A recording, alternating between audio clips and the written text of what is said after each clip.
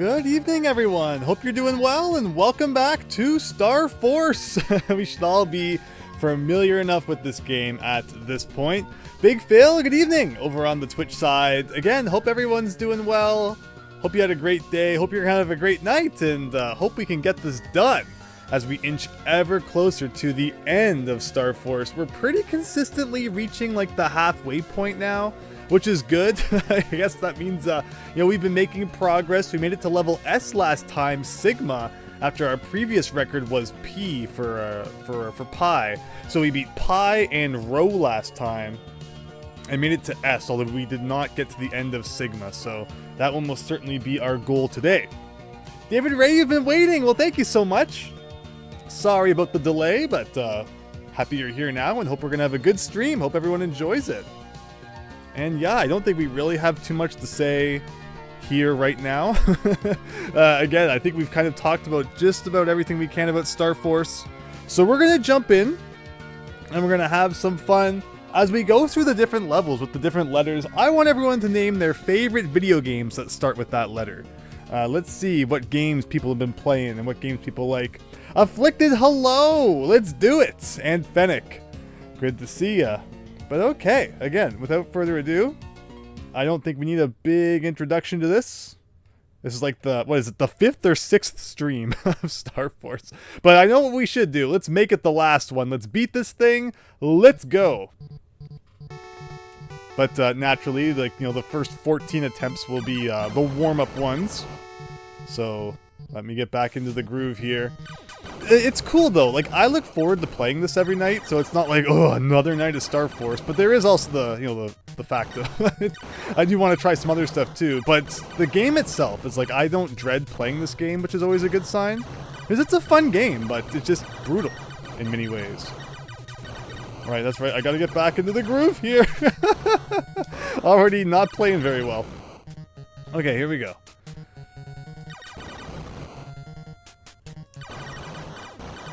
Which is why I always hate every night, stopping for the night. Because it always feels like it takes me a couple minutes to kind of get back into the groove. But there is just a certain point, too, where it's you're exhausted after playing this for I can't believe we went for 5 hours last night. When I first started playing this game, an hour or two kind of felt like, okay, I need to take a break after that. But no, I've really kind of, gotten used to playing for longer periods, for better or for worse. But let's see what we can do here. Hey, let's just, knock this out of the park on the first run. I won't complain. Alright, first level. So far, so good. Tonight's the night, Fennec. I hope you're right. Daniel, oh yes, Assassin's Creed starts with A. Absolutely. The Adventures of Bayou Billy. It was being asked last night about obscure NES games that nobody likes or dunks on that I enjoyed. I really like The Adventures of Bayou Billy. That was a fun one. Again, we've talked before about the Konami games that combine different genres, and I thought that was the first game I played that really kind of did that from Konami, and I quite enjoyed it. It was what happened was years ago I picked up the Adventures of Bayou Billy off the shelf, and I read the back of the box and I thought, man, this game sounds so freaking cool. How does no one like this game? And I put it in, and within 60 seconds I game over. I just had my butt absolutely handed to me. So that's typically what happens to people who play the Adventures of Bayou Billy. But then I came up with the NES Adventure to try and beat all the games, and that was the one that I saw on the shelf. And I'm like, okay, this is going to determine if I am crazy for even trying to pursue this idea. If I can beat Bayou Billy, then I will push forward with the confidence that with enough practice I can beat just about anything. And I did it. I beat Bayou Billy after a couple of days. And I'm like, okay, maybe this is possible. And then here we are, over 2 years later, playing Star Force for 40 nights. Ah! Okay, but I got the one up. No, I scrolled the screen too far. Right, I forgot about those dudes. The first set of diamond dudes I'm supposed to destroy. Instead of, let them chase me around, because these enemies spawn even when the diamond guys are still on screen. See, we just kind of got to get back into the groove. But I have good hopes for tonight. I'm hoping that we can get a lot of runs that take us into the later half. Hopefully some of the parts I've gotten better at. Okay, thank goodness. At least we got the one-up, that one-up. Might have been tempted to restart if we had missed that one too.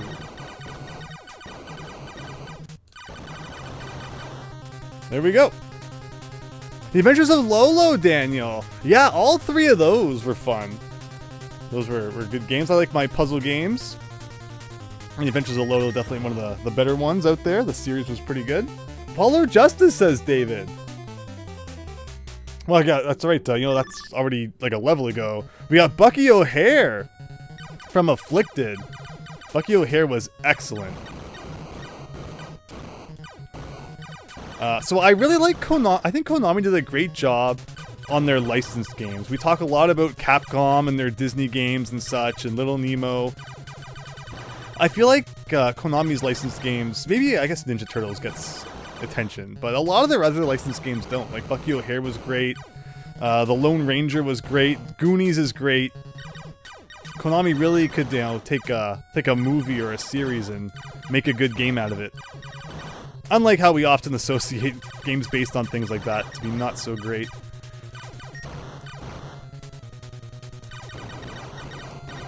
But okay. Gotta get back into the groove. Gremlins 2, says Afflicted. So Gremlins 2 is fascinating. It reminded me a lot of Star Tropics 2 and the way that the game worked. Had great music. Just a bit short. I think it was like 5 levels long, so not too much meat there. But it was a fun game for as long as it lasted.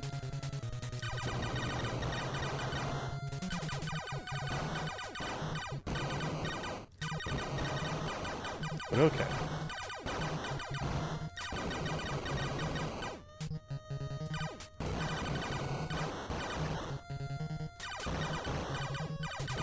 But this is fun, naming off our favorite games. Again, I'm going to try and look over at the chat when I can. Game Dev Tycoon, Daniel, that's a thing? Do you ask for favorite NES game or just favorite games in general? Oh, oh yeah, any game in general. Obviously, you know, NES is welcome, and I'd be able to, you know, talk about that to a greater extent depending on what it is. But obviously, any game you like, just feel free to shout it out there. Yeah, G. Other games I've played with G. I mean, I could look over at the NES shelf. Again, Gradius. Golgo 13 was really good. Golgo 13 was one of those ones I always wanted to play. So the NES Adventure finally got me to clear that one. As long with the sequel, The Moffat Conspiracy, which came up a little bit later. The Great Waldo Search. Does anybody remember when I streamed that one? Name a better game than The Great Waldo Search. Maybe the original Waldo. GoldenEye Fennec. Oh, yes. I was just listening to the Watch theme earlier recently. Excellent, excellent game. Even as for someone like myself who doesn't really play many first-person shooters, I love me some GoldenEye. See, I'm getting better at dodging those guys, which is key because those guys seem to be like the worst part of the game. One of the worst parts. So if I can keep up with the dodging, that's really good. Okay.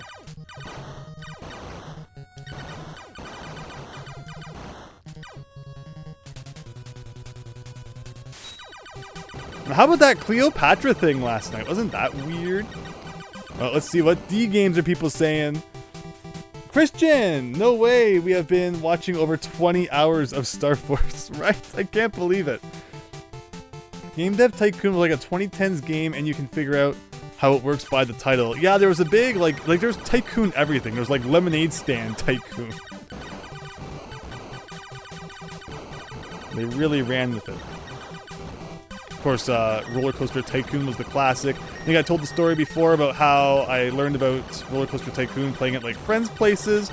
Wanted to get the game for myself. This is before I even owned our own computer. So, you know, I wanted to get it to play on my grandparents' computer. They said that would be okay. Went to the store and bought what I thought was Roller Coaster Tycoon, but it was actually the Loopy Landscapes expansion pack. But I had like no clue what an expansion pack was as a kid. It's like who was gonna understand that concept in like 1999 or whatever it was? So I freaking bought the wrong thing and couldn't even play it. Dragon Quest Fennec, love it. Oh, Doom, says Afflicted. Dai Katana, says Daniel. Pow Puck. Oh, Palpuck, did you not see the Cleopatra thing last night? We found a secret hidden Cleopatra head item that gave us 1,000,000 points. But no 1-up, so it's otherwise kind of useless. Lives are all that matters, but yeah, I mean, I guess if you're trying to get the high score. But yeah, we found the most secretest item of all, and it was useless. But welcome, Palpuck. Hope you're having a great night. Here's E, everybody. Earthbound Beginnings. Not really considered part of like the technical NES library, but when I did get to E's on the shelf, I did play through Earthbound 0 on the Switch. First time playing through that in its entirety. Earthbound Beginnings. And it was fun. I think I'd probably still take like Dragon Warrior 3 and stuff over it, but I understand why there's all the hype.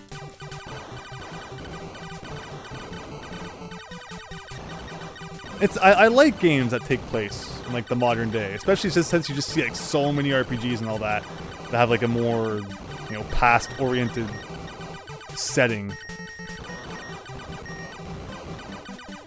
It's so weird going to like the department store to buy like a baseball bat and then going and like whacking a hippie with it or something. But okay. Oh, wow. Wow, how could I not play games tonight? But, I mean, this is the first run. We all knew the first run would take a second. I just wanted to make things more difficult. Get rid of that powered-up ship.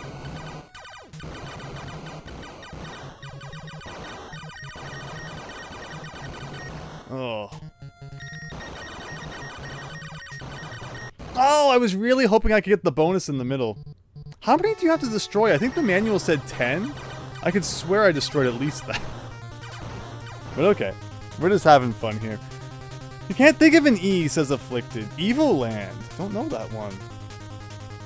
It's funny, we discussed also that there's not that many video games that start with the letter E, it seems.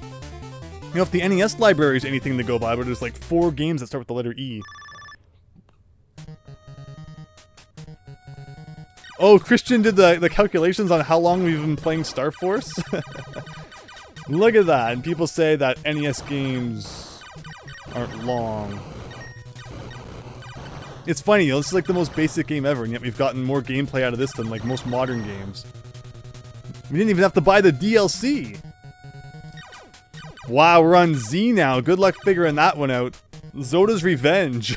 Of course, the story of Zoda's Revenge on the NES is that it was going to be called Star Tropics 2 Zoda's Revenge, but then there was like such a delay, a 4-year delay in between the release of Star Tropics 1 and 2, that they figured for marketing purposes, like nobody would buy a game that they thought was a sequel, since it had been so long and most people probably hadn't played it or forgot about it or something, so they put the subtitle first. And now it really messes up when you're trying to order them on the shelf, because it's like, do I separate them? Do I put them beside each other? It's just so wrong to like not have Zoda's Revenge with the OG, I find. I got cornered. Okay, we'll get back to the skill we had last night, I promise.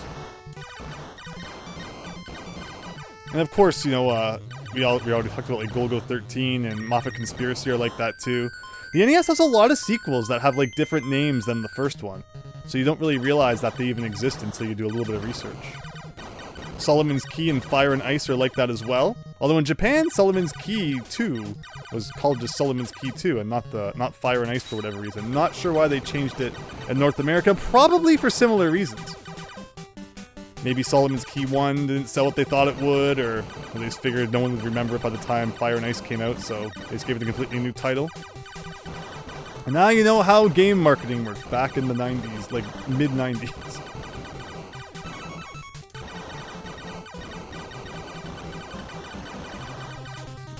Alright, here we go. Zoop, says Daniel. Wow, there's a weird one. Zombies Ate My Neighbors. That is a cool game.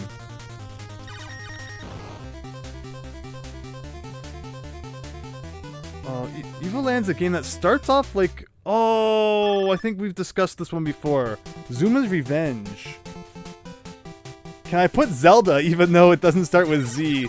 I mean, hey, I've been notorious for sometimes, you know, putting Zelda games on the shelf as if they do start with the letter Z. Just because it makes them easy to find. You always know where to look when you want to play some Zelda. So hey, I don't mind that. If you look at like the NES cartridge, the Zelda is like in big letters, and then you can barely even read the, you know, the legend of part because it's so tiny. But okay, this is like what, level 7, right? So we're back to E again, which we've already established has like no games that ever started with the letter E. The Adventures of Lolo series is called like Eggerland. No, it's the like the earlier ones in the series that would eventually become Lolo. We're called like Eggerland, Make You Know Something. No, Make You Know Something. You know, the Maze Mystery. Return of the Maze. Oh, it's like Make You Know Fukatsu or something. In Japan. I like it because it's kind of like, you know, the Adventure of Lolo style gameplay, but they also have like kind of a Zelda element to them as well, where you explore dungeons with doors that go to different places. I want to play more of those. The first one was on the disc system, and we all know how I feel about that. I feel like anytime I buy a game for the disc system, even if it's advertised as working, it like doesn't work. So I'll probably just load it up on the flash cart and beat it on there, and then I have the cartridge for the second one. That could be fun someday. First we gotta get this done. Yeah, I'm kind of in Star Force mode right now. Like, Star Tropics 3 could come out, and I'd be like, nope, not till I beat Star Force. So we just gotta get this done.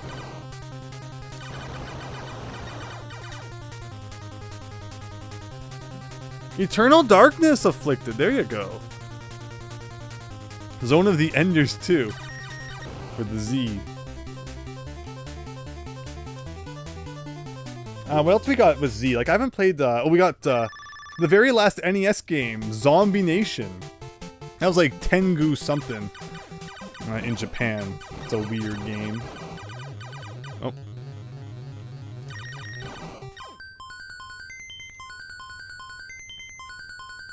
Alright, level 8, right? So, even on our first attempt of the night, we're gonna make it a third of the way. Which is pretty good, I think.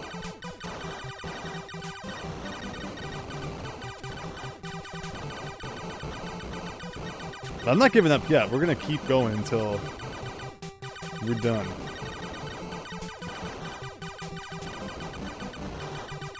Oof. Isn't this where Cleopatra shows up? Yeah, congratulations! Cleopatra gives you a good fortune after coming to herself. It's such a after coming to herself now from long 400 years. I don't know. We got 1,000,000 points for it though. Although you don't get any 1-ups after 500,000, so it's a completely freaking useless point bonus. And then the game doesn't even keep track of your high score. So.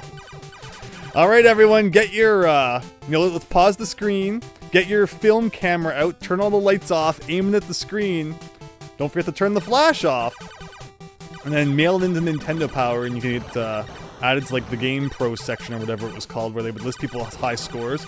But it was really dumb because sometimes in that section, it would just be like, like The Legend of Zelda completed. It's like, well, like, why is that even listed in the high score section? It's not a score. Okay. Now, if it was like, Legend of Zelda 0 Deaths or something, that'd be different. But, like, really, even like Star Tropics, I think I just put, like, completed. Like, why is that in the high score section? Oh, Terraria for T. There you go. Titanfall 2. But yeah, Terraria. Remember we played that when the Wii U was closing down?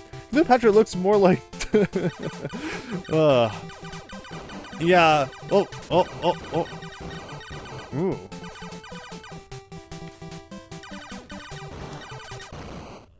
Oh, man, I forgot how that formation worked. Okay, so I gotta get rid of those guys quick. Because more of the dudes come at you. Fair enough. Although we do have a 1-up coming up. If we can get to it.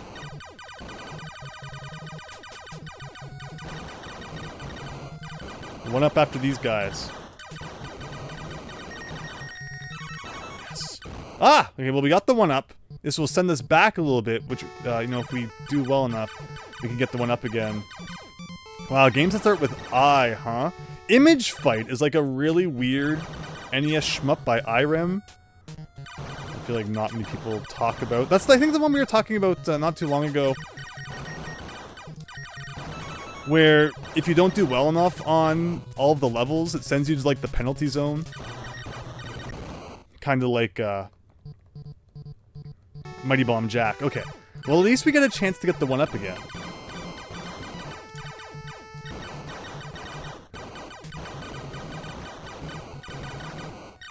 I don't remember this part. Is the game changing things up on me here? Oh, okay, perfect. That surprisingly worked out. Even though we had some silly deaths there, because it took us back on the map, we had a chance to keep getting that 1-up again. Remember, that was a strategy I had at one point. Find a spot where it's like easy to grab a 1-up, and then just keep dying and keep grabbing that 1-up again. But if only there was a place where you could grab like 2 1-ups, die, you know, grab 2 more 1-ups, die. You know, that would give us a big advantage. But okay, okay. Illusion of Gaia afflicted. Nice. iRobot, says Powpuck. Ikaruga! There you go. Yeah, maybe we should make it has to be a shmup. You have to name a shmup. It starts with that letter. Oh, Tomb Raider for back in the T section. Yeah, save some games for the, you know, the next time that we have to play. And the next time. And the next time. Alright, K for Kong of Donkey.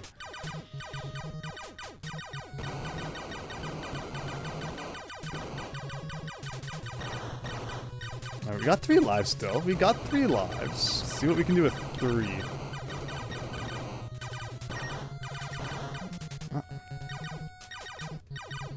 I think we're getting close to that part that I always had trouble with like the 5 waves of fast enemies. I think that's coming. Yeah, this is it. Oh my gosh! Oh, I really wanted the 1-up. Alright, well, all we can do now is try and survive.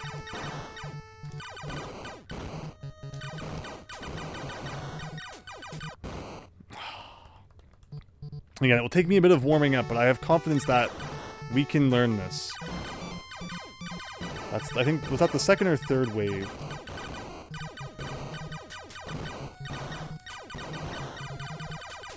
Something like that. That's what we gotta do.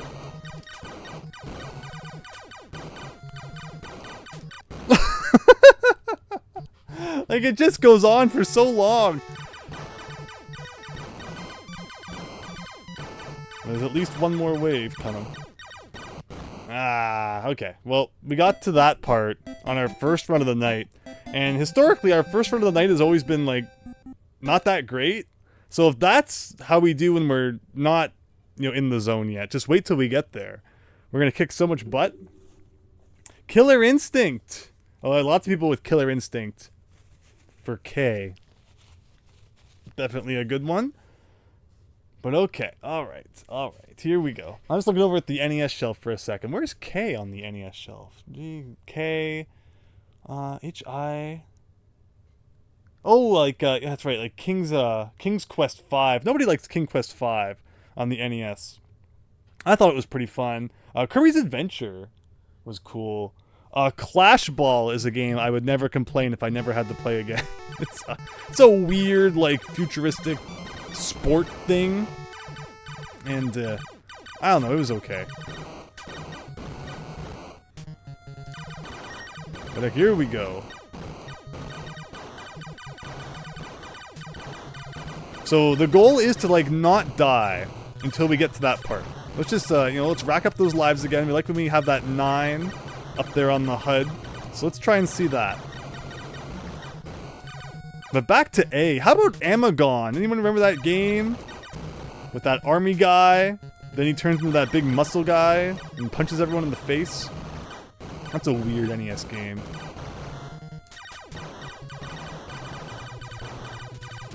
Airwolf is one of the worst NES games. That was one of the first games I got to that like really kind of stumped me. Because I was never much of a flying sim person, like first person flying around in a helicopter. And this game is pretty rough. And it's 20 levels with no continues, so almost kind of like this. In a genre that like I'm even less familiar with. So I should be able to do this. I'm not that bad at shmups, I don't think, but maybe. We'll see. Kirby Adventures, 10 out of 10, says Daniel. And Kirby games are fun. Who saw the update tonight for the Nintendo Switch Online Game Boy app? All 5 Mega Man Game Boy games are on there now, added just as of tonight. I would have gladly paid money for a collection featuring those games, but instead it's like, there it is. If you have the basic Nintendo Online subscription now, you can play those.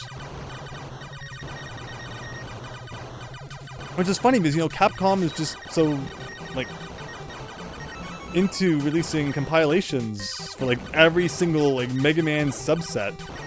And, you know, but not that one. That's the one that they actually put on Nintendo Switch Online, which was really strange. And also, the other big news today is that a ukulele remaster is coming out. It's called Yuka Replayly. And there's a trailer where they make joke about the name, ha ha ha ha ha ha, all that stuff.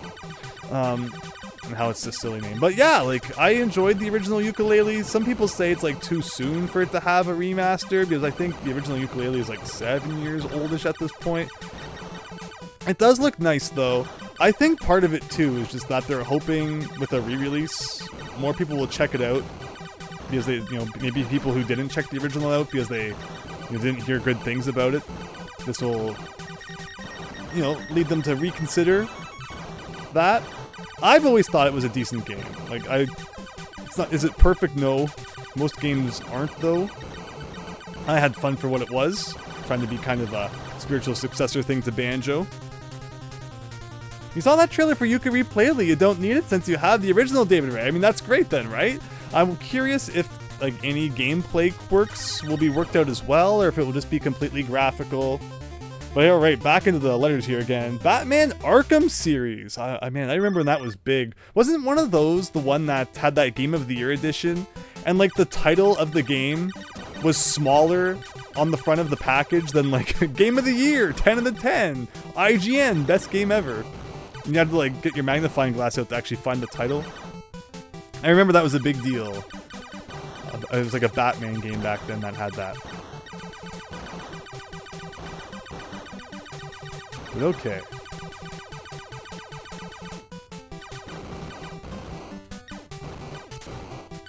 But G, huh? And G for Goonies, obviously. G for Gauntlet.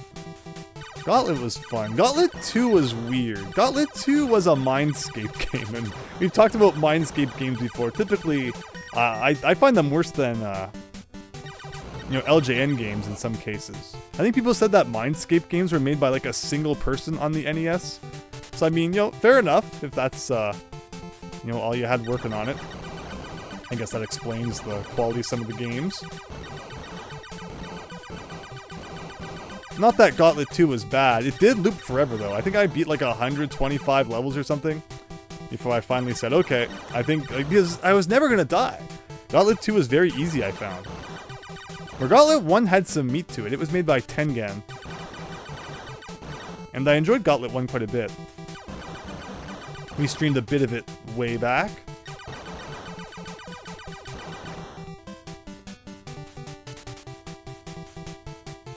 What's that? You love 10 out of 10 the game. Yeah, Fennec, yeah, so something like that. It's like they only played the PC versions. You wish Rocksteady would go back to making Batman games. Oh, maybe Rocksteady. Psychonauts. Whoa, remember that game? That was a Mindscape game? Am I right? Like, maybe I'm getting the name wrong, or maybe it was like a different Mindscape. You saw part of the Deathless run of this game. Like, you think it was tool assisted. You never know, right? I mean, it's possible. Like, obviously, like, such a thing would be possible. It would just require a lot of learning the patterns and practice, more than we've already done.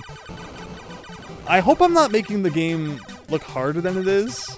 Like, I don't know. You can tell me if you just think I'm playing, like, really poorly. We should have beat this, like, 4 nights ago. It's as much of, like, you know, it is a challenge from the game itself. It's just an endurance. Like, you gotta, you know, stay in it for however long it takes to get to the end. Christian said it was like a 40-minute game. Because of the way that we play, it probably extends the length a bit. And you're just go, go, go. until it's over. Double Fine Daniel. Yes, I remember that. That's a name I know. That makes some sense.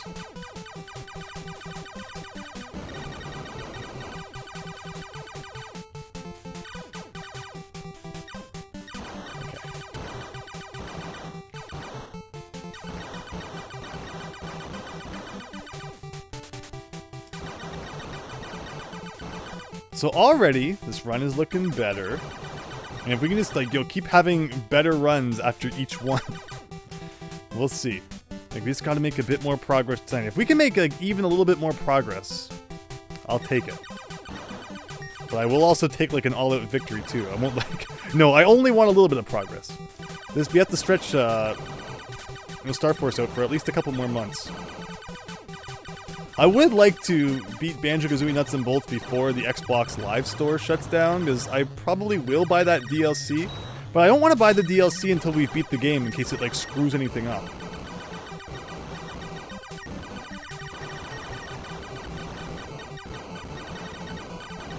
And what do we have now? Still, like, a couple months, right?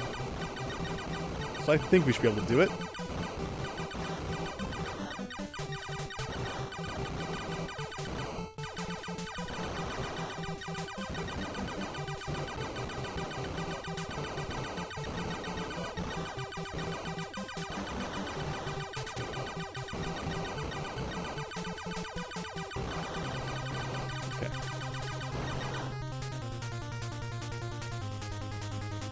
I think it's like July 29th it shuts down, so it's like right at the end of July.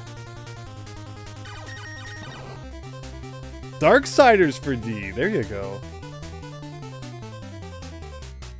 The Batman thing has context on the Discord. You don't think we've ever had a good Superman game? Yeah, the NES one, I think, got reviewed by the AVGN back in the day, which doesn't necessarily mean it's bad, but from what I remember of that review, it looked very okay. Of course, JonTron reviewed Nightshade, and I thought Nightshade was quite fun. It's an it was released under the Ultra name, but essentially made by Konami. And that was a neat game.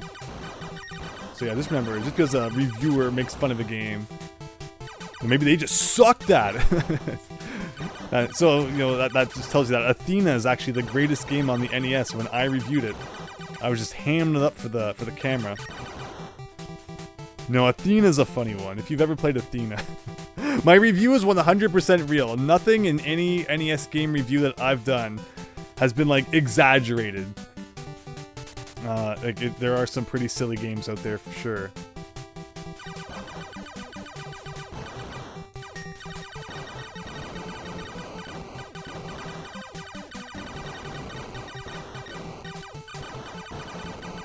Like, how about the Cryon Conquest? I'm shocked that more people haven't cared about the fact that that game is actually broken. As my video proved. And speaking of games that start with the letter K, there's one for you. I was just thinking today about how the Famicom version would be cool. It's like Magical Kids Dorpy or something. Because it actually has, like, cutscenes in between the levels.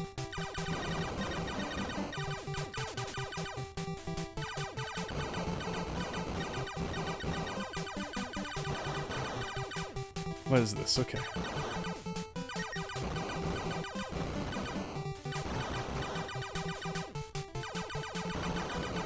Oh, shoot. I didn't mean to actually defeat it, but fair enough. 1 second. I see we got a new chat there. Thank you so much for stopping by tonight. We got more Salty 7. The shmupping is going well. Last night we had some good progress, and I have high hopes for tonight. So far this run has been pretty decent, and we're hoping that it all keeps up. Thank you so much for stopping by the stream, though. Hope you have a good one.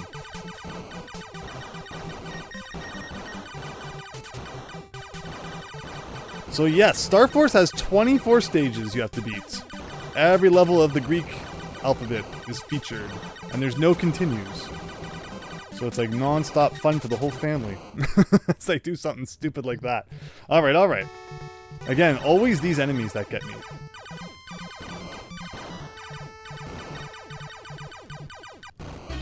Hey! Thank you so much, More Salty, for following. Again, hope you have a good one. Let me get everything pulled back up here. All right, that looks good.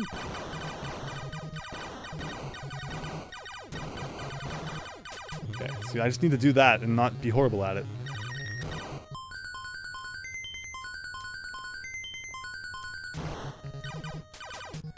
There's a sequel, Super Star Force. Yes, I do own it on the Famicom. And we'll, like, not check it out right after this, but someday, probably. Oh. Remember, this is only our second run of the night. What's it usually take, like 5 before we're in the zone? It's funny how just, like, a few hours of not playing, you kind of need to get back into the groove. But let's do it.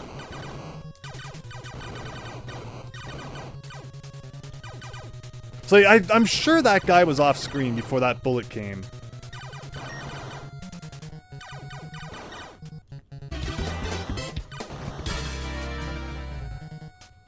Oh, and Nor Inu G subscribed. Thank you again. Again, hope you're all having a wonderful night. Let's beat Star Force tonight. You want to see me play some different stuff, right? Like Star Trek and Star Wars. There's a lot of games that start with the word star. And I'm sure everyone wants to get back to our regularly scheduled Banjo-Kazooie nuts and bolts as well. Oh, wasn't last night funny? I still think about that one mission where Bottles wanted us to, like, bring his laptop to him. And I kept putting it in the car and we kept, like, tipping over and the laptop would break. So finally, I just grabbed the laptop, jumped off of the platform like 100 feet, smacked the ground. The laptop was fine, and then we were able to complete the mission with, like, record time. That game is so funny. And then there's, like, that one time that the Grunty boss fight, Grunty didn't spawn, so I was just able to, you know, completely destroy her. Good times with that game. Very good times. NES version's a bit rough. Yeah! It's, so what other version would you compare it to? I haven't really thought about, you know, there being other versions of Star Force. I guess the arcade version? That's the thing about arcade games, is like they're made to just keep, you know, putting quarters into, right? But so I can't imagine how they thought it made sense to port an arcade game to the NES and not give it continues when the very nature of an arcade game is to be made to force people to have to put quarters in to continue. But that's where we're at.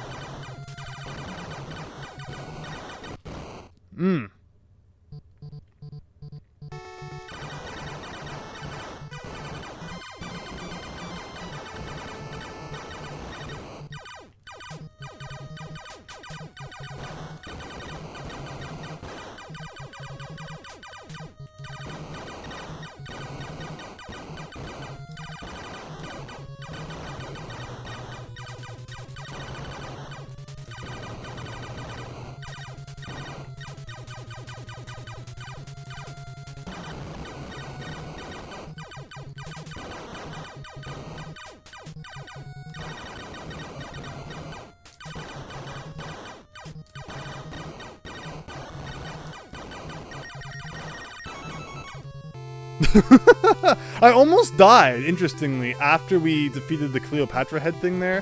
I was really curious what might have happened had that happened. But hey, we got the points, and now the boss is spawning. I wonder if the Cleopatra head, what it adds to your clear score. Remember, you have to defeat, you know, blocks and enemies, which add up to 250 to get that boss to spawn. I'm curious what Cleopatra's worth, because I don't know that.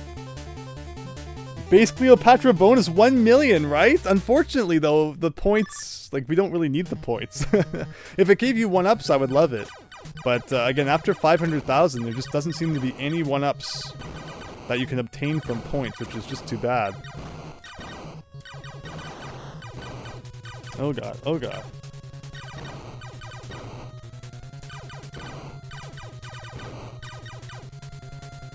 Okay. See, every once in a while I can do something that actually looks kind of cool. Cleopatra again, Nor Inuji. Yeah, now that we know where she is, like, I guess it really isn't random. She always seems to kind of be in the same spot. But by the time you get to her, like, you already have over 500,000 points pretty much, so she doesn't help you all that much. But alright, let's not lose the power-up.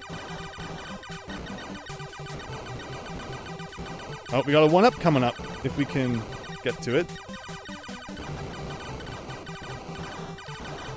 Remember, after 3 of these formations...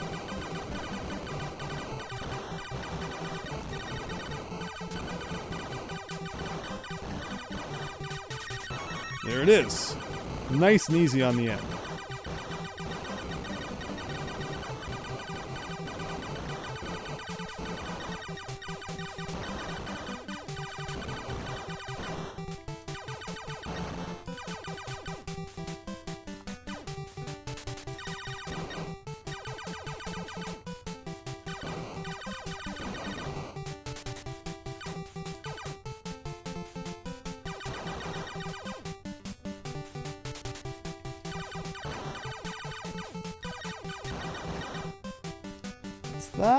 Come to think of it, Cleopatra's head was another secret bonus item you could get in the Famicom version of Hudson's Bomberman. All she did was give you bonus points. Interesting. Yeah, every company kind of had like their weird, quirky thing. Like Konami was obsessed with Moai heads. Show up all over the place in like Gradius. They literally had a freaking game called Moai-kun in Japan. Actually, a really fun puzzle game where you play as like a Moai head and you jump around and break blocks and stuff. But yeah, not sure what was up with Konami and the Moai heads, but okay, good, another one up. Perfect.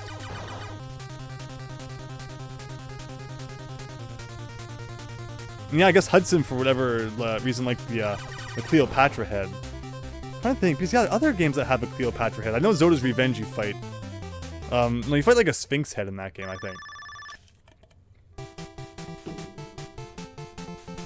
But yeah, there was a lot of weird bonus items back in these days, weren't there?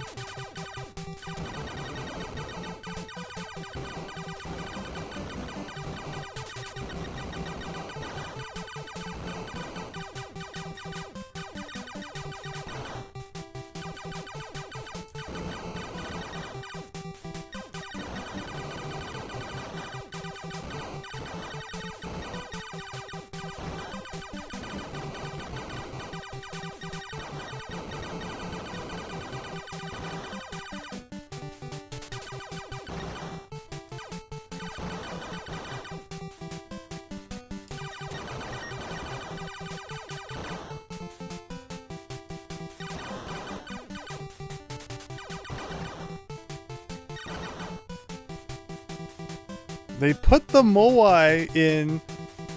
I'm trying to look at the chat and play, which is like the worst idea. To create a sense of mystery, they were inspired by the Nazca lines in Xevious.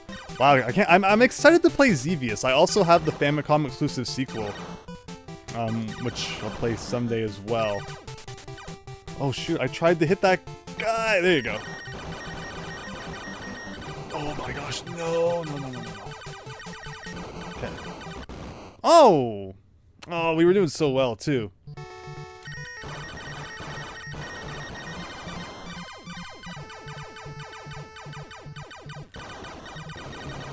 And that, again, that's the thing about this game, is when you lose your power-up, it's gone for like a good hour before you get another chance to get it back.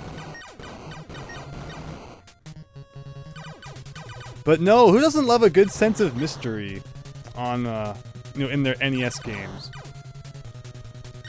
I like how just, it's up to you to figure things out, and you just never know what you're gonna come across next. I feel like you get that feeling more from, like retro games than you do from stuff today. But okay, 4 lives still. Going into level K after this one, which was our record in the previous run. So again, if we can always do better than our previous run, that's a good sign. You love Moai-kun, Chichamite, welcome! Japanese eBay sellers would give free games with others. That was a freebie for you. That's interesting, because it's not like the cheapest Famicom game out there. No, it's not like the most expensive, but it's certainly not one I expect to be as a freebie. And it's a great game too, so you really got a good deal on that one. Congrats.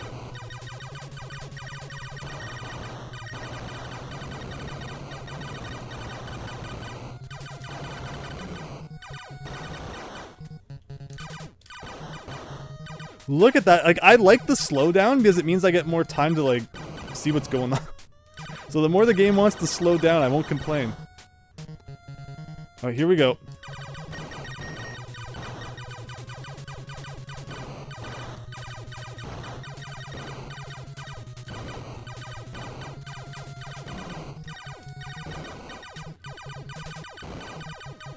That's 2 waves. That's 2. Okay, so that's halfway there. That was halfway through the third wave.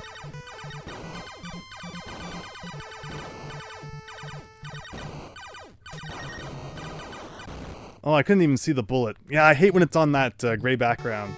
Alright, halfway through the 4th wave. None of my bullets are hitting anything. Oh, and I died to, like, the easiest bullet, too. Okay.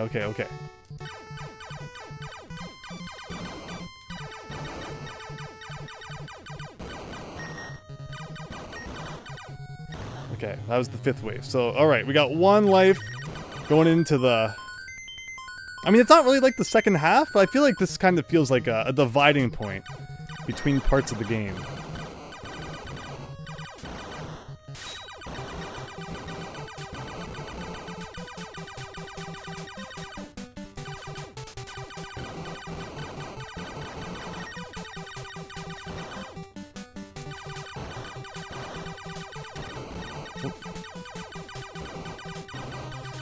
Alright.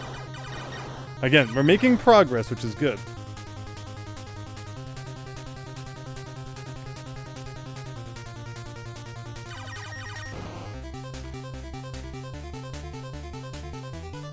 You lucked out. The most expensive freebie was GS Mikami on the Super Famicom at the time. It was $5, not anymore. No! How many games, used to be decently priced and have now, skyrocketed in this post-2020 era? Ow. Like, I'm just gonna hide in the freaking corner then. There's nothing worse than just being hit by the raining guys. Losing my speed and all that. There's gonna be more of that too? Like, I guess I should shoot a little bit to try and get a couple points. Oh god. I always think it's done. But this is the kind of thing that, now that I've experienced this once tonight, I'll try and keep it in the back of my mind.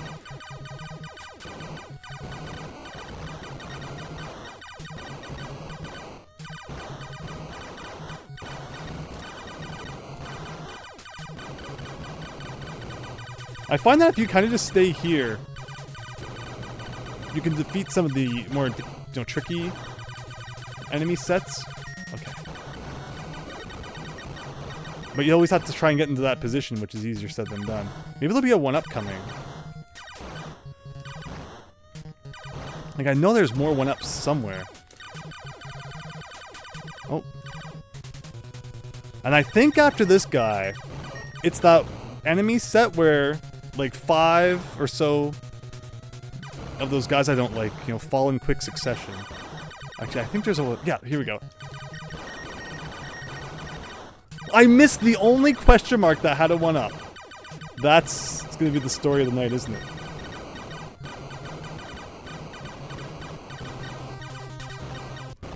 Okay. That was the boss of level L, of Lambda. So we're making progress, and I like it. I want to play the GS Mikami PC Engine CD game, Nora Inuji. I'm not familiar with those. I shall have to investigate. But for now, thank you everyone for, watching this far, making progress. All is good. I'll be back in 1 second. So I'll see you all in a minute.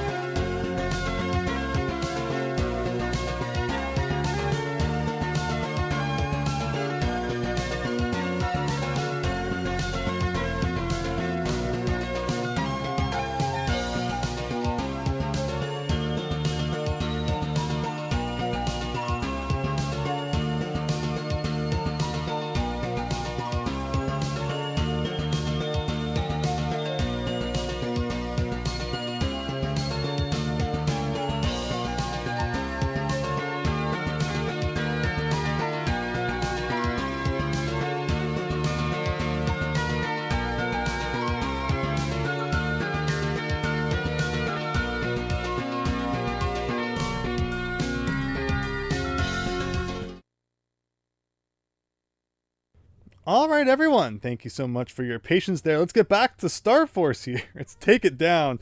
Progress each and every time. Sounds good to me. Like I said, let's get that life counter up to 9 lives. We did that a few times last night. And I feel like that's the key. Like, once you're in the zone to the point where you're just racking up lives like it's no tomorrow, how can you lose? So let's do that.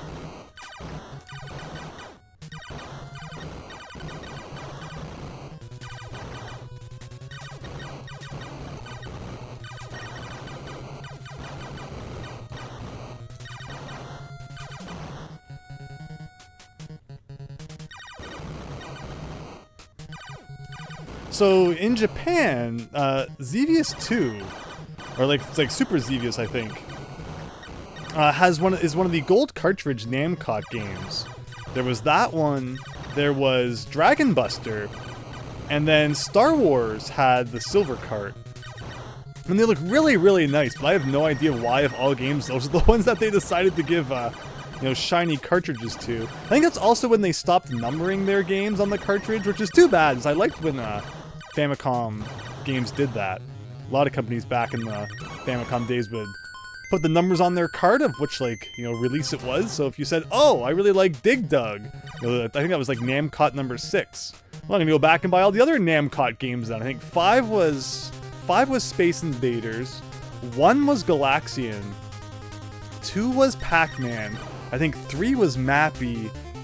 Oh, and what was 4? 4... or was 4 Mappy? And 3 was Xevious. I think that's it. 3 is Xevious, 4 is Mappy, 5 was Space Invaders. I mean, it's just cool seeing them all on the shelf, numbered like that. And you'd know, it's like, oh, I need to buy, all the games from my favorite company.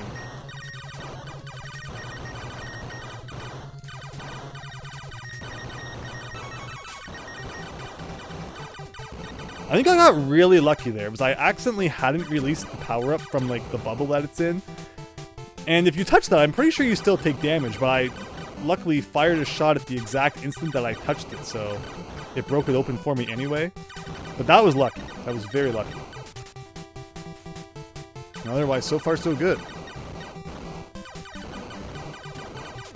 I say, as I'm about to get absolutely wrecked! Alright, this is gonna be like the lucky run. I will take a lucky run to beat the game. I don't care if it's 0% skill, 100% luck. Ooh. I mean, then that can happen too. Alright, I take it back. There's no lucky run.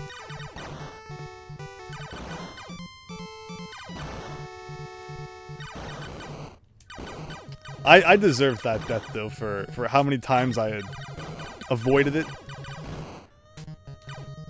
And I didn't deserve to.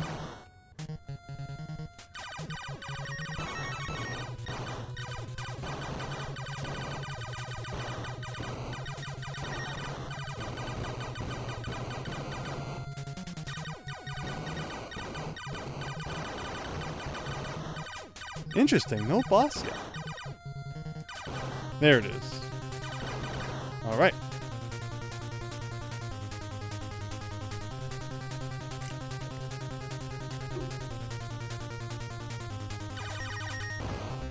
Alright, 2 down, 22 to go. Next is G, right? What else is on the shelf? Golf! I remember golf was a surprisingly popular stream. I think I was just 2 in the morning playing NES Golf. And suddenly just a bunch of viewers, from nowhere. YouTube just really felt like, promoting my golf stream or something like that. And there's a lot of people who were watching me play NES Golf. It was really funny.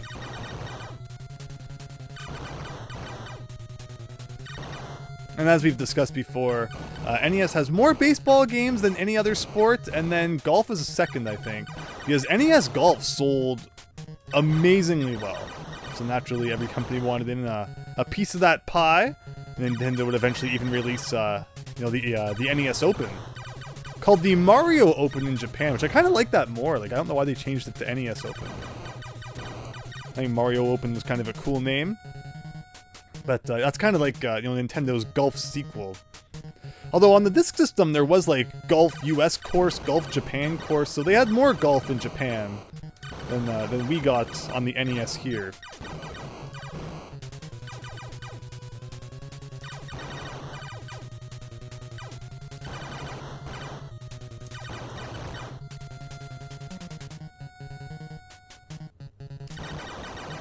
Beta went boom, says, yes, exactly, Nor Inu G. Yeah, thankfully the bosses are, like, the most consistent and non-difficult thing about this game. What if there's, like, a really tough final boss? We get all the way to the end of level 24, we think we're done, and then there's, like, the worst final boss in, like, NES history. It won't even surprise me, honestly. Like, until I see the screen... I mean, I guess we've already seen the screen that says congratulations. So, but until we see, like, another one... But then again, there's also no guarantee that the game even has an ending. It could just loop forever. Basically, I'm not going to celebrate until it's over, is what I'm trying to say.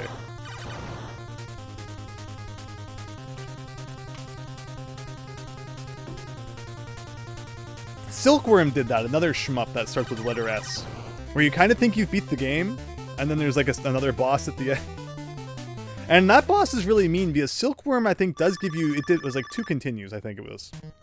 That it gives you. Maybe even 3. But once you get to the boss of the game, you can't use any of your continues, even if you still have some left at that point. Like, it's just needlessly mean for no good reason.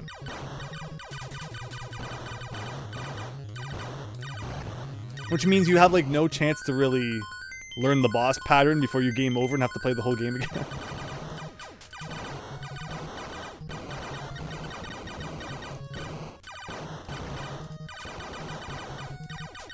That's all these games are, right? It's like, this is all pattern recognition. And you can hear me talk about it, too. It's like, okay, you know, this enemy formation's gonna come up next, and I should position myself here, and it's just a matter if I've, you know, I can consistently pull all of that off. I remember off the top of my head what's always coming up. I've threatened before to make like an actual list. And I'd be pausing every second to, you know, right, everyone looking at my list to see what enemy's coming next. Which would probably be kind of boring.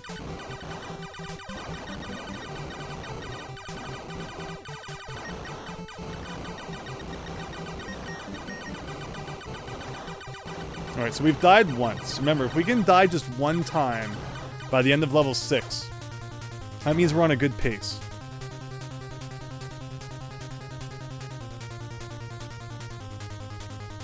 Has anybody else played the Zero Escape series?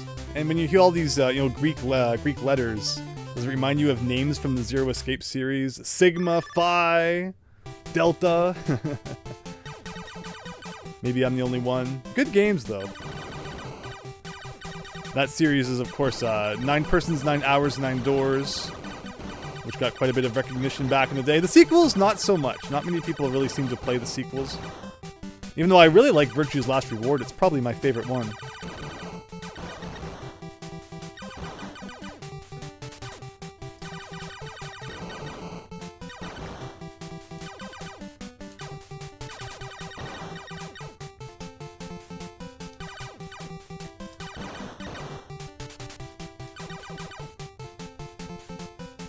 But alright, we're on E now. Let's see, what other E game haven't we talked about? I always talk about Exodus, the Bible-themed sequel to Crystal Mines, and it's actually pretty fun. I went into Exodus thinking, alright, it's going to be an easier version of Crystal Mines because it's Bible-themed. No! Way more difficult. And it's a good sequel all around, though. Alright, I'm not going to take a stupid death trying to get points. I just want bonus points! Ah. Sometimes I line up the enemies really nicely and can, you know, really rake in the bonus points with that. Should I try and devise a strategy so that every single time we get there, it's like a good enemy set? I don't even know how I would do that. Dying probably throws things off a bit too, is the way that it changes your position on the map. So it's probably like the times that I don't die, I have a better time, you know, getting those bonus points. It's like your reward for playing well. But alright! Oh, don't get to use that guy to the full advantage. Level 6 is about to be completed with only 1 death. No, actually this is level 5. Z is level 6. Ah! Celebrating too soon. That's what I'm talking about. You hate to do that. Alright, that's 5 levels. 5 down, 19 to go.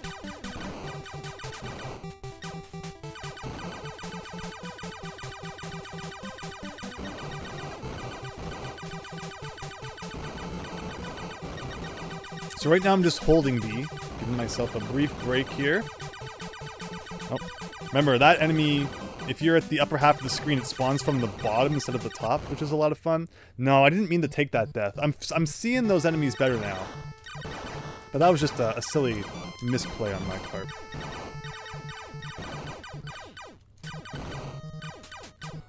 Oh, okay.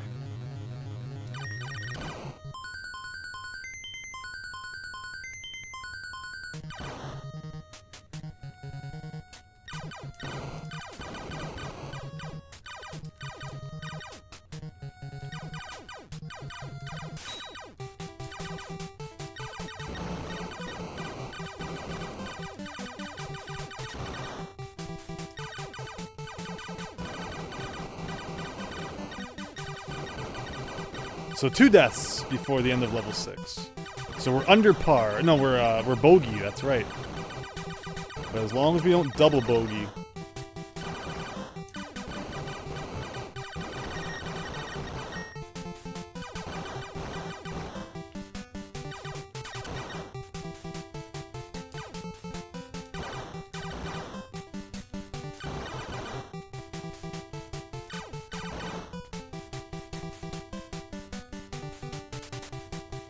Okay. 10,000 points away from a 1-up, which will take us back up to 5. Plus a couple of question mark based 1-ups coming, so that would take us up to 7 if we could grab both of those. And then of course the 2 that we lost could have been 9. But it's okay. 7 lives is not a bad number of lives if we can reach it. I think we have this whole purple zone to go through still though. The lives don't show up until after this. Do we bother trying to get Cleopatra? I find like trying to worry about that just puts me into more danger than it's worth.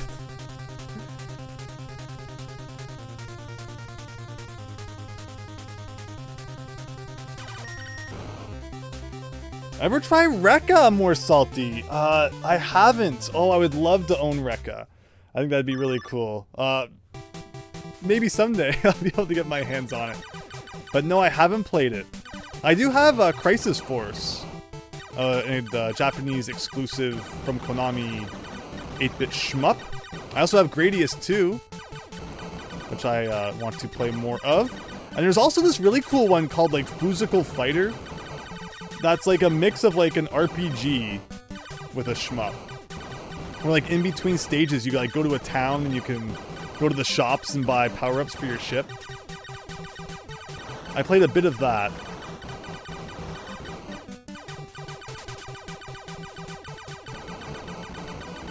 Yeah, the NES actually has a lot more cool shmups than you might think.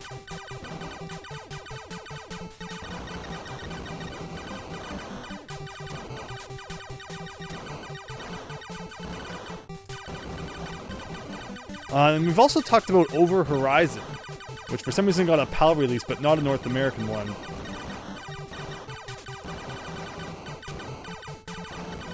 And that looks cool. I'd probably try to get the Japanese version so that it plays at the proper speed.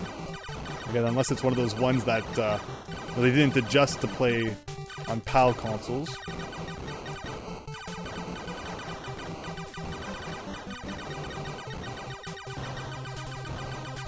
Just go away, go away. Afflicted! Rekka has great music. Yeah, if there's one thing that a shmup has to have, it's like the law that shmups have to have good music. Something to get the blood pumping while you're taking down all those enemy ships.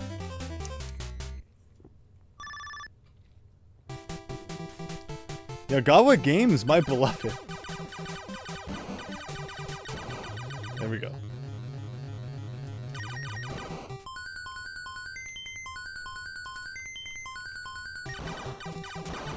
I killed the... Oh, there it goes. I need to see for a second on my screen. It looked like I blew up. Oh no, it was the box that blew up. All right, so we got Cleopatra.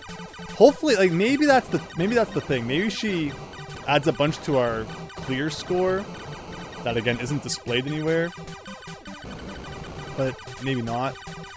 Whatever. We got 1,000,000 bonus points.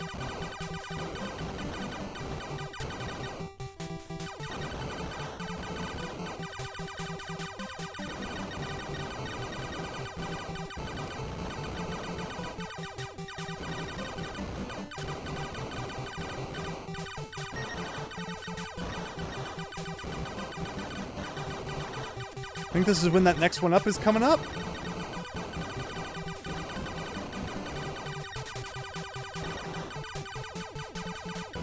Yes. Perfect. Remember, after 3 sets of heads. Here comes the 3rd set. Oh, shoot. No, that was only the 2nd set. Ah! I messed up myself. Because I don't know how to count. 1, 3, 6, 12, 42. Dang it. You've been playing shmups exclusively for 3 years. They are a lot of fun. And again, we've already beat like a lot of shmups on the NES. You know, just prior to this, like I beat Silver Surfer, which was surprisingly easy. Sky Kid was a really fun one. You know, it had a bit of bite to it, but we managed to get through that one. And yeah, we've been on Star Force for a little bit here. I'm ashamed to say. No, I dodged all of that! And then essentially killed myself because of, I didn't need to attack that diamond guy. Well, this takes us back far enough that... Very sad. This takes us back far enough that we have a chance to get the 1-up again, at least.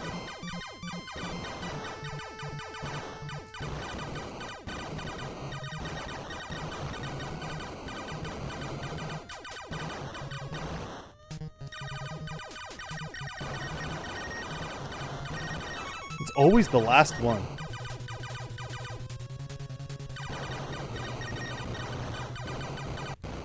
And those guys have my number every time.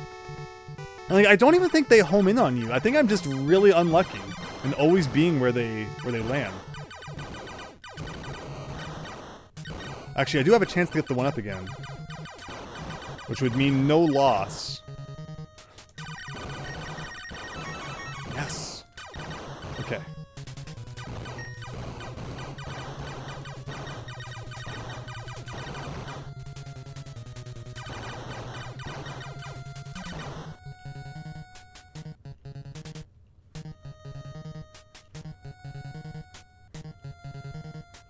Katsui, you no doubt likely know Reflex. I like I've talked about Reflex before. I don't know why. It always stands out to me as it's a really fun shmup.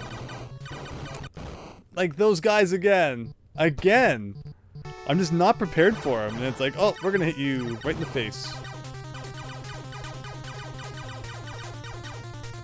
Do you play much Toho? We've talked about Toho here a lot. Feels like when you talk about shmups, you have to talk about Toho. You adore Reflex! Yes, I'm not the only one who knows of it! Hello, Ray the Phoenix from Germany. Welcome! Hope you're having a great night. Thank you so much for watching. Gonna try and get a win for you all here tonight. Will it be this run? I can't make promises, but tonight. Come on, we gotta make some good progress tonight.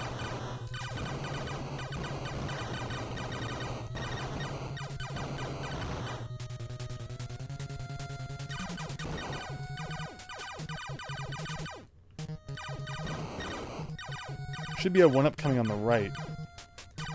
This is also the really bad enemy formation though I don't like.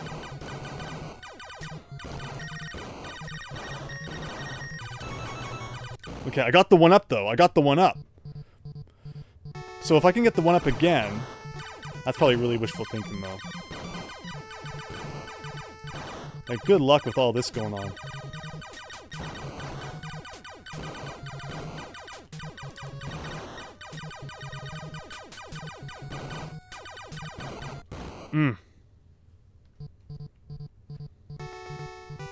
I haven't even been counting how many waves that's been.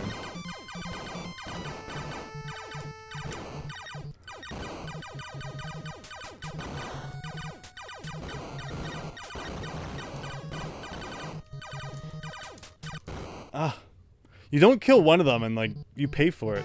You pay for it. That will be the one that definitely gets you. Okay. Once again, only 1 life. We need to do better than that. Much, much better.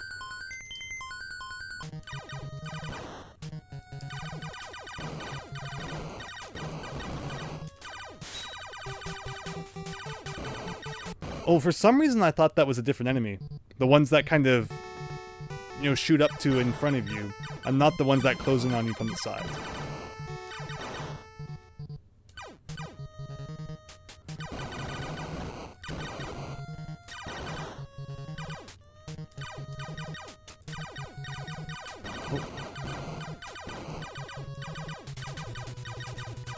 This is when it rains for a bit, right?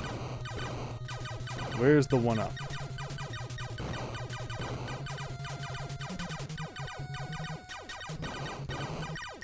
Oh, there it is. Nice and conveniently located.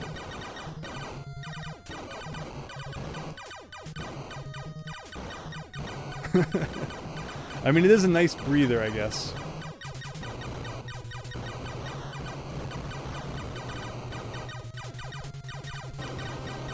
Okay.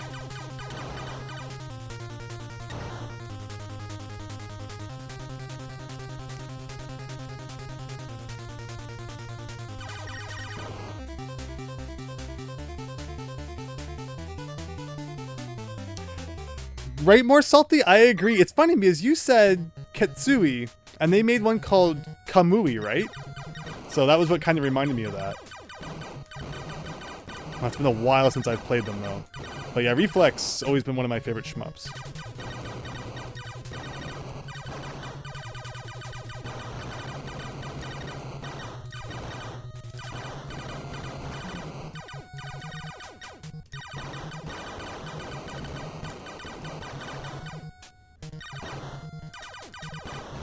So yeah, you most certainly picked a good genre to like exclusively play.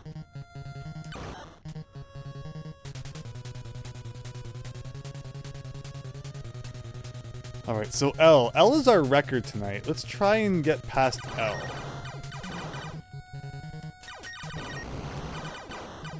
Try and look over at your comment, Christian. Do I dare try and look while we're playing here? Is this the longest NES game you have ever played that isn't an RPG? Yeah, because there's been some really long RPGs like Might and Magic. This one's a hard one to gauge because there's been days where I haven't played it, where other games that have taken, say, like a week or more, I typically played every single day. Plus, in the last few days, I've exclusively played this game on stream, where like other ones I might play for like, you know, hours and hours and hours a day. So it's hard to gauge, really, just where this ranks up compared to other games. For those reasons.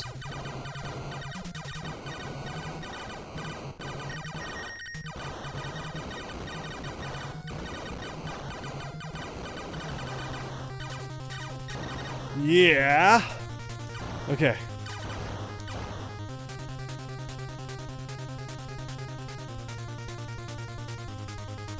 So there's Lambda. Alright, so new nightly record at least.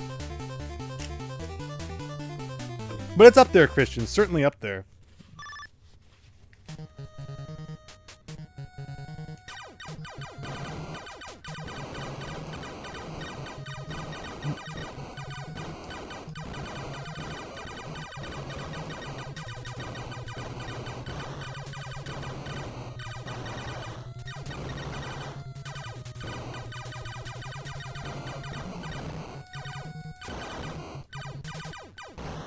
Ah, finally caught up with me. Diego, good evening. Hope you're doing well. Oh, yeah. I love when that happens when I'm right in the middle of the screen. Okay. Again, it all comes down to just carrying a lot of lives deeper into the game, naturally. It's kind of the way that video games work. The more lives you have when you get to those more difficult parts, the more you have a chance of success. And that's what it comes down to here. We can't lose lives in dumb ways in the early game. We gotta hang on to those.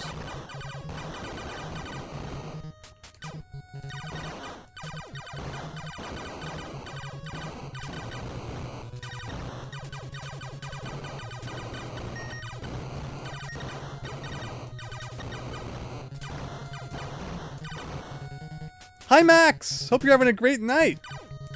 No rare Thursday. This was an emergency Thursday where we got to get this game done before I ever play like anything else again. I didn't want to take a break from this and then come back on like Friday night and just be really poor at it. So I figured, you know what? Well, things were going well because we had a really good stream last night where I was making some good progress, and I didn't want to lose that. So I said, unfortunately, as much as I do really want to play Banjo-Kazooie Nuts and Bolts, because I've always looked forward to that, and I know everyone's enjoying it, this is instead going to be a Star Force night. Perhaps the last one, you never know. If I could just have a good run. This doesn't look like Banjo 3E. No, this is the new ukulele game. Can't you tell? This is just the mini game that Klungo made. We'll get a Jiggy or a Pagey or something for beating it, I'm sure.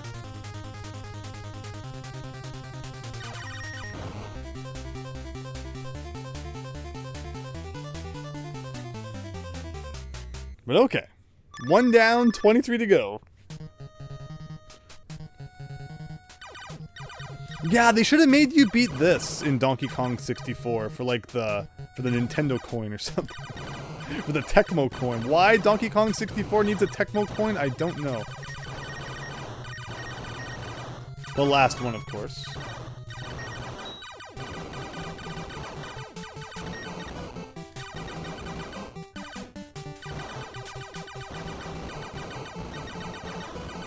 Okay, no dumb deaths. That's the rule.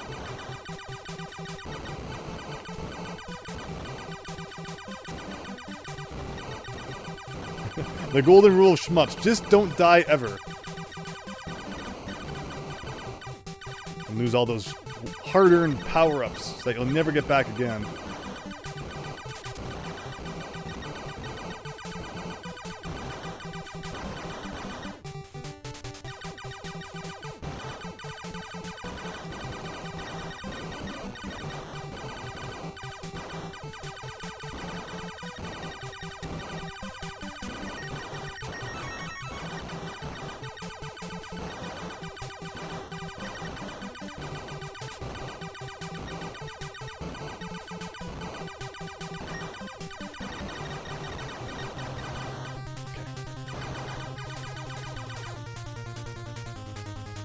Yeah, the new ukulele game, technically a remaster.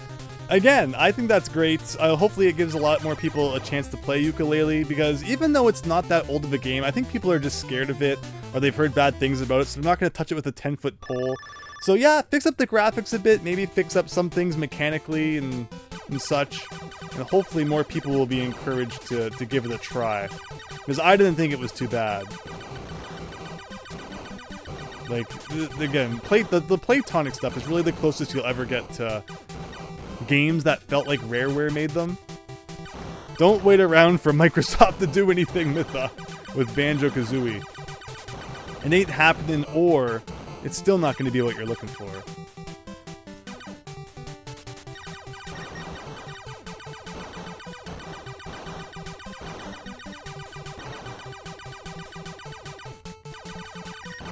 What's that?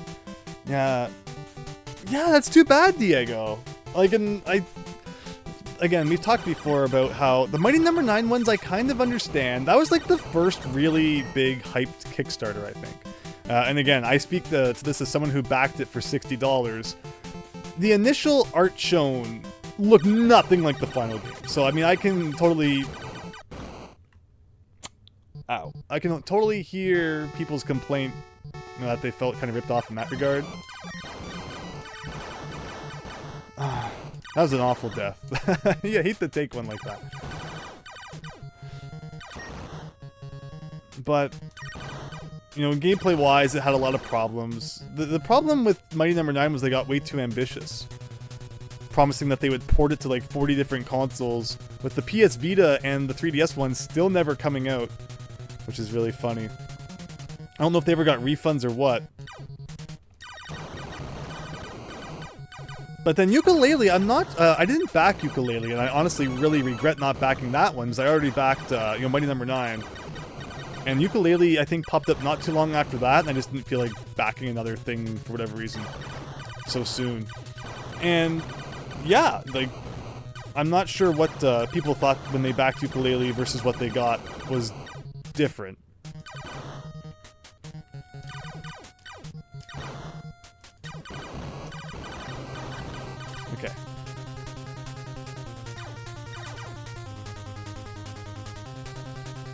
Hello, Monter and Sharp. This game is similar to the other game that's also on NES called Star Soldier. So yeah, Star Soldier is literally right beside this on my shelf.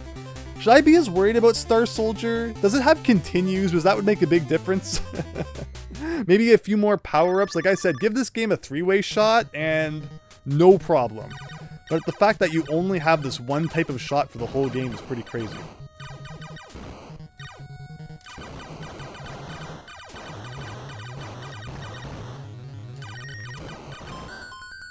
I guess Sky Kid was like that too. Lots of shmups recently I've played that. Give you like one basic attack and that's it.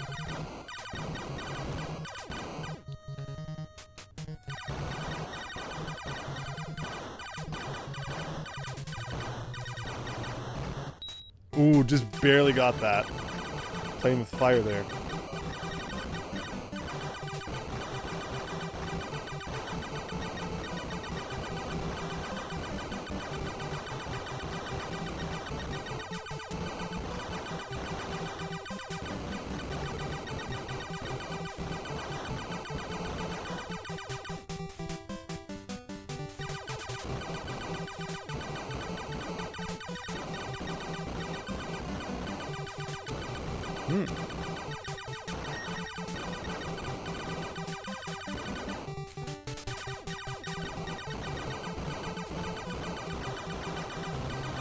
Very good. Remember, keep getting those points because they add up in the next level too. Just don't get hit. Simple as. Exactly, more salty. Doesn't get much simpler than that.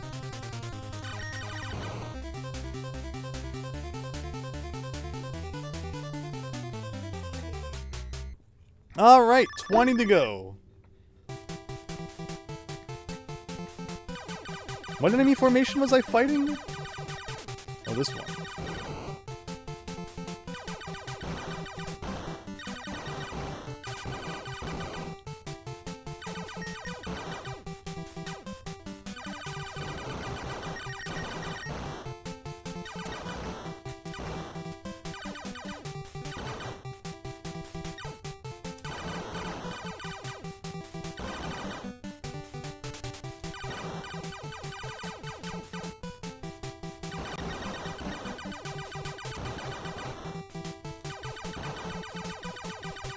Alright, level 5. Remember, if we can beat 6 levels with only 1 death, we consider that acceptable.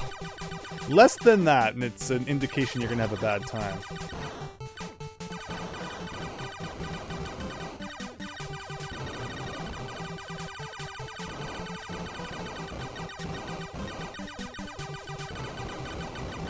Like, a lot of enemy formations can be destroyed right from the center before they even really have a chance to cause you trouble.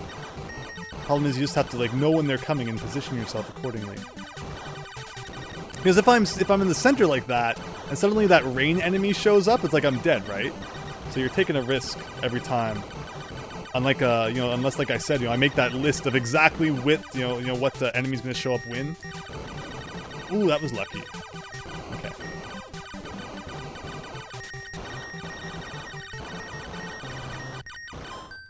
Well, the boss is spawning anyway, but I guess at least we got some bonus points.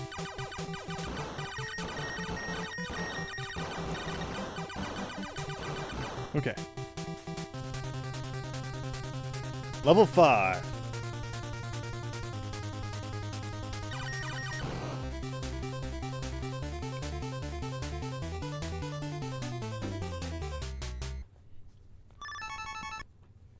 You like to hear that sound? 6 lives.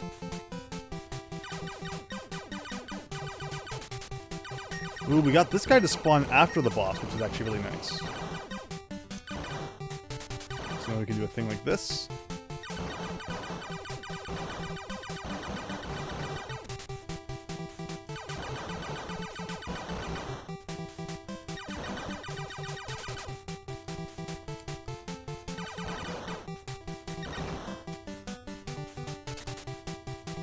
Why are the letters out of order?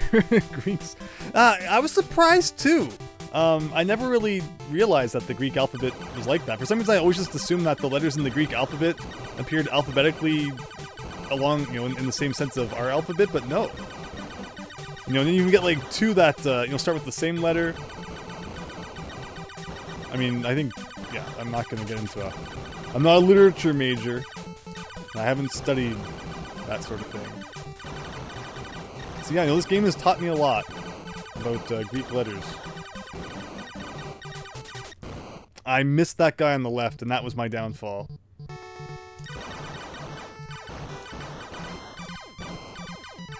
Right at the end, too.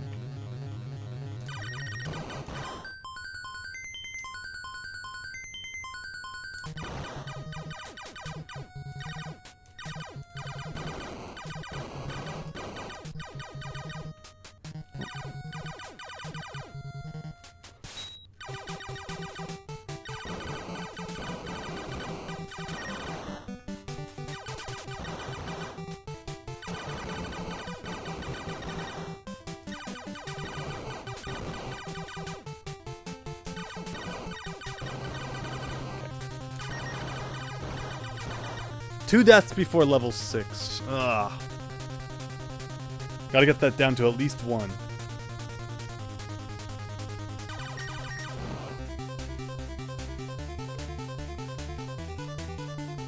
The letters in the Greek alphabet are spelled with English letters. Checkmate, Greeks. Yeah, like, it was, I don't know why I would ever think that. But, there you go.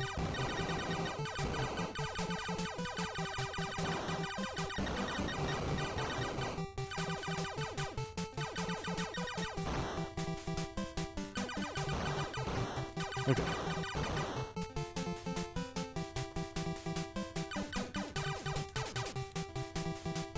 It's almost insulting how easy the bosses are in this game, right? Compared to everything else, it's like the bosses are the easiest part. I'm just expecting that maybe all the budget went into like the final boss or something, and it's gonna be really tough.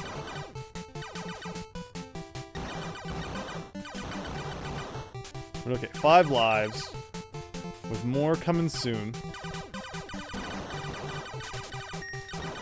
Alright, we're in the purple zone now.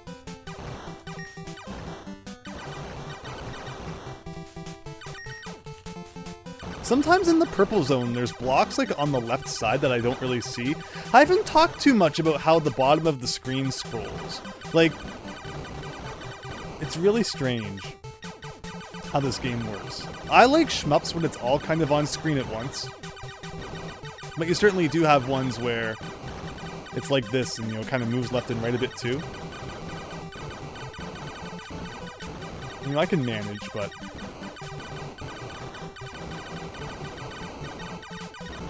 Oh, wow.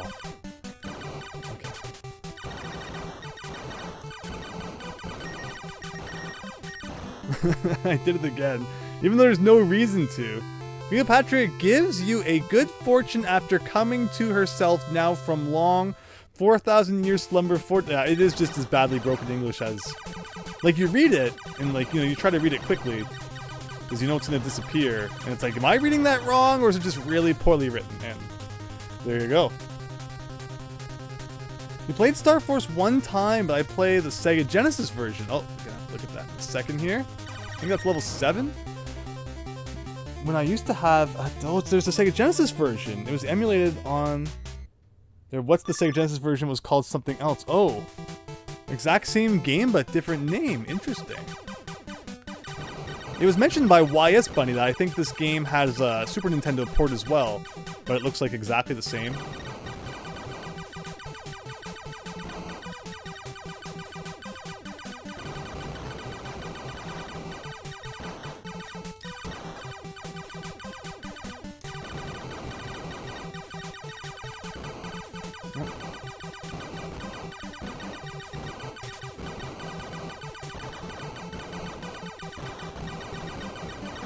One up coming up if we can reach it.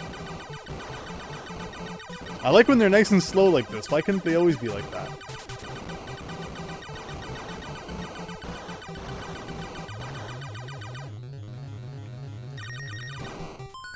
Okay. Remember, 3 sets of these heads. That's 1, 2, 3.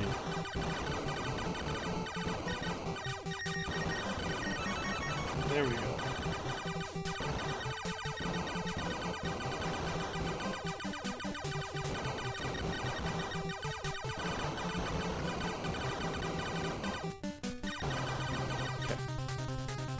T.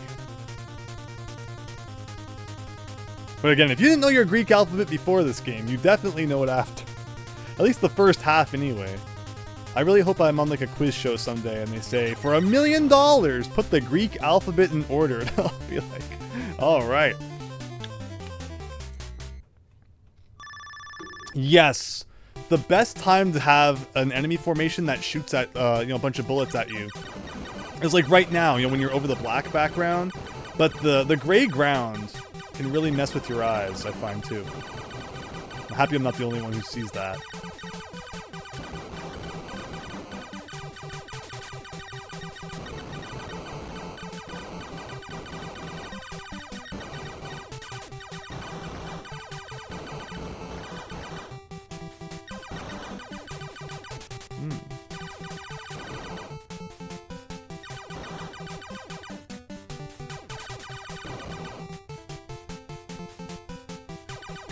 I think there's another one upcoming. I always mean to like count these bars in the background, and that will give you a hint when it's when that's showing up. Okay, we seem to have gotten it. I think 7's a record for the night, so I'll take that. I don't even see what hit me. I did not see a bullet. Speaking of things blending in with the background.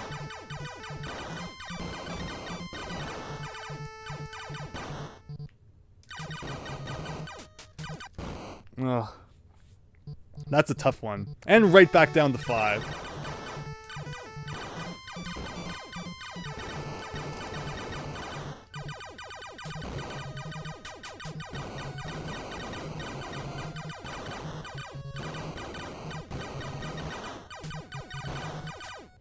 That one-up is too bad because like you don't really have a chance to recollect it once you're past it. The checkpoint must be like right after the question mark blocks. Whereas you've seen with other one-ups, if we lose it and we don't progress too far, it means that those question mark blocks come back again. But okay, I'll take 5. 5 I can live with. But let's try and extend the map as far as possible and hope that more question mark blocks show up. Oh, right, of course. And this is the worst kind of spot. Okay. I was gonna say that to deal with an enemy like that. Because of those blocks in the middle, which kind of mess everything up. Alright, more salty. Thank you so much for stopping by tonight. It was awesome talking about shmups with you, and hope you have a good one. Thanks for the good luck. You're waiting for level Alpha 5 where you have to fight Lord Zed.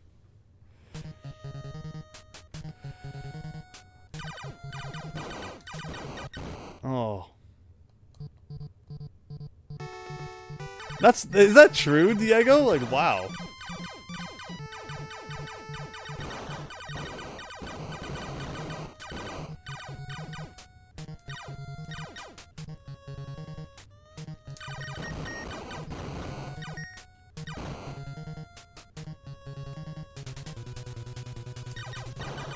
I think after this guy is that enemy formation I really don't like. So let's try and drag this on a bit.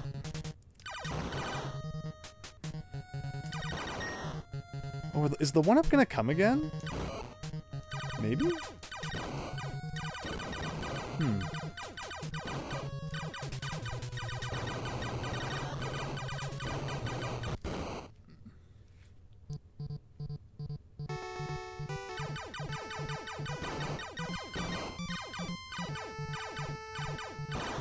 No, this isn't it.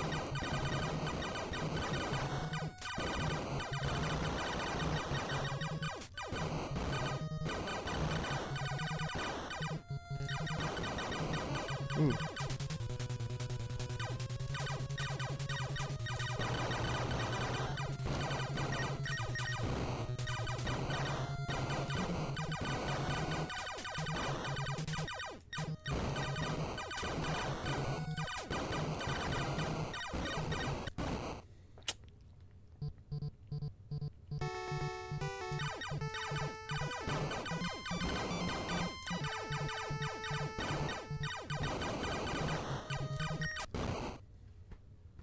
You see like a little tiny gap that you think, oh, I can squeeze through that. But by the time you get close enough, it's kind of closed up. And there's nothing you can do. Oh.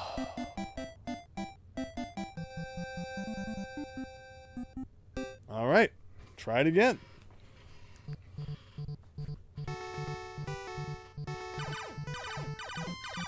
I want to see just how long it takes to get back there. So, all right, we've been streaming for 1:42.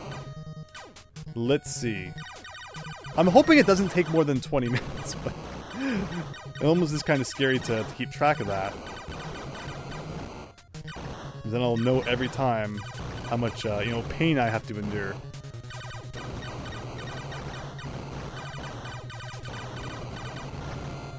But I feel like I'm getting the hang of it more. So let's see. Bring that here.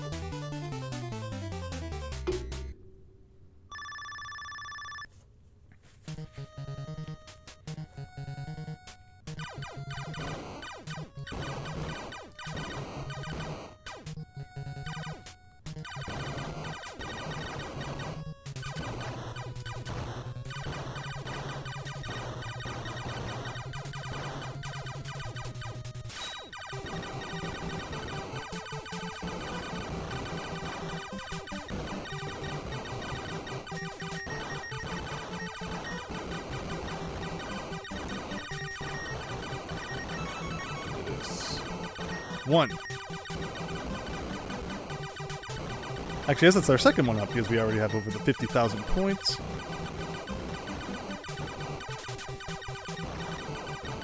But let's beat this. Let's beat this so I can play some Game Boy Mega Man. I've always thought of playing the Game Boy Mega Mans on stream.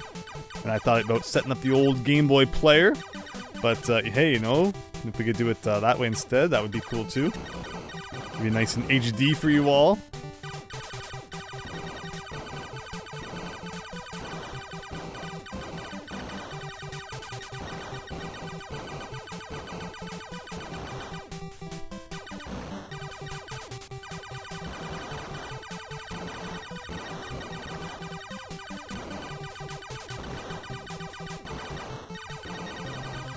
Oh, here we go. Perfect timing for the one-up thing to start. With the Doge meme, David Ray. Yeah, I've seen that before.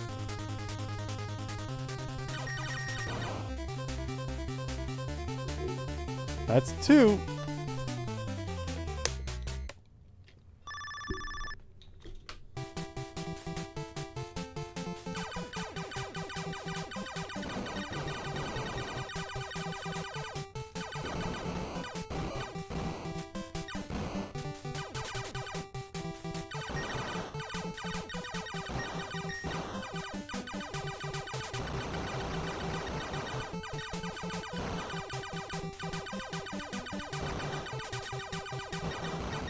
David Ray, I did hear that. Yeah, very unfortunate.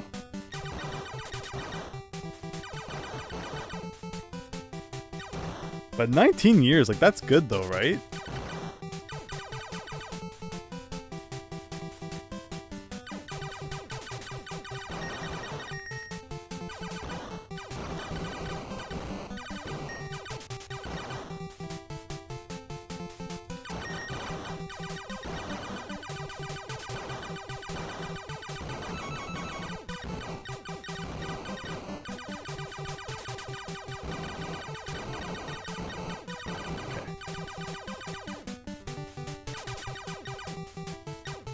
Oh.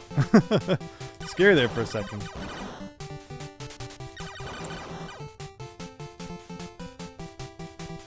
We're up to 6 lives. And we started at 42. Okay, it's been 5 minutes. And we haven't even beat 3 levels yet. That's a scary thought.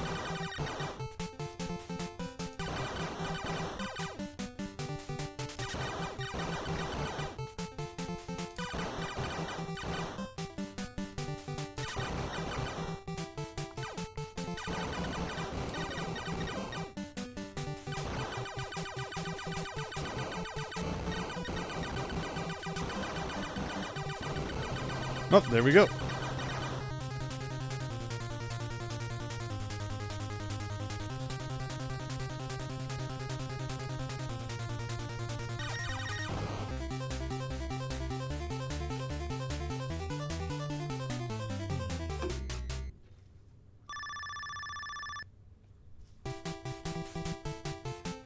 Ma KCC, welcome! Thank you so much for stopping by the stream. Hope you had a nice day. Hope you're having a nice night.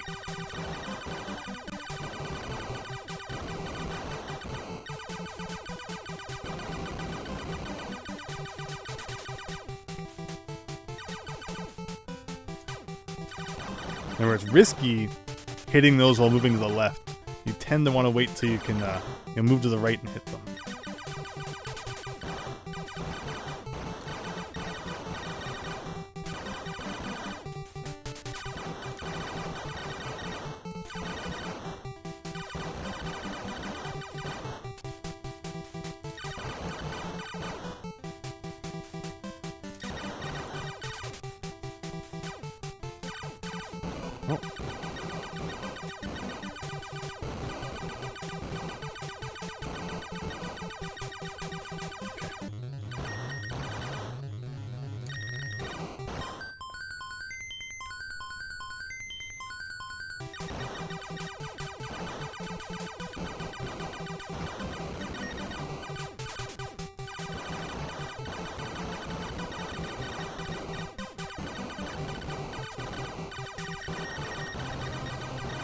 Cool.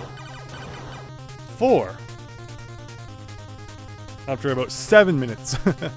It seems like the pace picks up though, as more blocks start showing up, and sometimes it feels like some levels are really short compared to others. I hope you feel better, Ma KCC.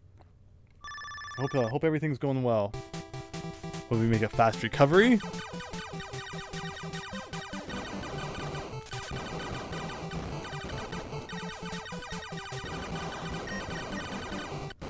Where? Why? How did I die to that? I was definitely shooting at him. Normally those guys kind of go up and then they come back down, right? Oh, that's going to mess everything up now. Now I'm not going to have, the faster ship for a good while.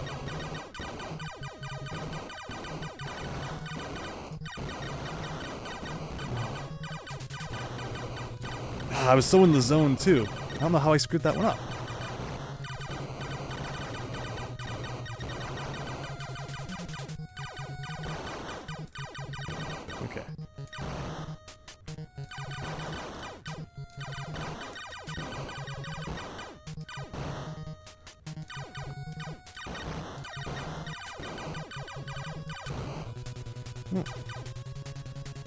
Alright. What's the purple island coming up next? Purple planet? I guess they're supposed to be like planets? No, it's only the red one still. Or did we do the purple one already? I don't think we did.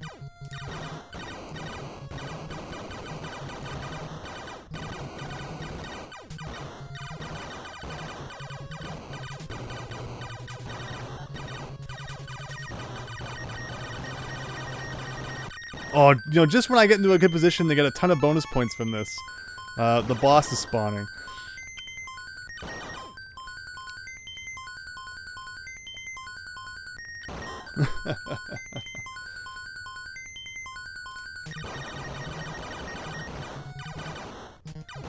Okay. That should mean that the next boss might actually spawn pretty quickly. I don't know how we just managed to do that, but... Okay. Hi Daniel! Building those Lego sets while watching you play, you gotta contact a company because G.I. Joe's missing parts? You bought a Lego set that was missing parts? That's crazy. But I'm cool with it Even Lego Company has screw up. So that was like an official Lego set and everything? That's silly. But yeah, it's good to hear if, their customer support is good. And all sounds, hope it all works out.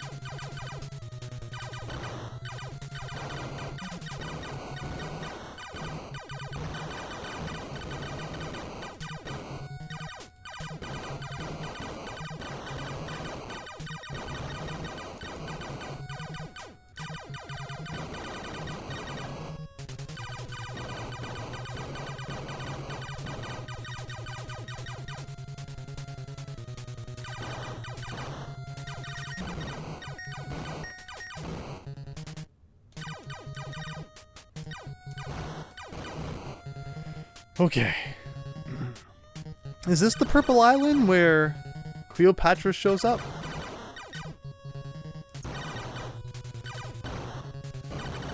Oops.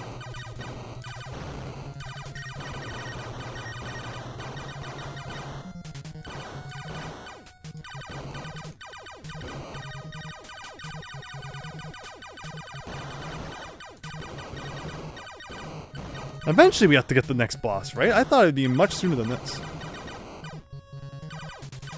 Watch, I glitched something. It'll just be like no more bosses.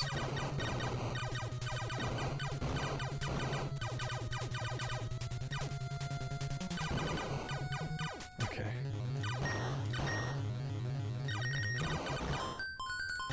There, finally!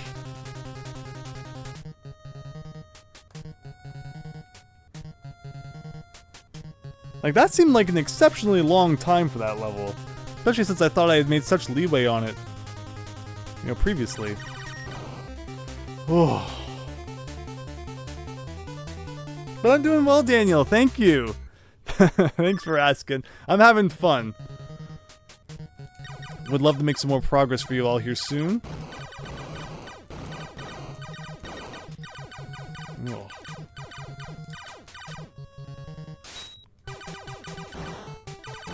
And this is the purple island with Cleopatra, I think.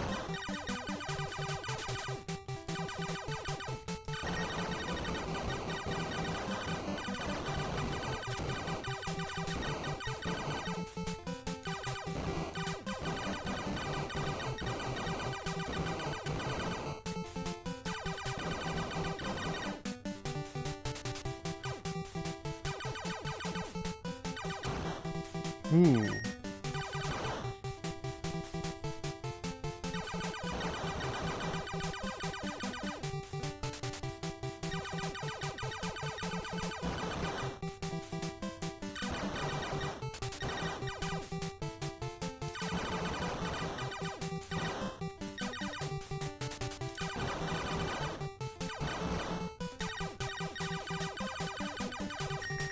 I don't think we've seen any of the raining enemies yet this attempt.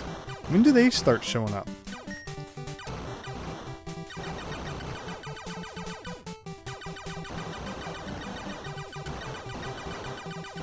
Maybe after that one? No, not yet.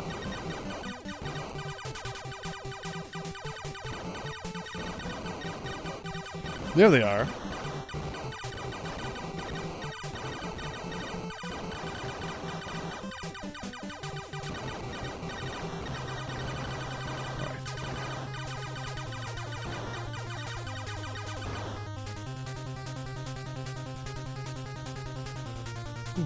Ada.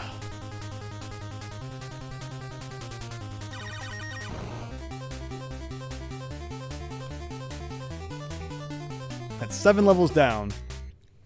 I think we've had one dumb death so far, so it could be worse.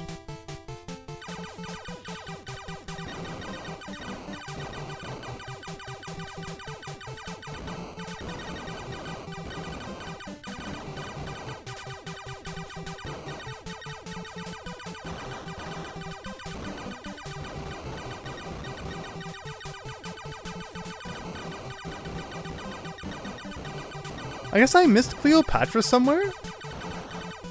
It's weird because I was looking out for where she was supposed to be, and I didn't think I saw it. Oh well.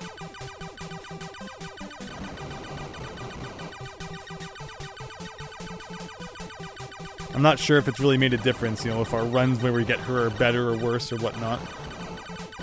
We're at this part now.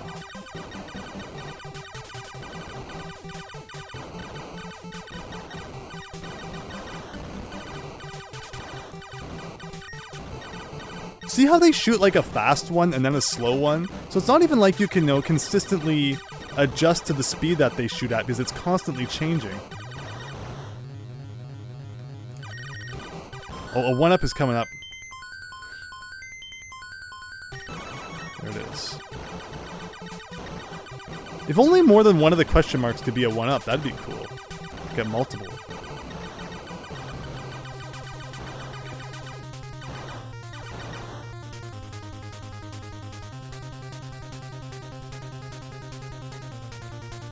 Theta, here we go.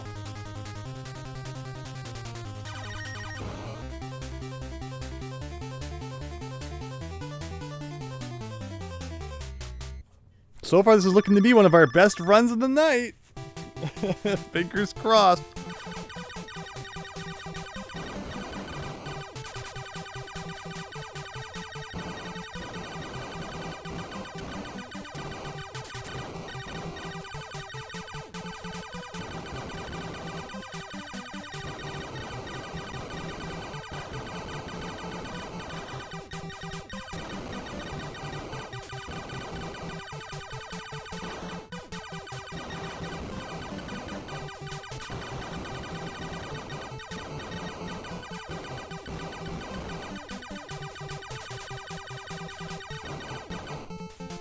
Yeah, so every time we get to this part where there's another 1-up coming up, it's always this enemy formation. So it always comes down to a decision like, do we get rid of the diamonds so I can try and get the life? Yes. Okay. 8. 8's pretty good. Every time I celebrate the number of lives we have, though, that happens. And it always happens that there's a checkpoint, so I can't go back and get that 1-up again. Ah, I hate those guys.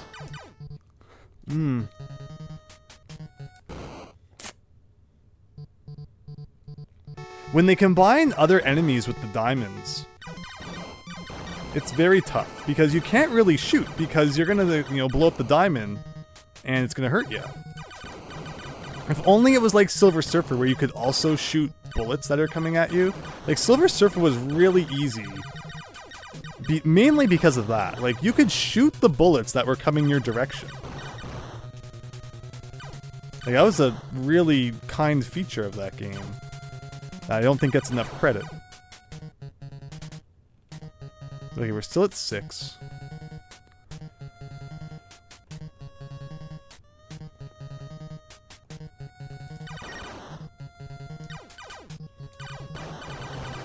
Oh, boss time. Okay.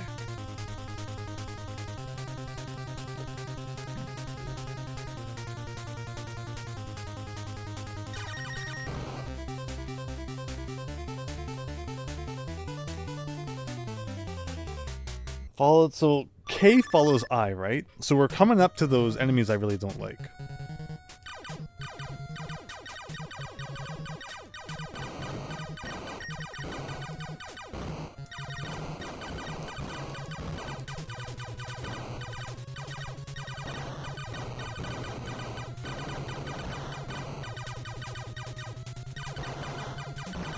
Is it just more raining guys? No. It's this.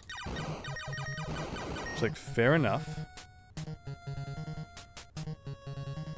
When do we finally get more 1-ups?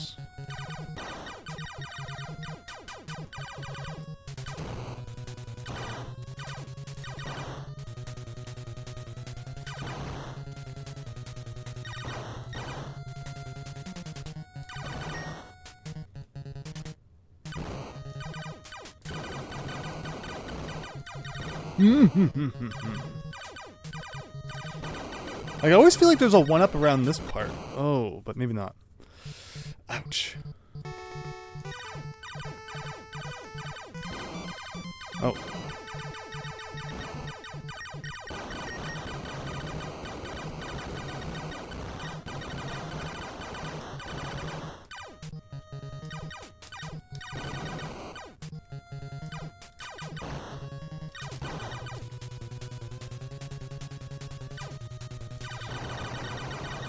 Oh, here's this part.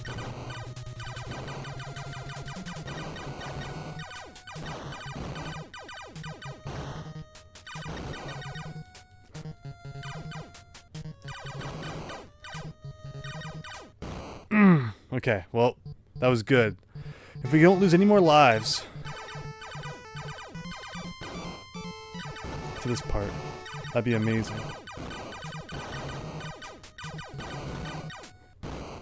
Got me. Got me.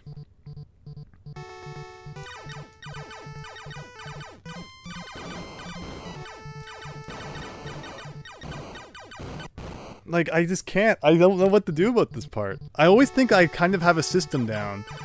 And then when it comes time to pull it off, it never goes according to how I want it to. Ah.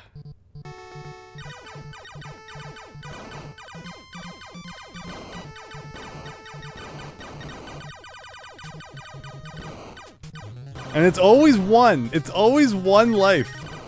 Someday we will beat that part and have like 9 lives after, and we will see the end of this game. I promise.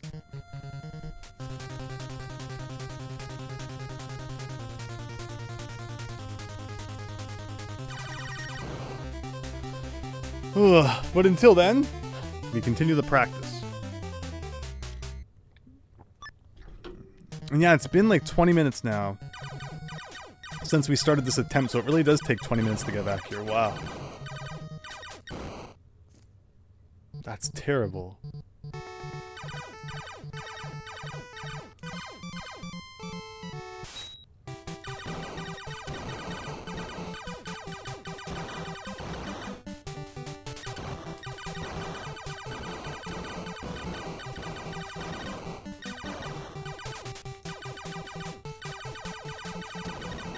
Oh.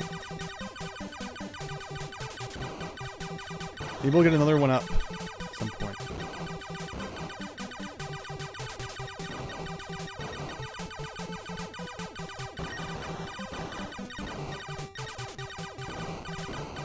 It's always nice to have at least, one extra life, right? Never feels good to be on your last one. Oh, whoa! I thought we were done.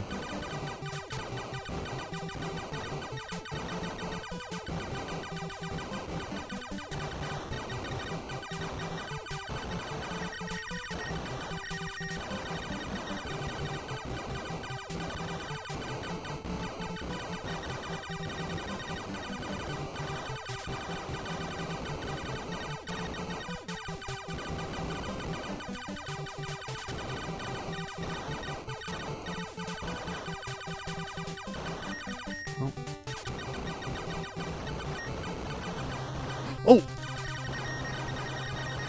Yes! Yes! Yes! Okay. Again, it's like the furthest we've made it tonight, so I'll take that. We don't normally get to see that next one up.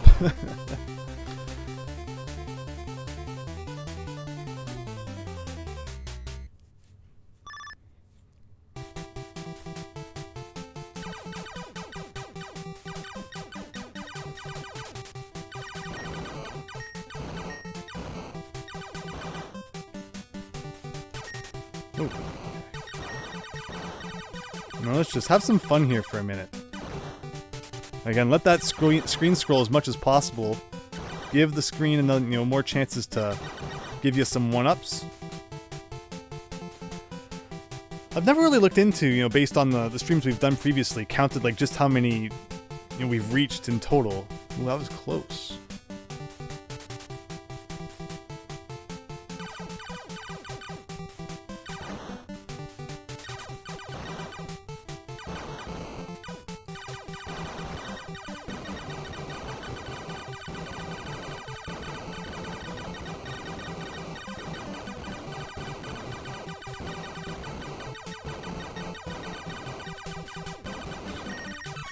I got it. How do you? No! Oh, I flew right into him because I was trying to kind of save myself by going up the side, but maybe we'll have a chance to get that one up again if we're really lucky.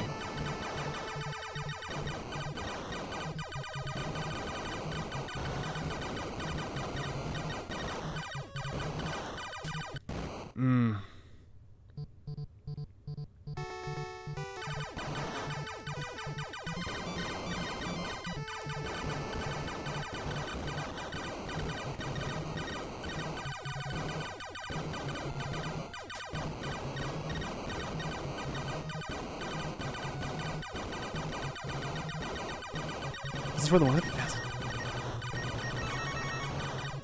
Oh, amazing. Oh, a boss. Okay, Moo. Is Moo in the title? No, I think the title tonight is New She Omicron. Comes after Omicron again. Omicron. And it's a really short one. It goes New She Omicron. And some other one.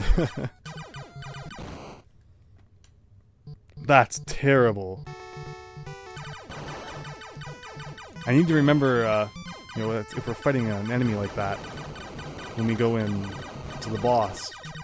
So I'm hiding in the corner when we come out of the boss. But we might have gone back so far that I have a chance now to get the 1-up again. That's lucky. Yeah, we're in that point when the game gives you a bit of a breather. I love this part. Like, this is just so nice how everything slows down for a couple minutes.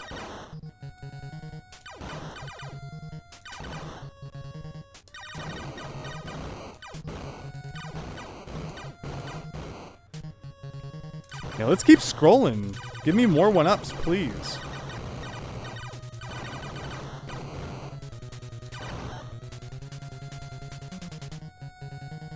Oh, pie, yes!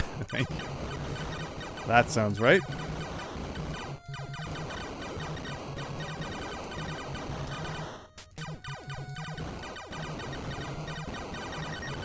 But now, again, just imagine, you know, we have like 6 lives right now, instead of 1. What that would mean for progress. I just have to get better at that middle part. The part that I call, like, you know, that, like, the halfway. Because it just feels like the game kind of gets easier, like you see right here for a little bit. Like, it feels like it's dividing the game up. And it's, you know, it's testing you before you kind of get over that bump. Alright, She. Hey, should I hide in the corner? These guys are really annoying when they shoot, but yeah, those ones don't even shoot.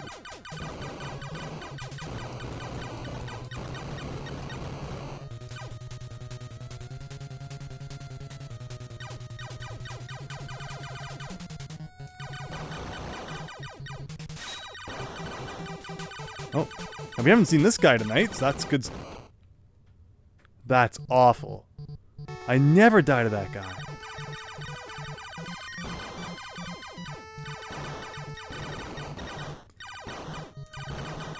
Well, there goes our speed anyway. It was nice having that while it lasted.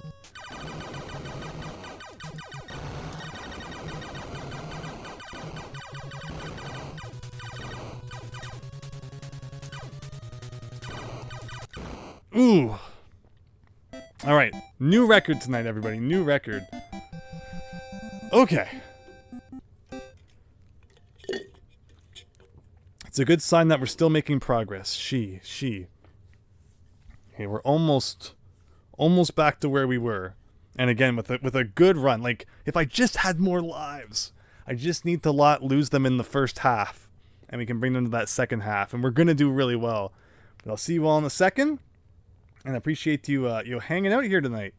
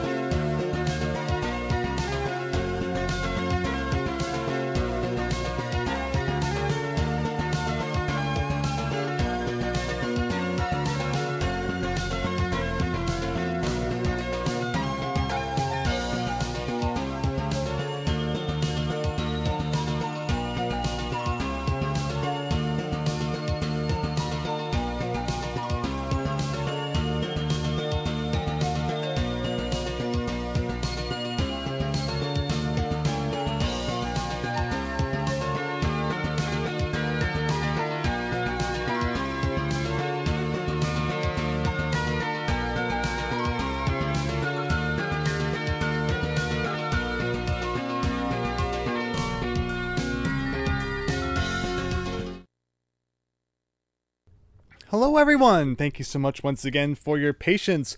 Lots of interesting stuff just happened within like that 5-minute span break there.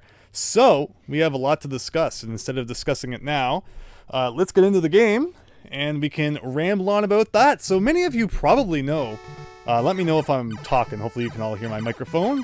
Pretty sure I set that up properly before we got back into the game here. That song that plays during breaks and intermissions and before the stream starts and such is from a Mario World ROM hack called Super Mario CD, Super Mario Brothers CD, which is really cool. It's like imagining that there was a Nintendo CD console released sometime in like the 90s, and like imagining what a CD-based Mario game might have looked like during that time. Thank you so much, Daniel. Appreciate you pointing that out. During the break, I found out that I was just added to a Super Mario Brothers CD Discord channel for playtesters. So I guess I'm a playtester now because I submitted my time to that Super Mario Brothers CD contest. So to what degree I'll be able to share that sort of stuff with you, I don't know. But that's kind of cool to discover. I did something good enough, I guess, to be a playtester for that now, which is such a cool game. So I appreciate being included as part of that. When we originally streamed Super Mario Brothers CD, we had people from the development team even like in the stream chat, which was really neat. So I guess they liked something that I did. Yeah, thank you so much for that, Daniel. All right, let's beat this level, and then we can move on to topic number 2.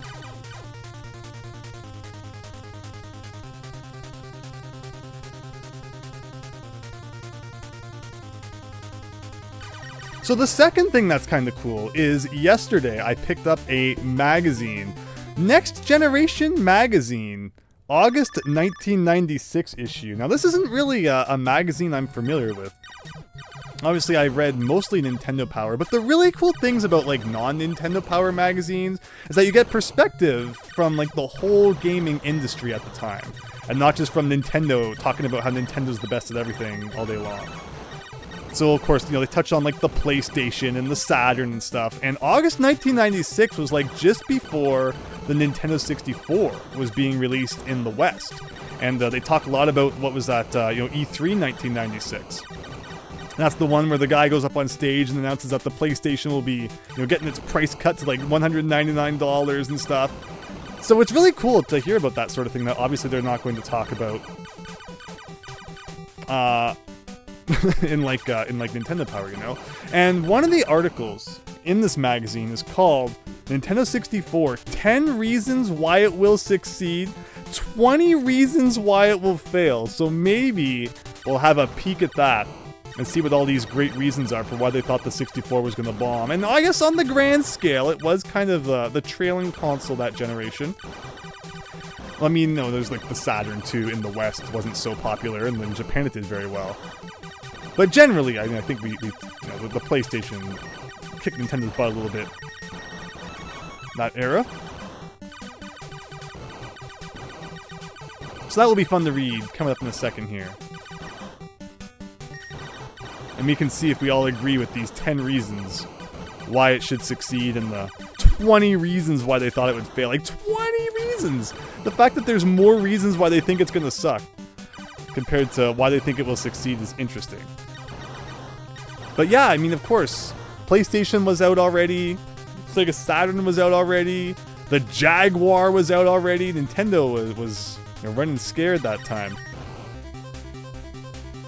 It's called Next Generation. Again, I found this at Value Village. Good finds at Value Village are few and far between, but I always do like to scan the magazine rack, even though I do have a complete 285 issue Nintendo Power set, just to see what there is. Like I found issues of Dreamcast magazine, for example. You sometimes find some really oddball stuff in the magazine rack, which is cool. And yeah, this one is just called like Next Generation Magazine. I've never heard of it. Next Generation, August issue. Like weird, right? Like I have a lot of other funky magazines back then that weren't Nintendo Power, but this is my first time seeing this one. And what a cool issue for it to be as well. I love seeing like old talk and photos from E3 and all that. Really sad that there's no E3 anymore. Yes, the convention itself is kind of like a shell of what it used to be. But it was just a fun time of the year. Everyone got all excited for new announcements, and you know, as someone who likes video games, it was really kind of just, you know, something you could look forward to every year, and it was an exciting event overall. Especially when all the companies were doing like live press conferences. It was never quite the same once Nintendo went, you know, online only, unfortunately. But, you know, we still had fun. But yeah, it's dead. It's officially dead. There'll never be any more electronic gaming or expos, or electronic entertainment or expos ever again.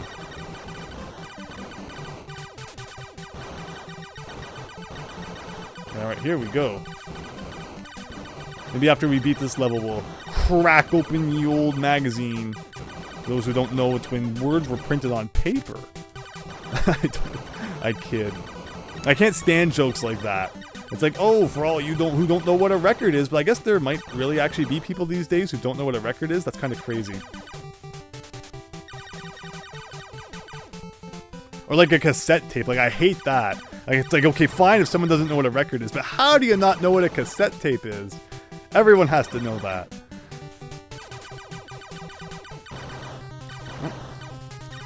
Okay. There we go. KCC, do I like Halloween? So obviously these days, you know, as a kid, Halloween was awesome. I'd come home with like, you know, like a pillowcase just full of candy and stuff. You know that one house that would give you like a freaking can of pop or something so it would weigh you down the whole time? I mean, like, you know, soda's fine, but it's not really what you want to be carrying around when you're trying to go around trick-or-treating. But yeah, as a kid, I would go out and try and raid the neighborhood of its candy. As an adult, it's kind of take it or leave it.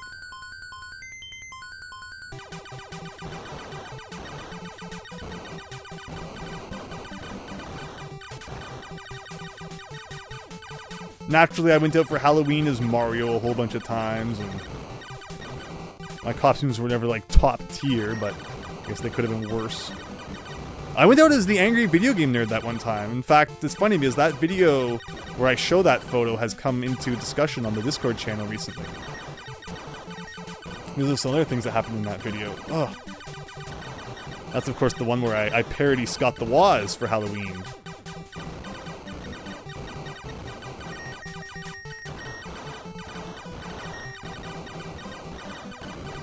And I show off that photo of me dressed like the angry video game nerd, where I went to someone's house dressed like that, and they're like, "You're not even in a costume," because it was just like a freaking like white dress shirt, right? With like black pants or whatever it was. I was wearing the Power Glove though. Like, couldn't she should have appreciated the Power Glove.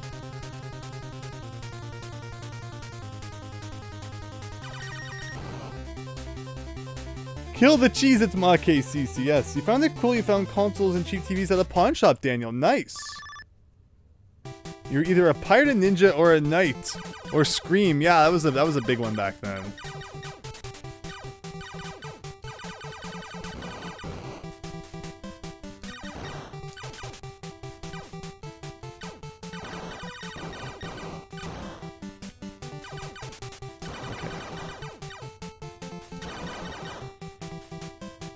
Wow, look at all these exciting stuff we gotta talk about, though. I haven't even cracked open the Next Gen Gamer or whatever it was called.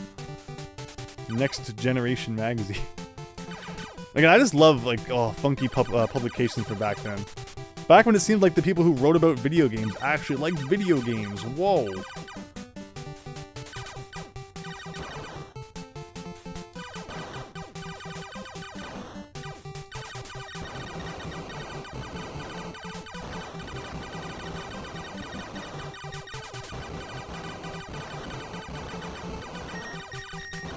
Okay, well, guess we're not getting those. Ah.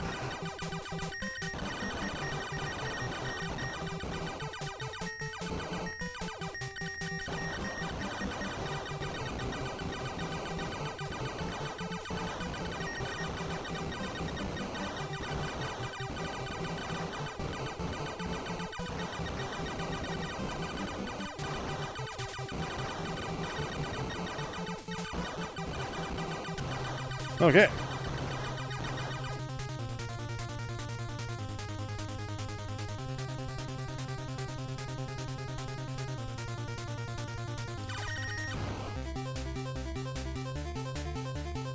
You loved going to every house you could and getting a pillowcase full of candy. You went around until you were 21, mock KCC. I mean, some people can pull it off, I guess, especially if you're wearing like a full body costume. Trick or treat. But vinyl records are back in style, and VHSs haven't been for a while now. Isn't that interesting, Christian? Yeah, vinyl's back. VHS is a weird medium, right? Like, what do people really miss about, like, having to set the tracking properly on their videos, and you watch the tape too many times and it all starts unraveling and flying across the room, Patchy the Pirate style? Like, VHSs are neat, but I feel like there's not as much to be nostalgic about when it comes to them.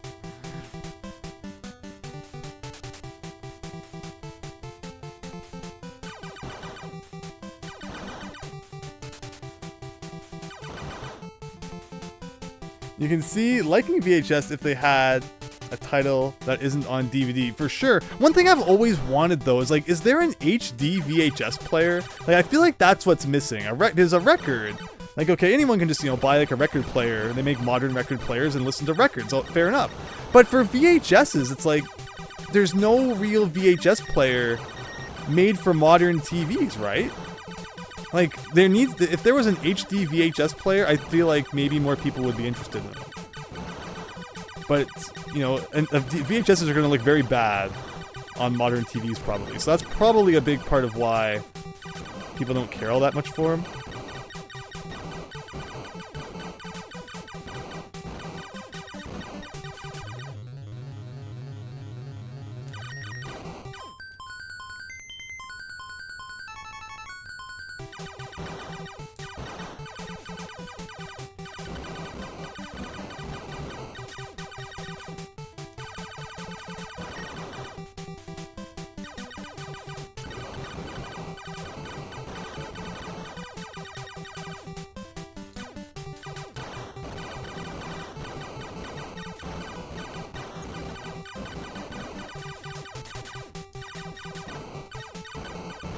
One second, Christian. Ooh,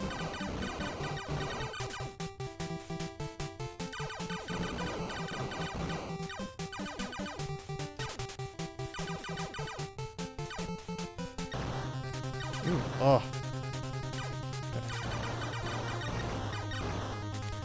There are VHS players that have HDMI, Christian. I've never seen one, and I've always kind of looked. It's probably something you have to buy on like Amazon, right? That's my downfall. I don't really buy things on Amazon.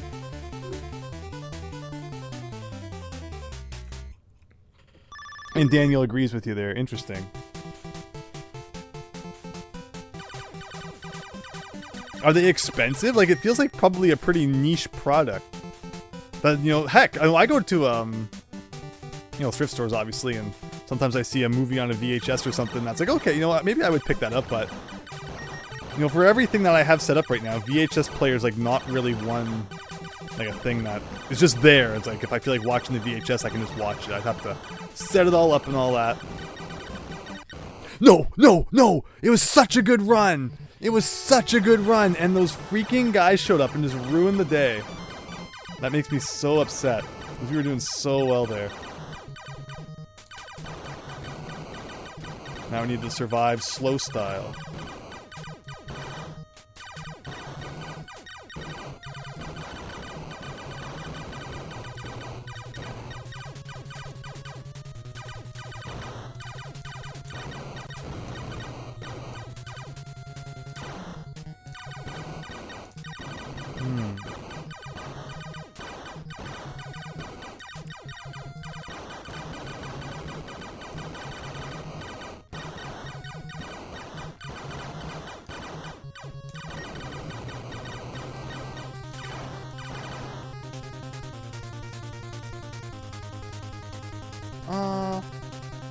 Let me see here.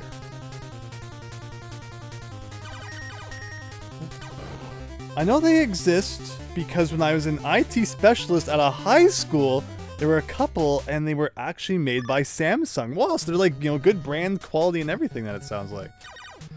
Very neat. I can imagine why a high school would have those though.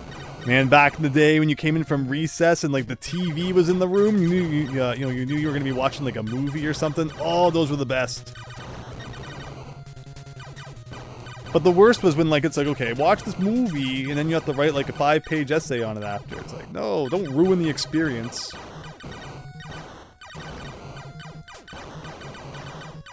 The one trip that I went on in high school was to the zoo. And I was like, oh yeah, finally getting to relax and enjoy the day for a minute. And then after the trip to the zoo, they're like, psych! Now you gotta do a PowerPoint presentation on it. And it's like, frick, just let me enjoy my trip to the zoo.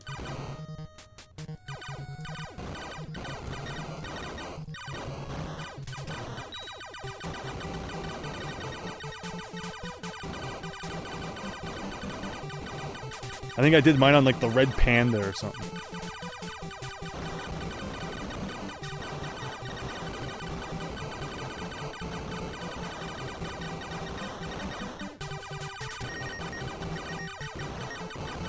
No, I didn't get the one up. That's terrible. This run was so good. Now we have a death and a missed extra life.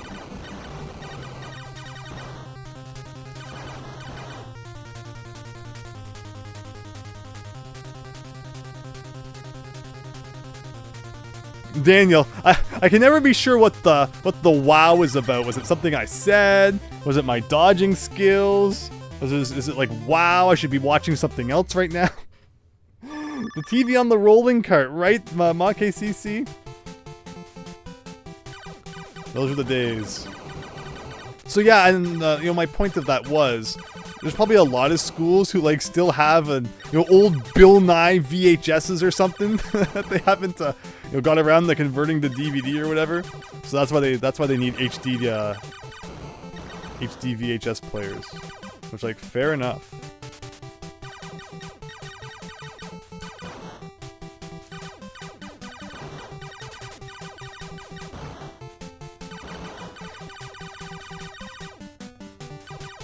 Isn't this where the 1-up is? I thought it was coming.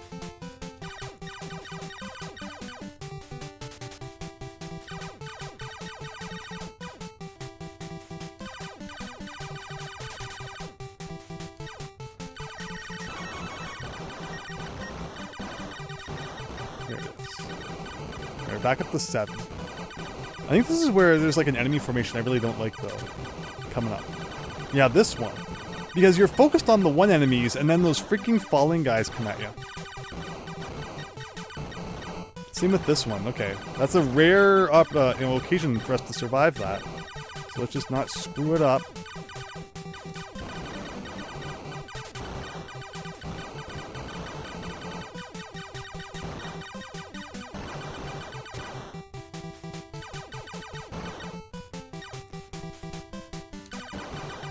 Okay.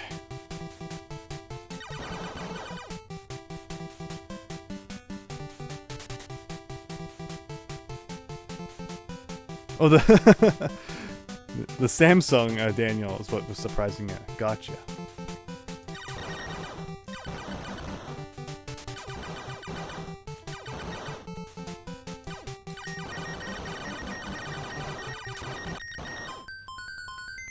Risky, but it paid off.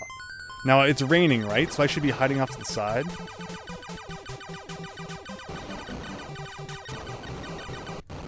There was no reason to run into that. I just screwed up.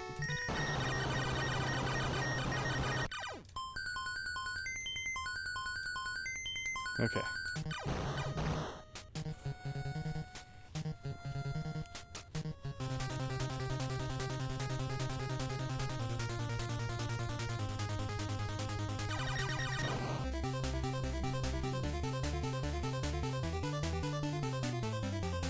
I appreciate you all hanging around.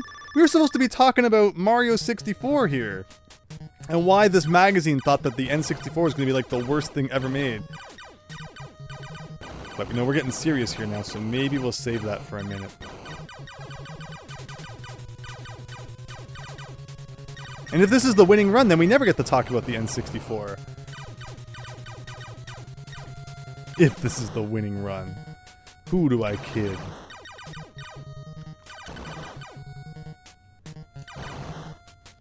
Well, it could be worse, though. Again, it all comes down to that one part that seems to make or break me.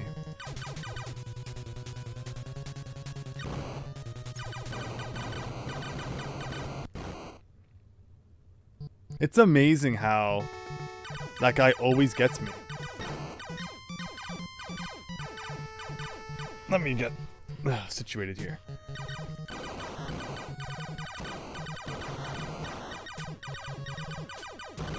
Whoa.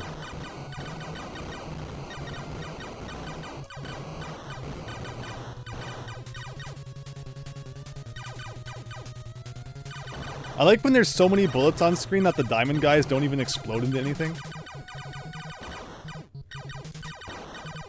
Alright, here's the part where things get really serious.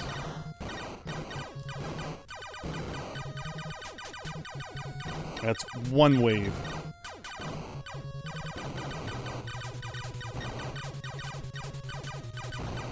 Two waves.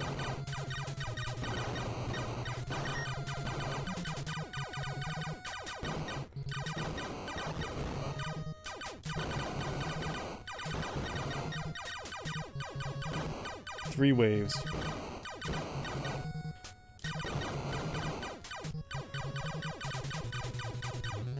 I thought I only counted 4. Maybe, was it only 4? I always thought it was 5. We just passed that part with 5 lives remaining.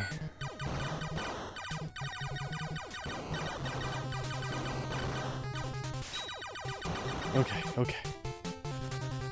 Here we go.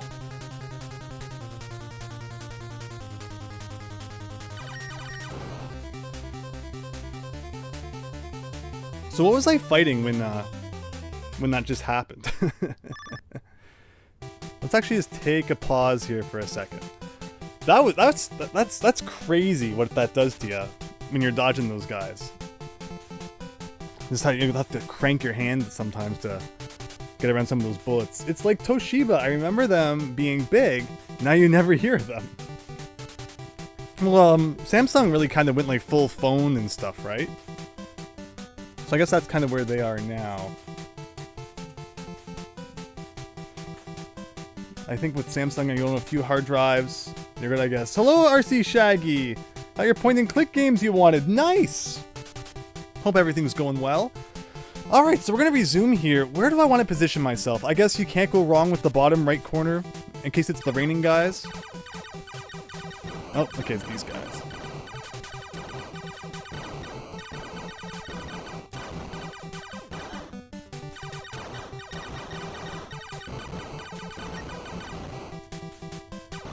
I didn't even see that bullet! Okay.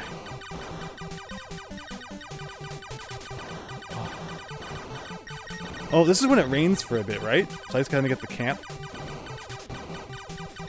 Okay, so there was a break coming up anyway.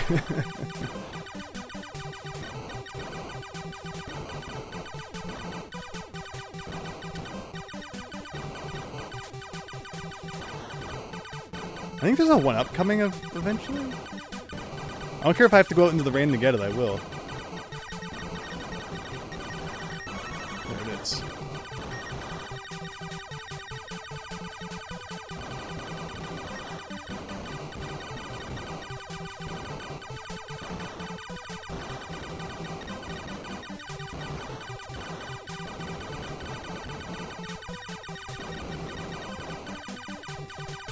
Now again, remember, you're like a sitting duck in the middle here. If those raining guys come. Oh. Okay. Let the screen do its thing for a minute.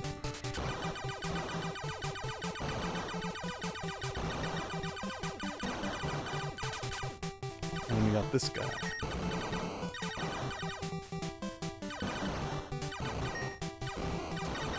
I think there's a 1-up coming. Yeah, probably like right here, right? There you go. We got a boss too. Okay. 7 lives going in the Lambda. Interesting. Very interesting.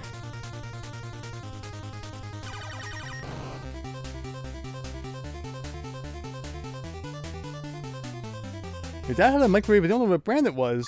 It's been around forever. We are trying to beat Star Force indeed, RC Shaggy. Whoa! Oh no, I forgot that after that block guy, that enemy formation shows up because it was interrupted by the boss. So kind of left my mind. Oh no. That was going so well. I mean, this can still be saved.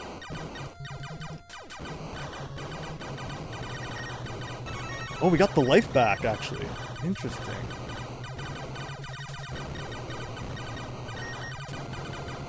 Not today. Not today! We can still get that life back if we're lucky.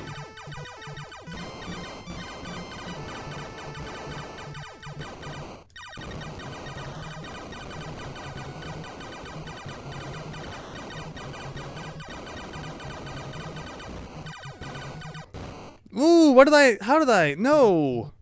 We were almost back at the 1-up, too. I thought I was squeezing through those bullets.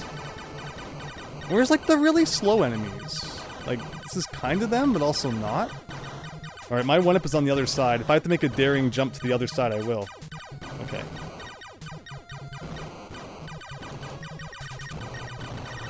There it is.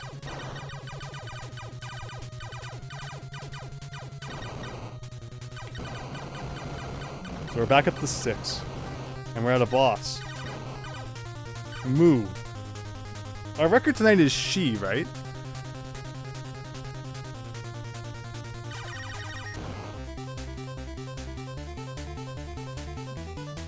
Okay, we're halfway. Like the official halfway. 12 down, 12 to go.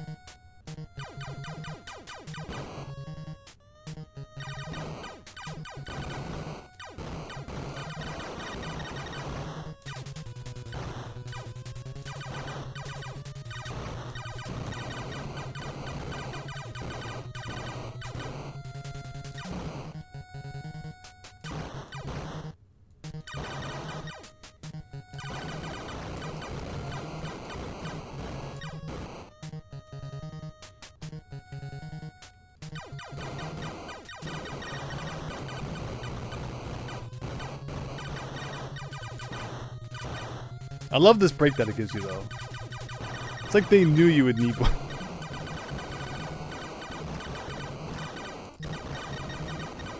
So that one's tricky. They make you think it's going to be nice and slow. Then they mix some fast guys in with it. Now it starts to pick up a little more.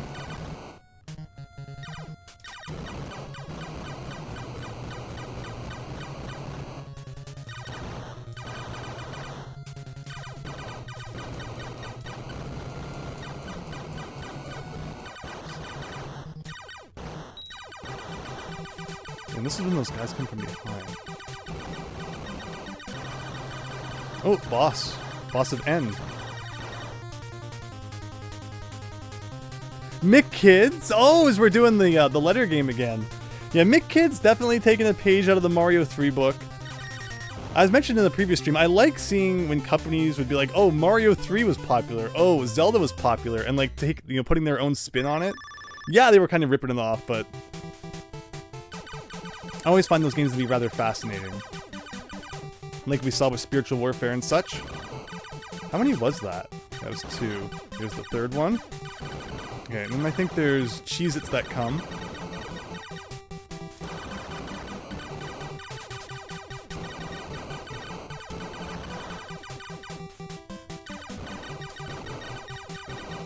Okay, interesting. Oh, raining! Oh, I wish I was on the right side. Look at all those blocks we could be getting.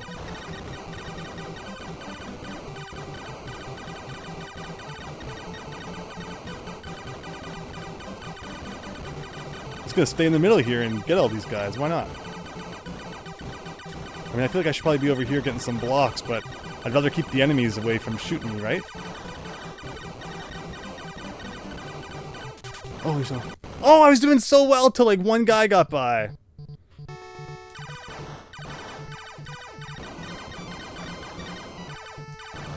Oh no. Okay. I was not ready for that.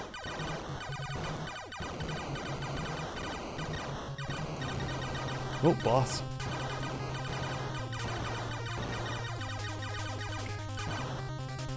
X, boss of She.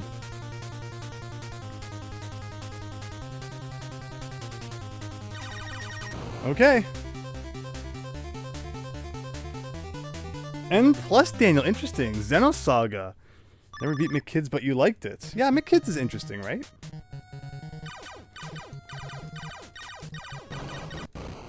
No. How? I didn't think I was touching that.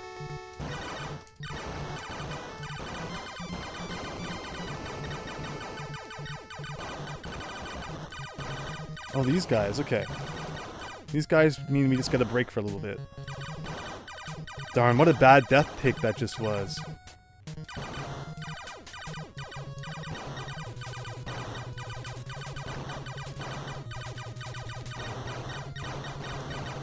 Oh, this enemy formation. Wonderful.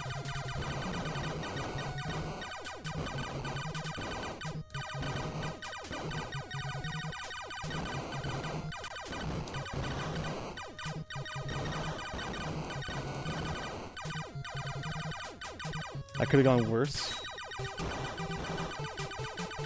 Oh. What does this mean, though? What's going to be after this? I don't trust this. Whenever the block shows up, it seems like it's followed by some sort of awful enemy.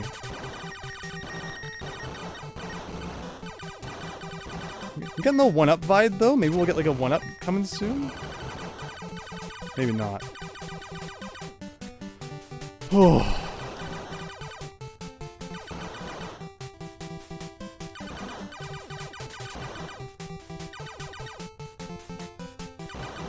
Maybe.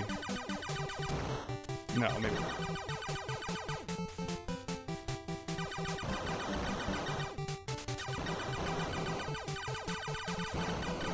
Rain!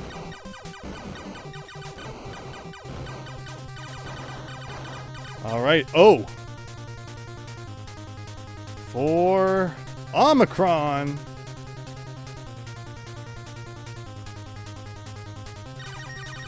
There you go. Ogre battle, there you are. Are we on Omega, David Ray? Oh, I wish. Oh, maybe the game will glitch. If the game glitched and thought we were on Omega instead of Omicron, would it count as a win? Maybe.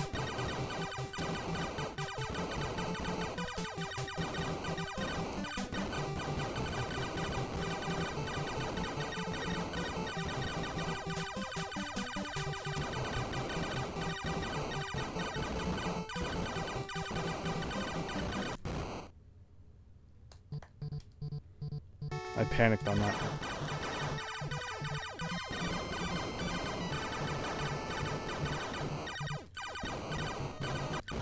I didn't even see that bullet coming at me. Okay, come on, come on. Don't blow it now. Like, yeah, with the gray background, like, oh my god, look at the speed of those guys.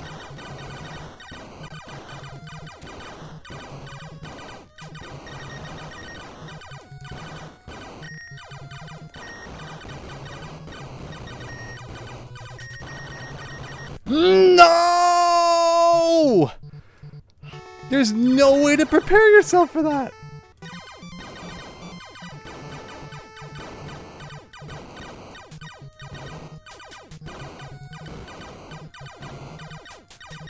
Is there more? Okay, no. Oh, wow, look at this. These guys. Oh, well, there's a nice line of green blocks down the middle I can't shoot through. Perfect.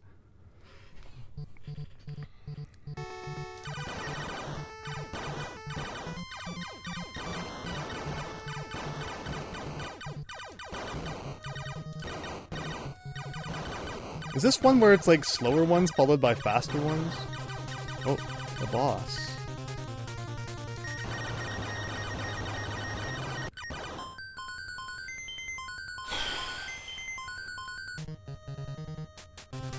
The Ogre Battle! There's like a whole series over in Japan. We only really got like the 64 one, I think.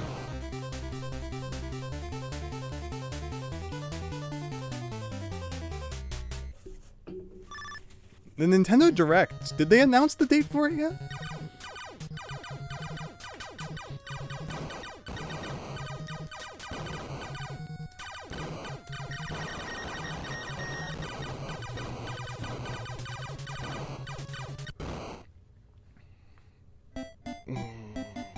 R. We made it to R. Where's all the 1-ups? I was sure there was more 1-ups than that. Ugh. That was a great run, though. That was a really good run.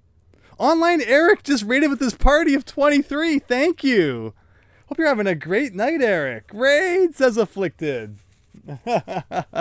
We're playing Star Force tonight, everyone. We're trying to beat all 24 levels. We just had a really good run going, but you know what? This just means that you get to watch from the beginning now. It's a very unforgiving game. There's no continues. It's just you and your pure shmup skill. You know, we had a good run last time. It could have been better, though, and that will be the goal this time, to make it even better. During this run, we'll be reading a magazine that I recently picked up from August of 1996, which talks about the 10 reasons why they think the N64 will succeed, which of course was released like a month later, and also the 20 reasons why they think it won't. And we'll see if we all agree or disagree with those. But thank you so much, Eric, for the raid. What were you playing tonight? Hope you had a great stream. Cube dude? I don't think so.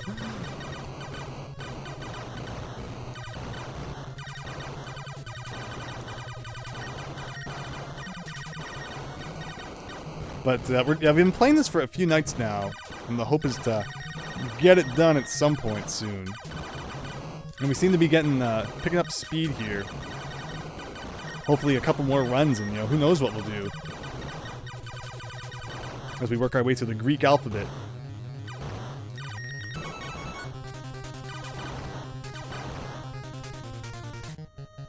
You finally finished the Desperate Housewives game. There's such a thing? Well, I hope it went well.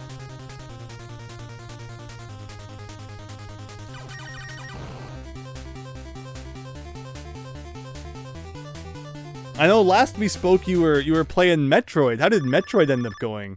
Pretty cryptic NES game, but overall pretty fun.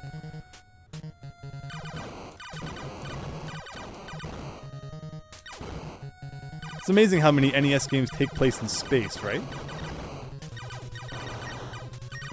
Space was easy to make, though. Just like a black background with some stars.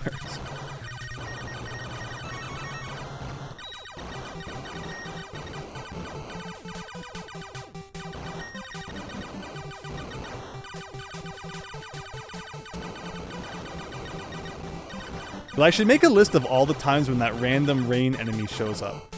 Imagine the advantage we would be at if I could just look at this list and say like, oh, time to hide in the corner. But the problem is, it's like, how do you even quantify that? Because it's like, you can't really always tell, what comes before it either. Because everything looks so similar sometimes.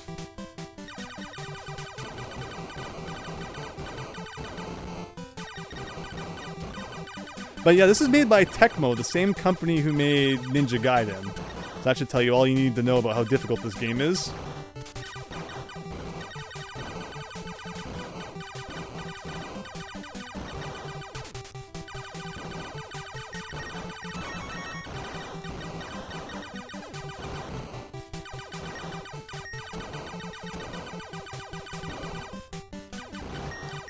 Oh, I didn't mean to actually kill that guy. Alright, there we go. Second boss coming up. Have I played through Kid Icarus? Indeed, I have. The good old reverse difficulty curve. Where, I mean, it makes sense, I guess, because you're starting down in the depths and working your way up to the heavens.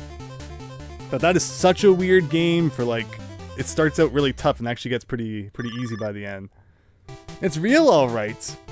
Is it like a PC game? I don't think I've ever seen a console game called Desperate Housewives. I know it was a show, but Metroid was awesome. Glad to hear it. And oh, really, Online Eric, I spewed like a bunch of words. I apologize. I changed the subject like 40 times in that sentence. So I'm not sure which one that's referring to. But that's me. Man, if you watch some of my older YouTube videos, I just didn't know how to stop talking. And I think part of that was born out of the fear of if I stopped talking while I was playing a game, it would get copyright claimed because of the background music. And there was a time when it's like Nintendo was on the warpath to just copyright claim everyone's stuff. Like you couldn't even play Mario 1 without, just the normal Mario level music theme getting copyright claimed.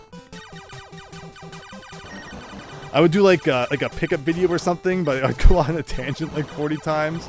Those are the days. Metroid is extremely hard to beat, KCC. Yeah, there's some pretty tricky moments in there, for sure.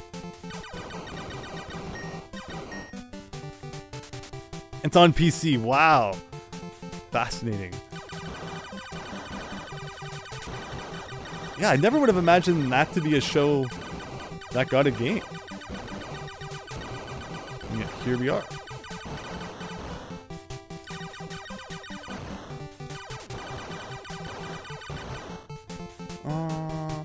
But okie dokie. So, yeah, we'll grab it. Well, next time we're at a good spot, I'll grab that magazine. I'm really curious what they're going to say for some of the reasons that the N64 was going to succeed and that was going to fail.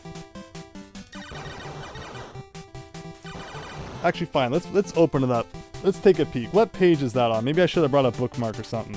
There's a big, nice article about Mario 64 in here. All right, 10 reasons why Nintendo 64 will kick Sony and Sega's butt, and 20 reasons why it won't.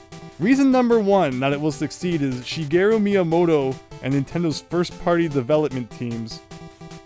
I guess their argument is that, you know, they have guys working for Nintendo who know how to make a good game. And therefore, it's going to be well supported, which fair enough. I mean, I think when we think of the N64, a lot of the games that come to our minds first are, you know, those first-party ones. They're kind of like second-party, like Banjo. So yeah, I mean, Nintendo obviously had the teams to kind of back up the hardware.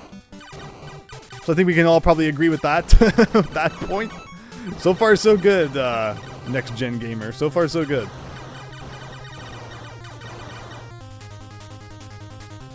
Yeah, I imagine it being like a collection of mini games, honestly. When I imagine the Desperate Housewives games, there's probably like a matching game and like some other, you know, other stuff like that, like a Frogger ripoff or something. I don't know why Frogger of all things. The Desperate Housewives running across the street for whatever reason.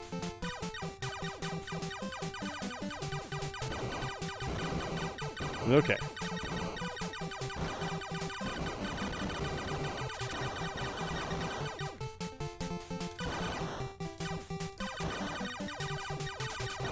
But yeah, for the last few nights we've been playing Star Force here. It's 24 levels long. You gotta go through the entire Greek alphabet without a single game over. And we've had some really good runs tonight. Just need to not die a few more times. Takes a lot of extra lives into the later stages. Really was key in that last attempt there.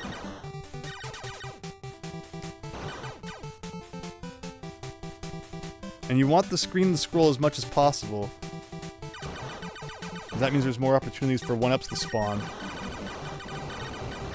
I can't see any of the bullets on the gray background. Ooh, that was lucky. Okay.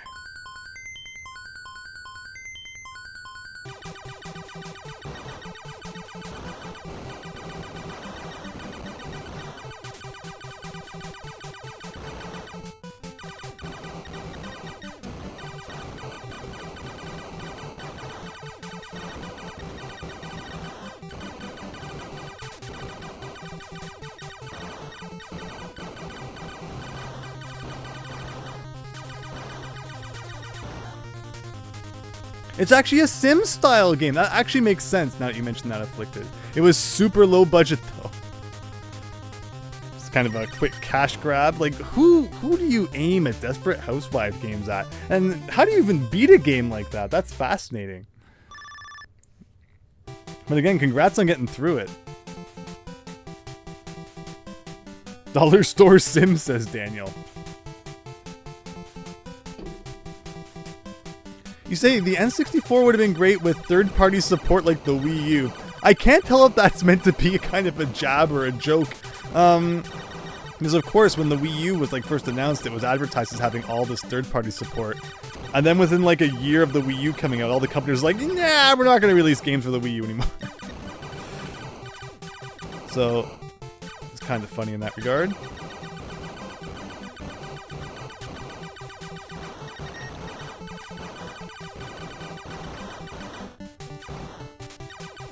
Okay, here we go.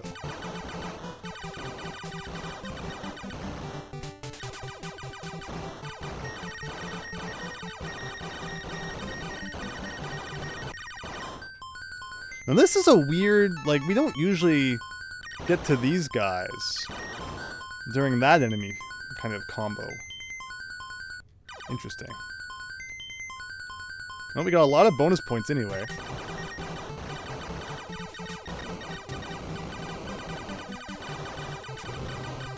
And a boss. Okay.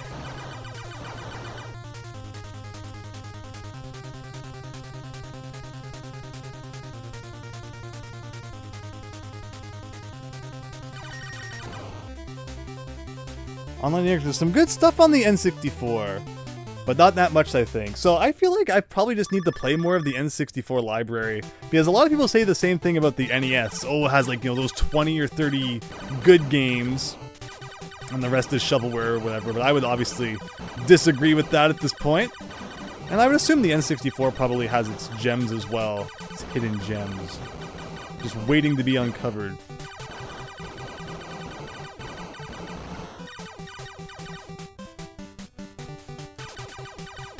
One game I always want to try and get into again is Mischief Makers. One of, like, the 2 games on the console that actually uses the D-pad instead of the control stick.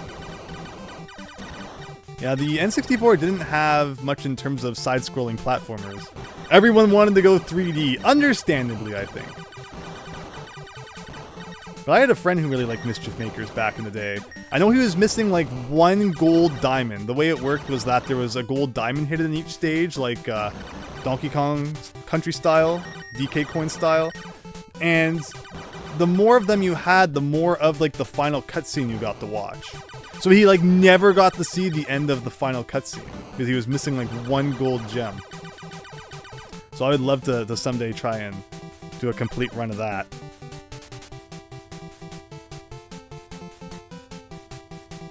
There's some good stuff on N64. Oh yeah, we read that one.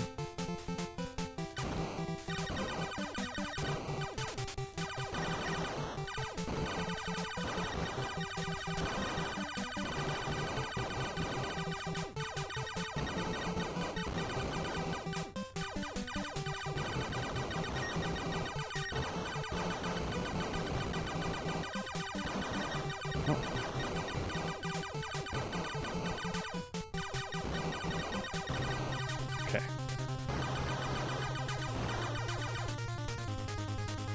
And that's 6 levels, right? Time flies when you're having fun. Appreciate everyone, you know, chatting it up in the chat. Always feel free to suggest topics to yap about. Quest 64 RC Shaggy. Yeah, we were talking about this one in the Discord server just the other day. That's a game I grew up with, and I really enjoyed it. It's not your traditional RPG by any means, but I had fun with it playing it back then.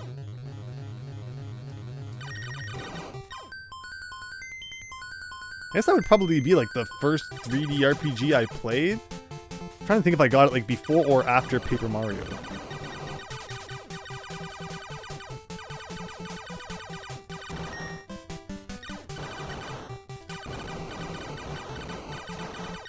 Maybe after, so maybe Paper Mario was my first 3D RPG. Not that it really matters. Ah! Okay.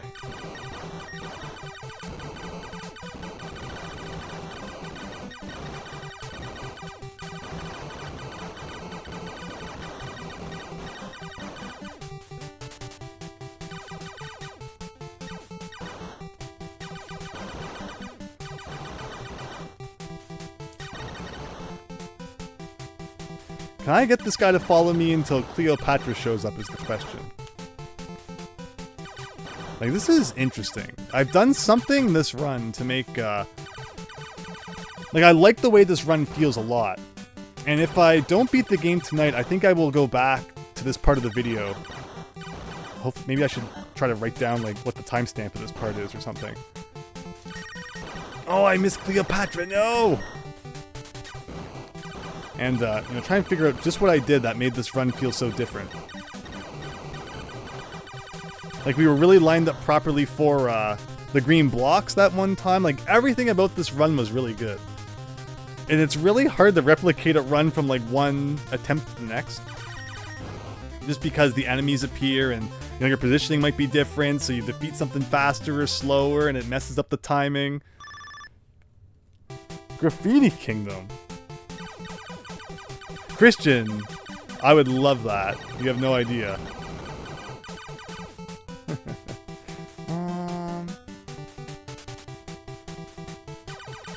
Okay. Ooh.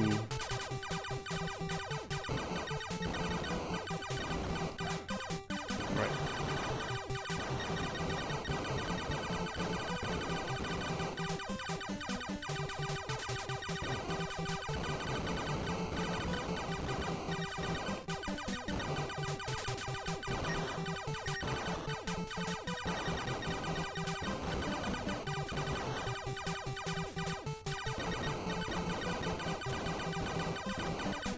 Oh.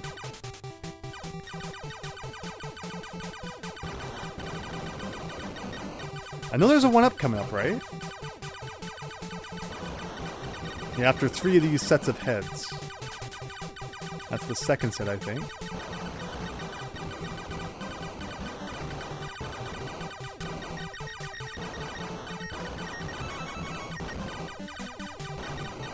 Whoa! I definitely just phased through a bullet. The game just stops caring sometimes. I feel like there's hitbox shenanigans. I don't want to complain about that because it just sounds like I'm coping for sucking at the game. Sometimes I think there's some minor hitbox shenanigans going on, especially with the back of the ship, where I feel like I don't I'm backing up a bit, and I don't actually touch the bullet, but I still die because I got like too close to it. I don't have scientific proof of that, but sometimes I wonder just what's going on with the hitboxes in this game.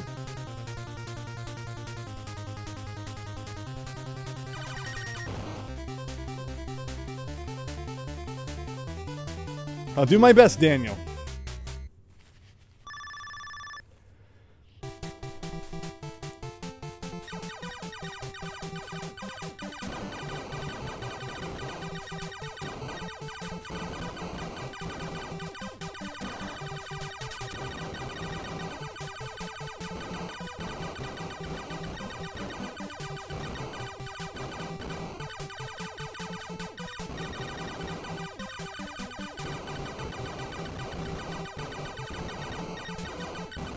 Whew.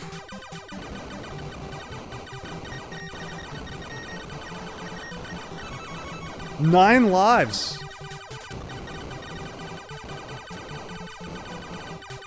It's always short-lived though. I feel like I always die like right around this point.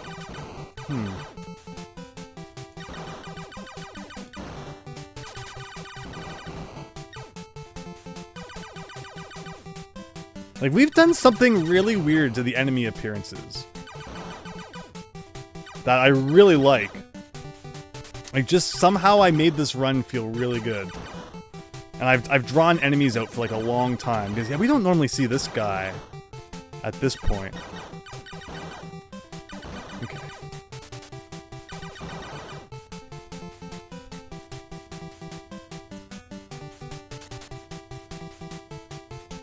Just take a break for a second, check the chat. But yeah, hope you're all doing well and having a great night. I'm having a lot of fun. I look forward to our nightly Star Force streams. Naturally, once I beat it, I'm not going to be like, oh man, I should replay that again. But, immediately, maybe someday.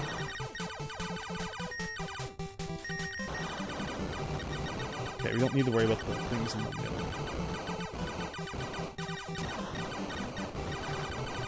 Oh, finally!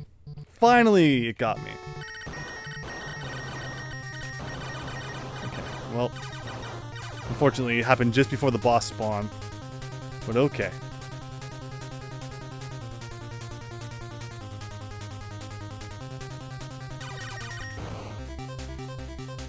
RC Shaggy. I'd love to start moving on to other games, really, and I'm sure everyone else is getting sick of Star Force too, but...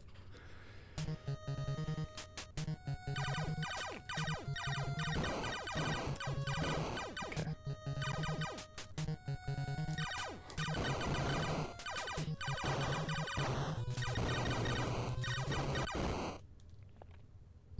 F. Like, I always get hit by the first one too, which is the funny part. I think the thing is that like they land so that it's purposely, if you're in the middle of the screen, they hit you. So what I really need to do is figure out a safe spot on the screen that you'll never get hit by those guys. And then stand there so that in case they do show up, I'm okay. But alright, it's okay. The part that's bad though is we haven't done the 5 waves of doom yet. And that could waste a whole bunch of our lives. Or we could get through it, like, really nicely. Is this the 5 waves of doom?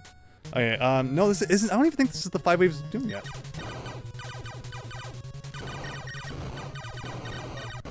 No, it's that formation still.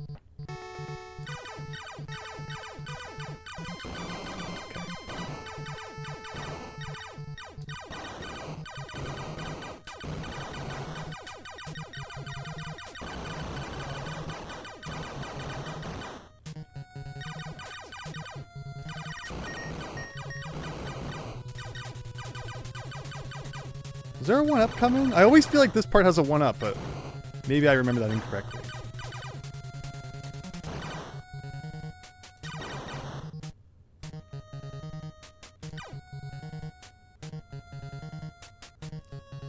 No offense. No offense. What's that? RC Shaggy?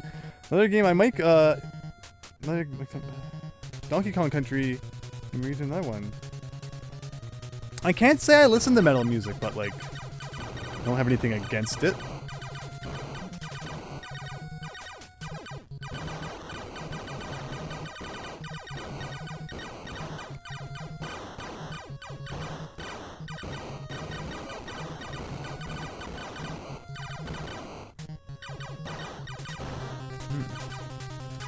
Okay. Hello, Hamilton!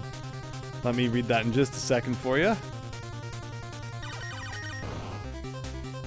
Thank you for your time, and everyone else, you really enjoy watching your videos. You're trying to get the full North American licensed NES collection. You're almost there. Like 380 to go. NES is just so much fun to collect, and Famicom as well. I just enjoy it a lot. Those consoles in particular. Glad to hear others enjoying it too. Okay.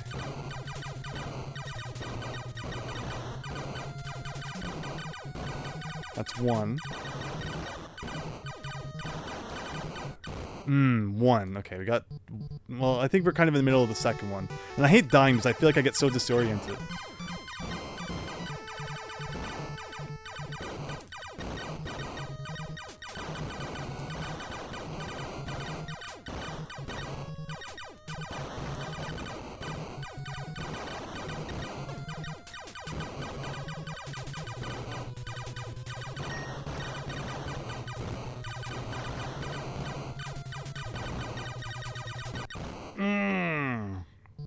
Unfortunate. Oh, okay, that's it. Okay, we're going through with 4 lives. I think we had 6 last time, but we're also farther ahead in the map, so we might get like a 1-up soon or something that we didn't get last time.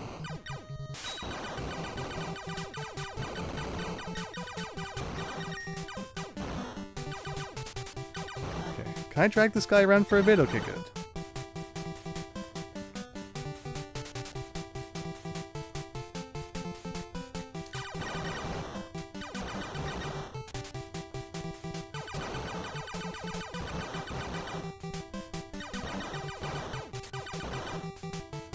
Like, there's got to be a 1-up coming up.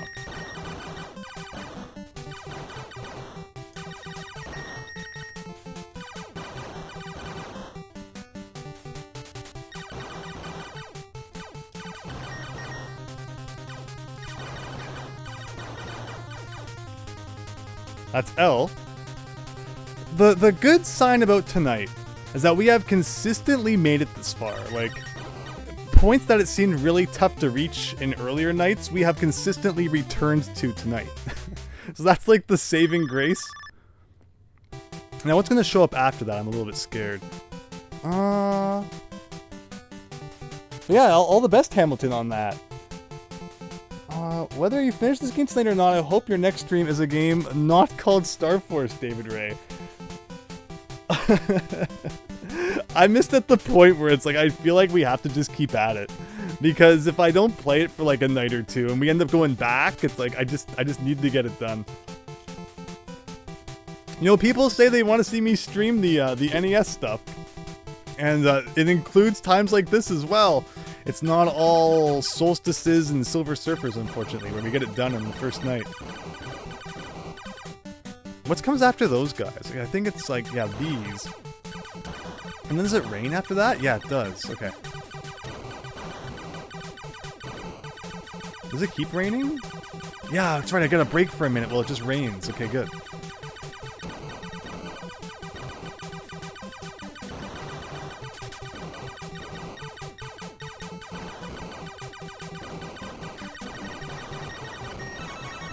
Yeah! Okay.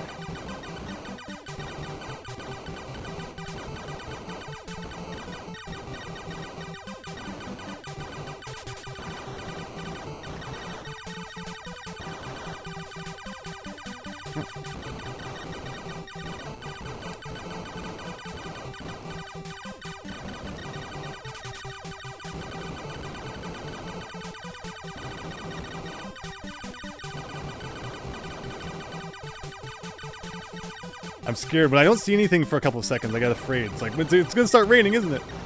Okay. Another break for a second here. Come on, 1-ups. Where's all the 1-ups at? Oh, one of these guys. Interesting. Oh, there they are. Yes! Yes! Back up to 6.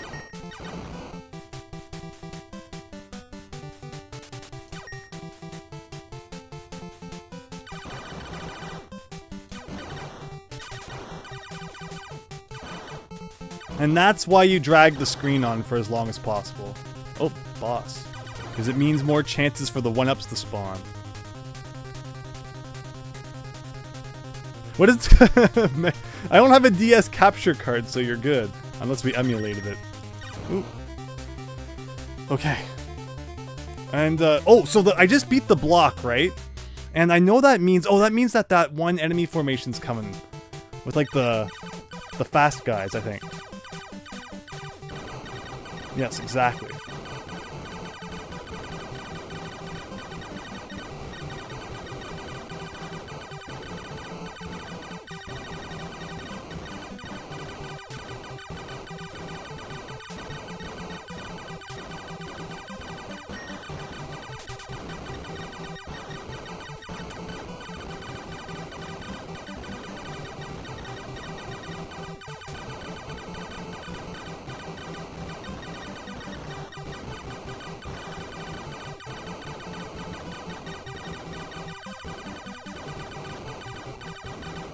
No, see, you let one guy by, and you pay for it dearly.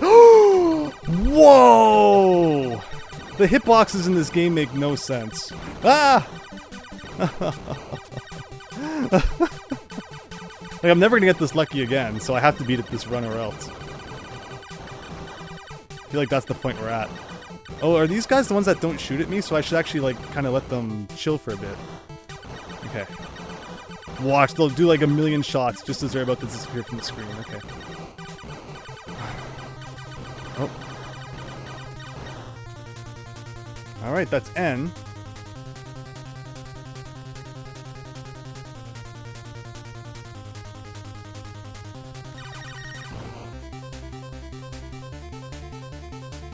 Get her done, says Afflicted. I hope. And what? What's it? Star Fox had a different name in Germany for some reason, right? I forget what it was though. And I think it's like we're just talking about the first one. I think it's one of those Dragon Quest scenarios where like it got worked out by the time there was ever like a sequel.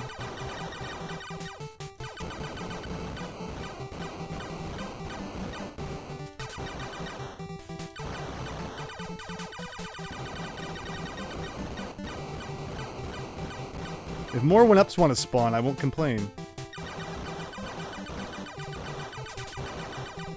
No more Cleopatra heads in the vending machine, please.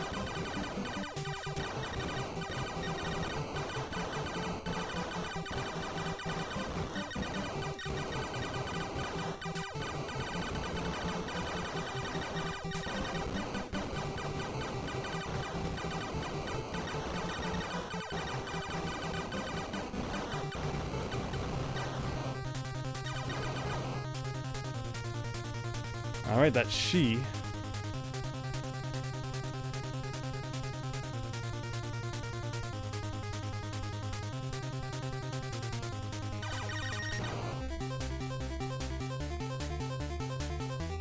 You love how other regions it's called Lilac Wars or something else too.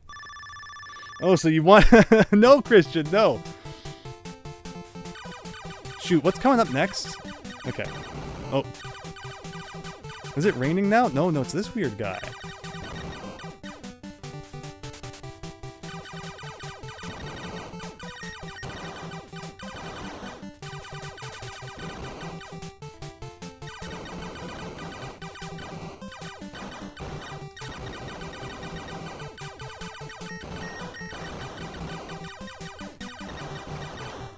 No, we were doing so well.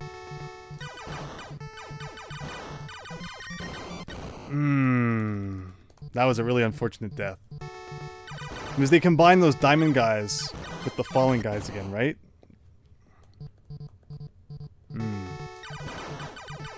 No, we didn't want it to be easy.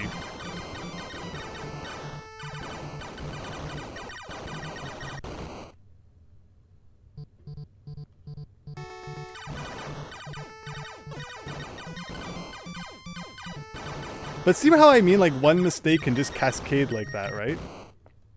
One mistake, and it all just falls apart.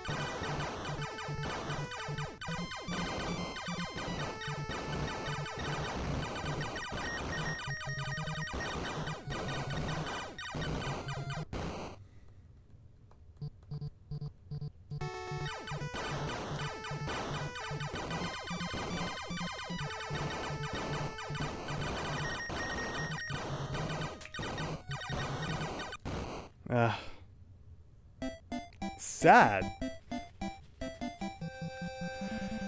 Yeah, that one enemy for like that was such a good run too. Until that one guy got me. And it's like that's a part where you really want to have the improved speed. And I was just kind of a sitting duck. Good run, Hamilton. Thank you. Thank you. But we can do better. Let's start off this next run. Actually, we will start the next run in just a minute. And we got to be getting close. We're just after 3 here. We have to be getting close. Why the heck? Make Acrobat Reader your default PDF app. Like, is this really the time for that? We'll be back in just a second.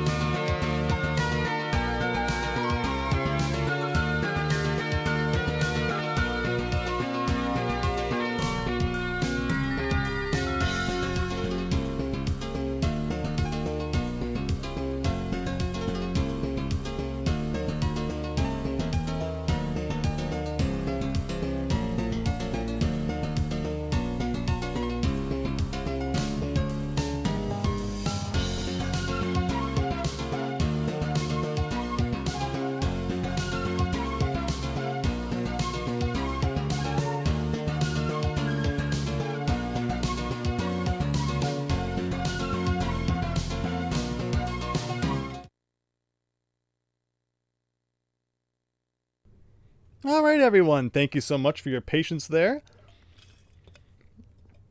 As we're going to get into another run of Star Force in just a moment.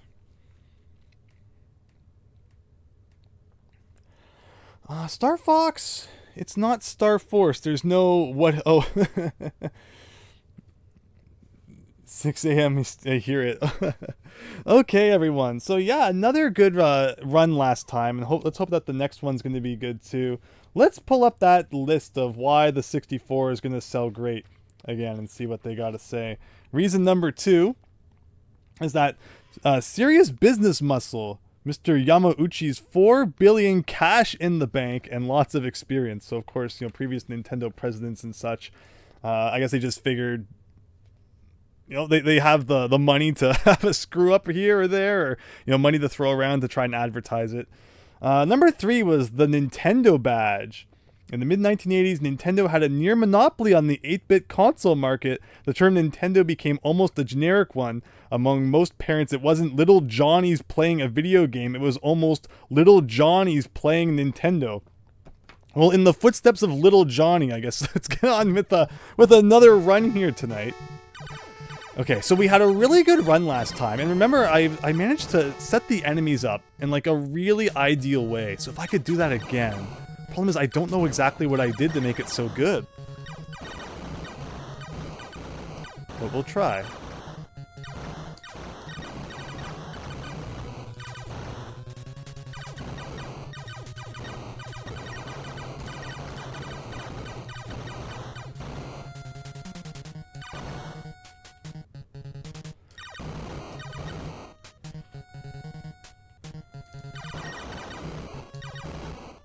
So yeah, I guess they figured that, Nintendo's name alone would help it sell Nintendo 64s, but it didn't help with like the Virtual Boy. It didn't help them sell extra Virtual Boys.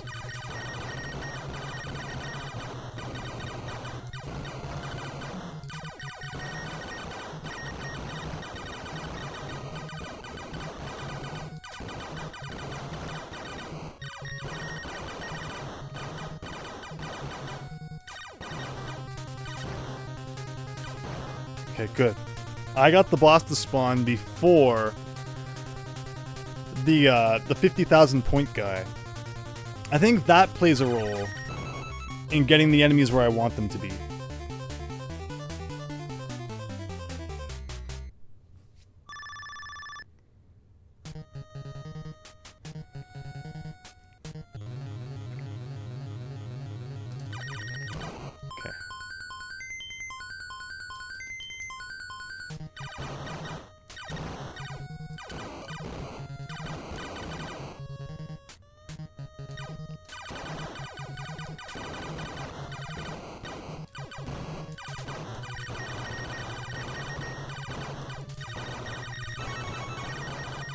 I don't know if you get points for like the rest of the question marks or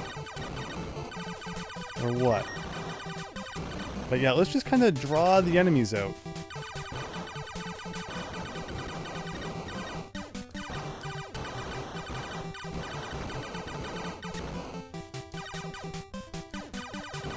A little more.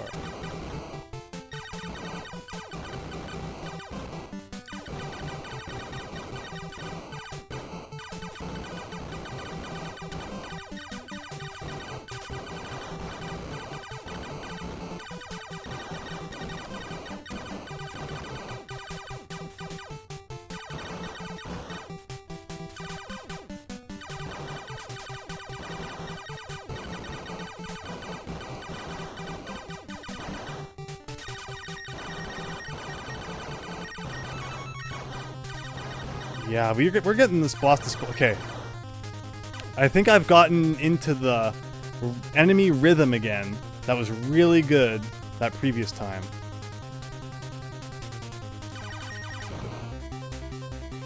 You're liking your dedication, but you am worried this might be another RC Shaggy. I mean, that's, again, I can't make any promises or guarantees. But when people said they wanted to see the NES adventure... This is how it goes sometimes, for better or for worse. I appreciate everyone, trooping it out though. I get that.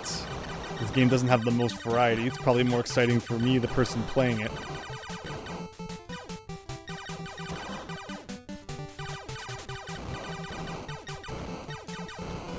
But we'll see what we can do. I'm not going to be negative yet.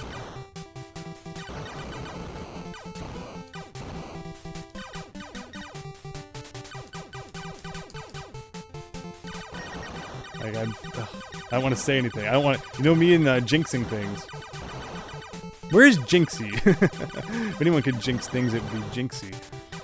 But okay, let's see here.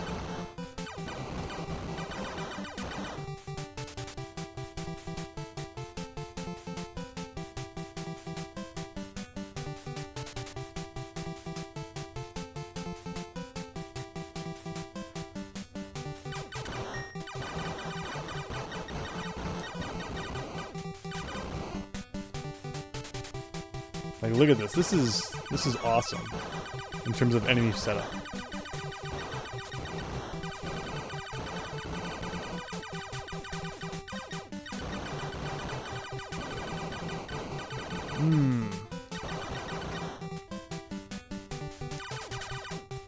Okay.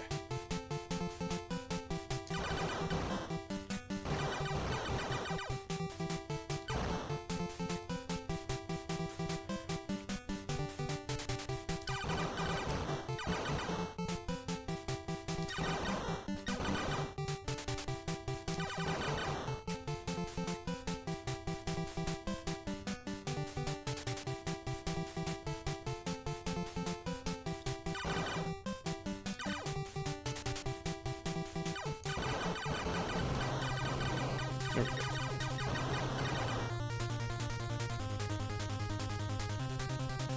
Alright, only the third boss. But, I mean, we've been setting this ourselves up, I think, for a good run here.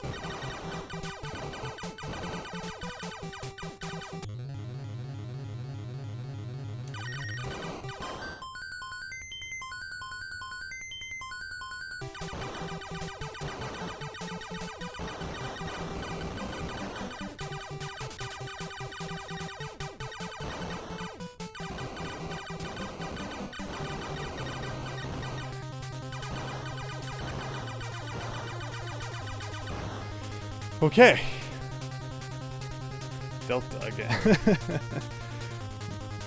And with this, we'll have 4 down, 20 to go. But, again, we're purposely kind of drawing it out because it seems to help in the long run. Things should pick up.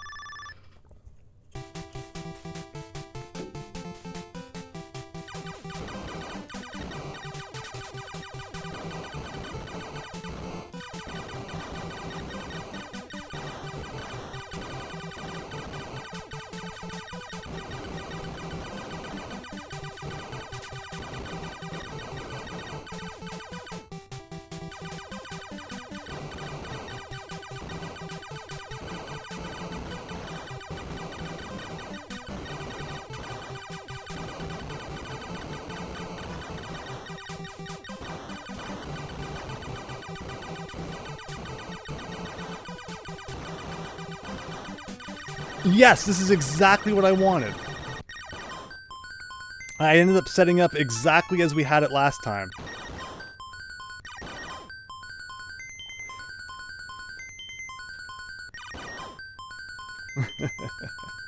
Okay. Now can we do anything with this?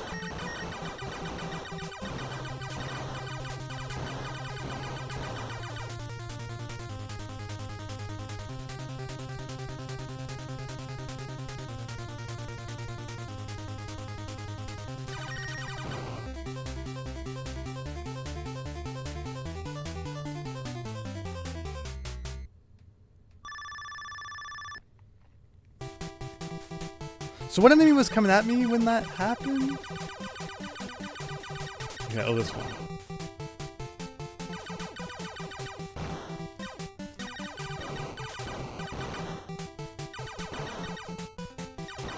Nope. I counted wrong on that one. Fair enough. I was hoping to drag out those diamonds a little bit. Didn't realize those were the last set.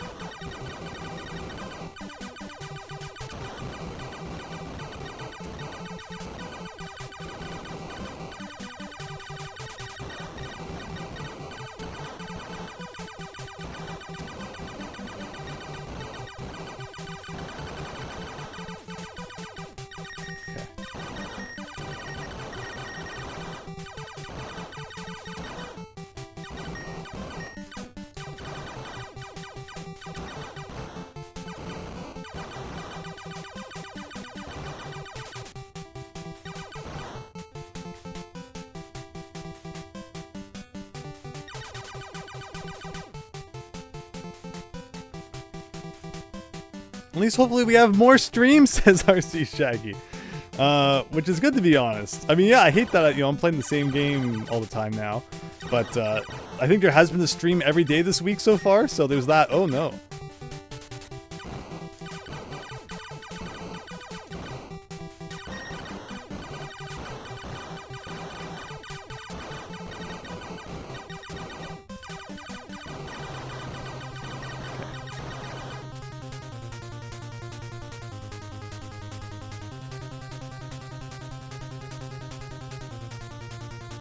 We better beat this before Mario Monday comes up. Or will it be Banjo-Kazooie Monday? Still yet to be seen. People have been posting some cool looking banjo hacks in the Discord. Only question is, will they work with the flash card? I have not tested anything yet.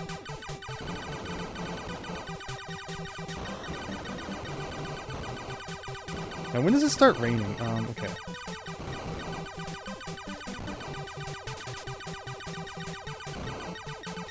Sometimes you just gotta get lucky, and I think in that case we were very lucky.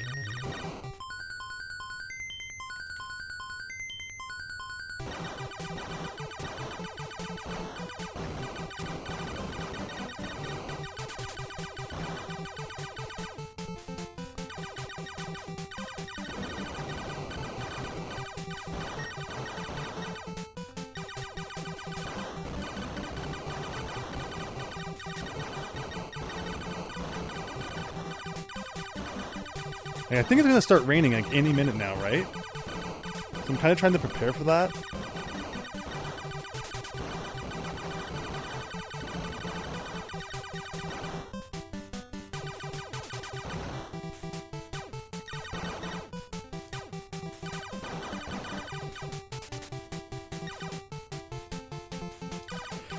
So this reminds me of the last run, where I missed Cleopatra. So what I should actually be doing something like this. Actually, no. I think that was it, her. She was right there. Whoops. Missed her again. Oh well. Alright, 1 second. I gotta wave out the hand after that. It's amazing. I don't know what it is about the muscles in the hand, but when you're just doing like a constant sharp circle like that, whoa, my left palm feels it.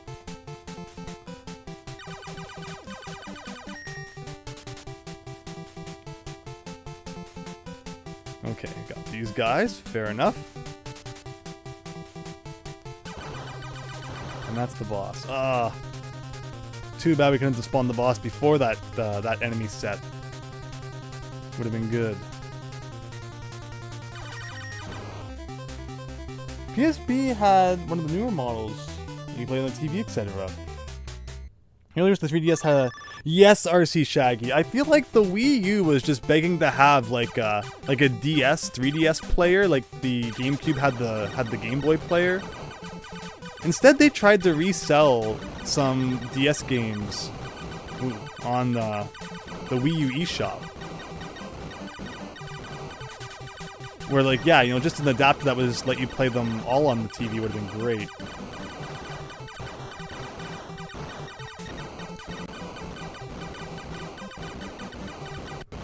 Every time.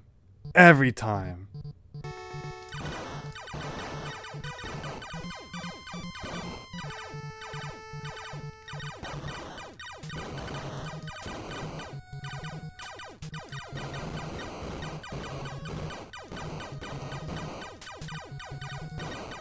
There should be like a little warning or something that it's gonna start raining.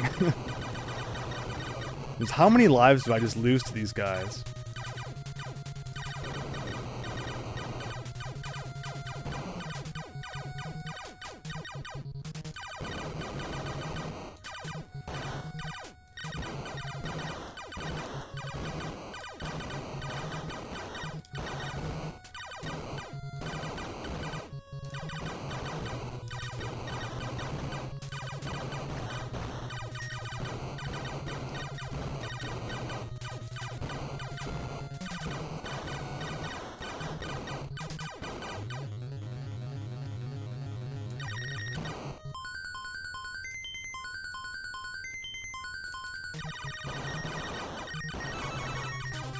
Oh, nice. Okay.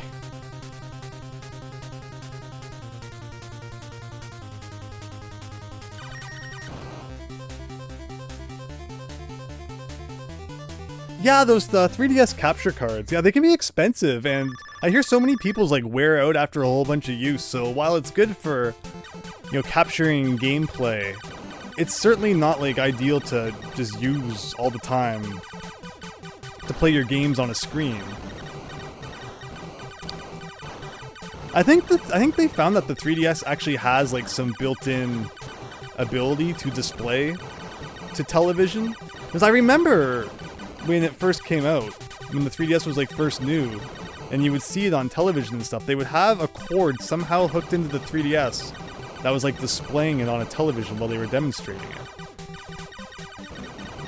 So it's like, clearly that has to be in there somewhere. People just need to, you know, tune into that more and maybe create some sort of adapter so we can all access that ability. But like I mentioned, you know, if someone could create like an adapter to just play, you know, plug like a DS game into like your Wii U and play it that way, like maybe like a USB device, that'd be so cool. Hey! Thank you so much, Rare Games Graded Collectibles, has subscribed. Hope you're having a great night. Now let's get back on track here. There's this, followed by some of this.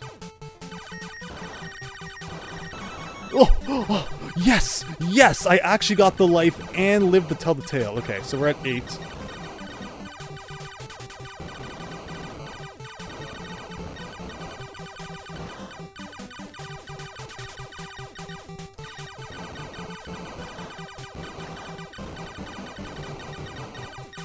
No rain.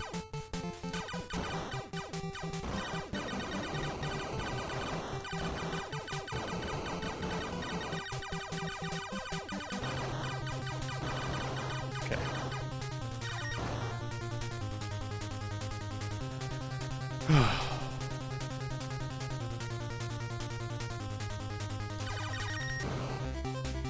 Would be nice. Yeah, a certain model I looked up where they took a GBA and made it more like a console to display on TV. Oh yeah, I've seen that. I've seen that someone do that.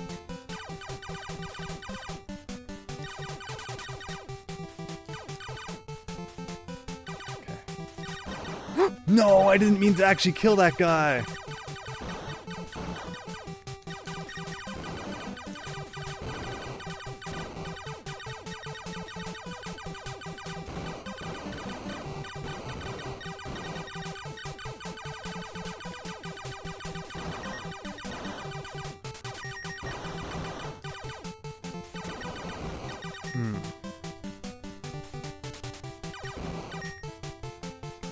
That line of arrow blocks isn't that long, so I don't mind if we kind of miss out on taking advantage of it.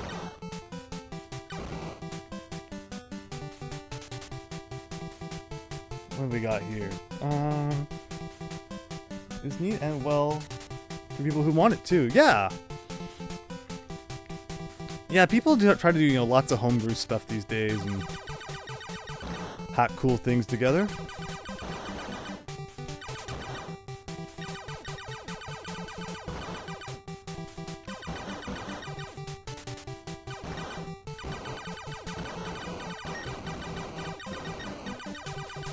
I almost ran right into that again.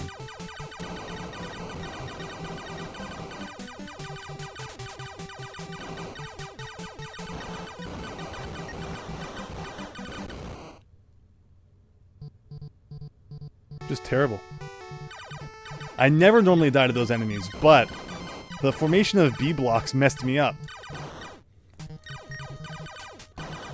Because when you can't shoot through a block, it just messes up your whole plan of how you're going to take out the enemies in front of you.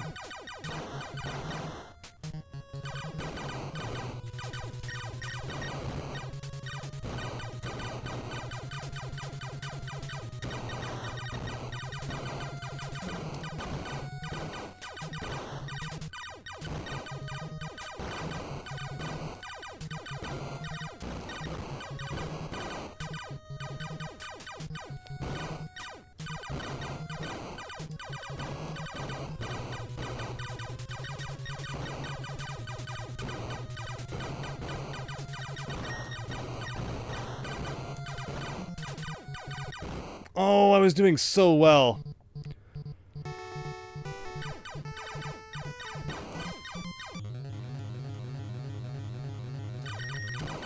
Still, 6 is really good.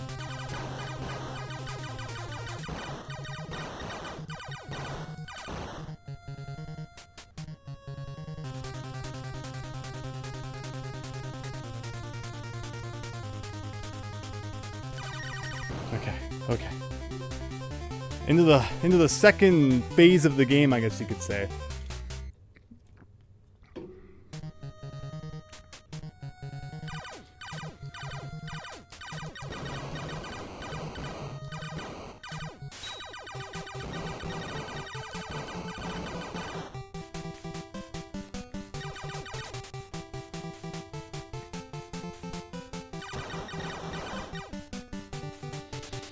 Okay, 6 lives. Better than our last attempt.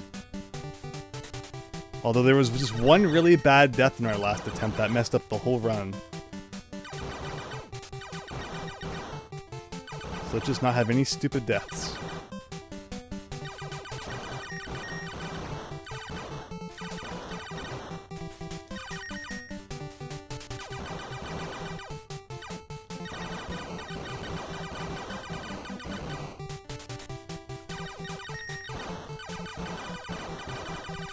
Oh. I think this is the part where I get to take a break for a bit, right? Okay.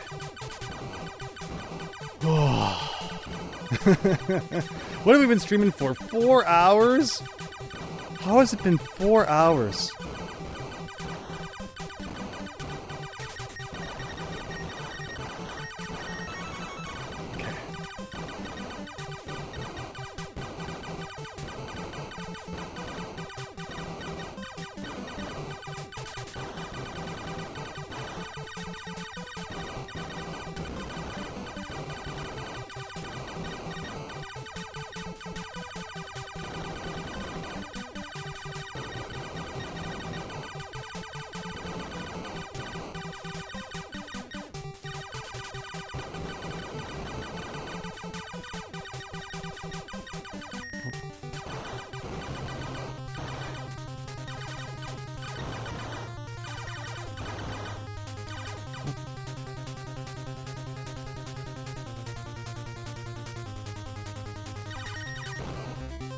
Okay.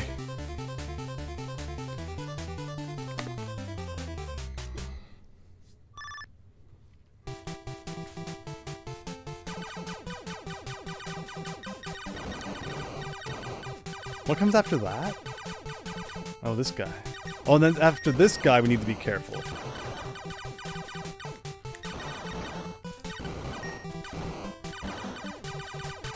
How did I go through, like, all those blocks? Is this a one-up chance? Yes.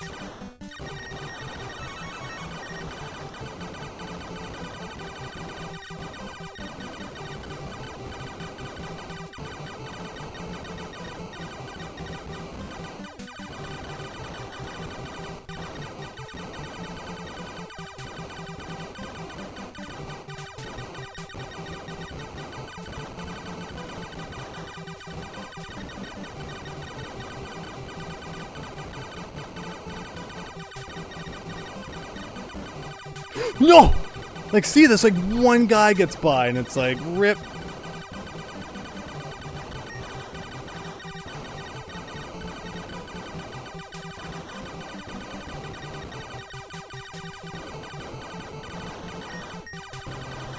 See, those freaking blocks that you can't shoot through mess up your rhythm.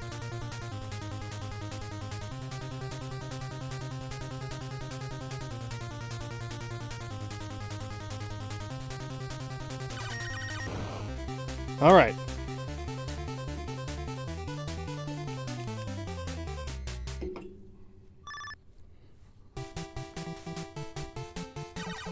What now? Okay. Oh.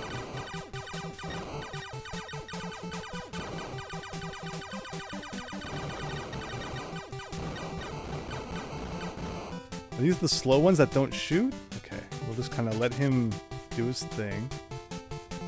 And you get another bunch of those.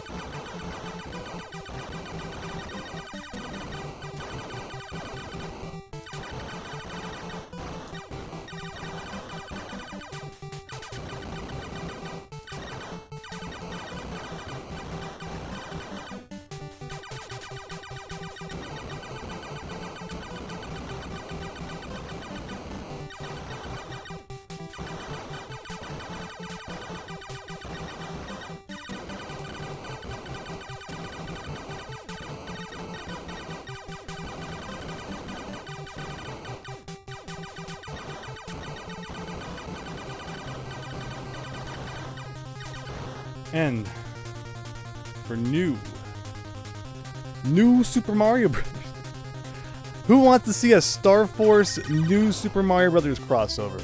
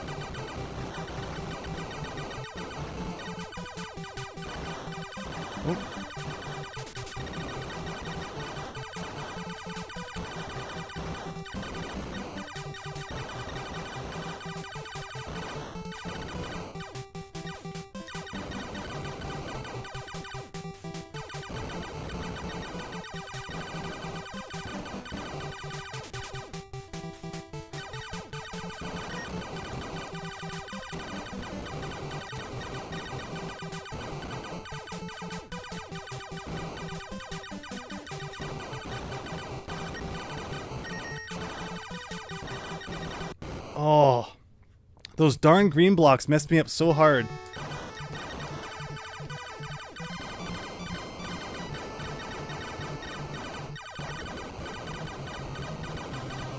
Okay.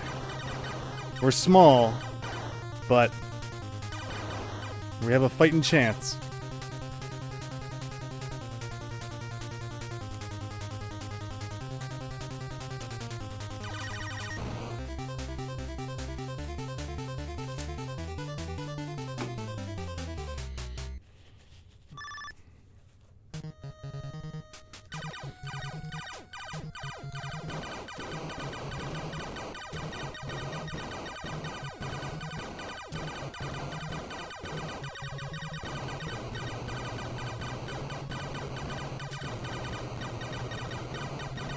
Uh-oh. Oh.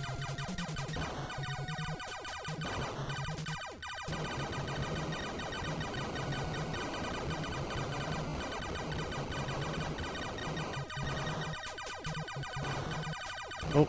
Okay, so this, remember this formation, it's not worth trying it in there and take him out. Just wait. As tempting as it is, I've only ever had disaster when I try to kill these guys. Oh, it's time for these. Oh, I didn't even see that.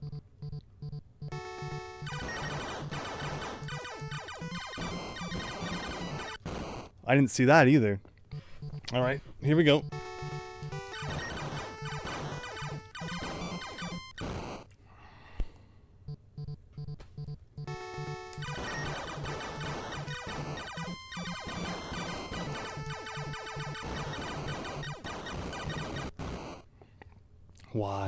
Why? You worked so hard to get this far. And it's like, one thing, I just fall apart. One thing.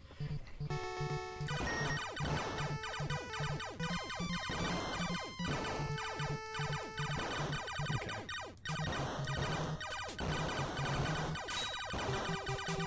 Well, that was a waste. Ugh. And that was so many good lives just down the drain. For no good reason either. I just, for some reason, at that part could not see what was coming at me and perceive it properly.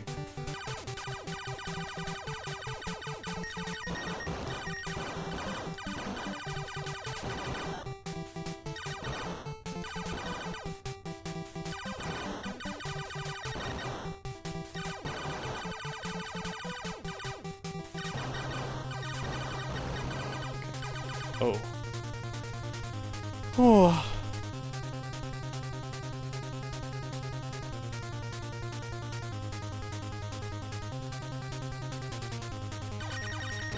Like, yeah, that was such a drop the ball moment. That was really disappointing.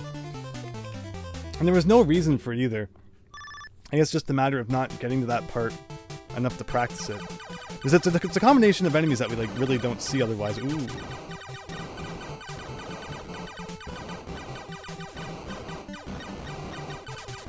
Yeah, well, I can do this for a while.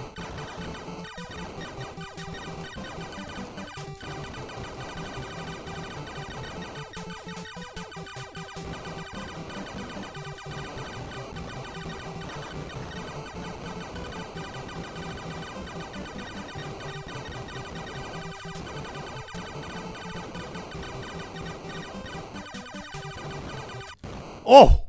You see how fast those guys were!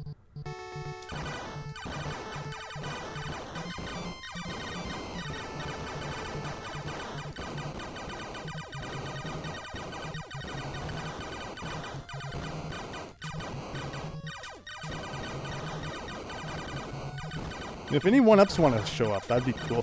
Yeah, okay.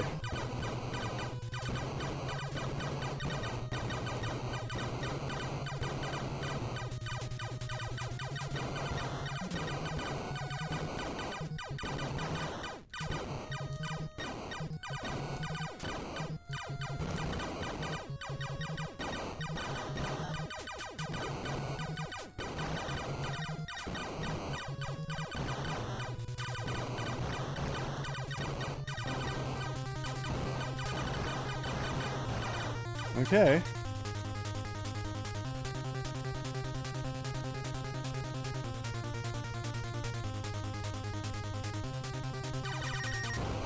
There goes Pie.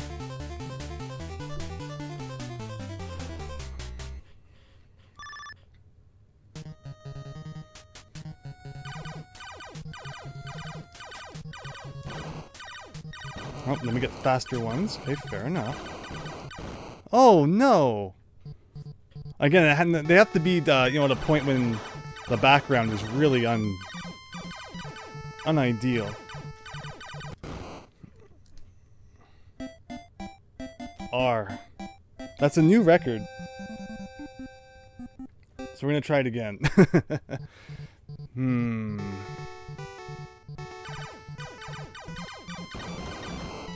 Like, that was a really good run. A really good run. And it's always one part that gets me.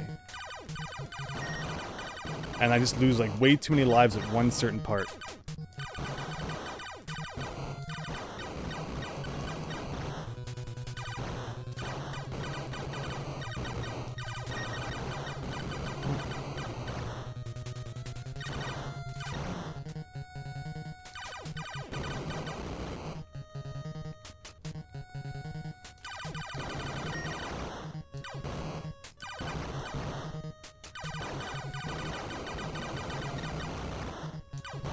But if we can have a run like that, and just improve on it like we did last time.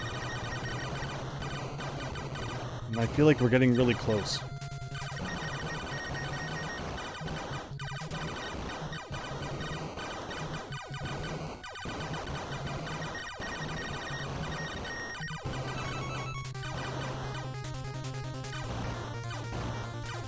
Okay.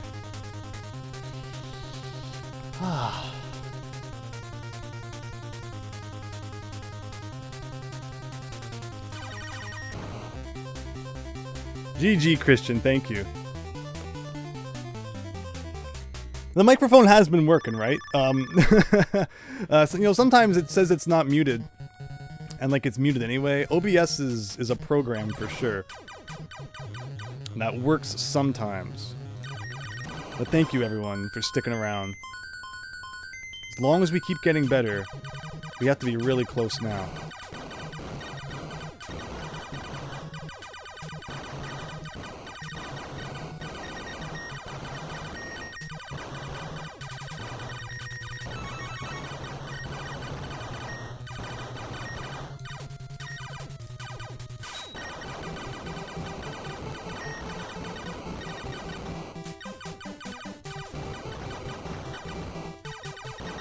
Trying to get back into that, you know, the enemy mode that we were in last time. That worked really well.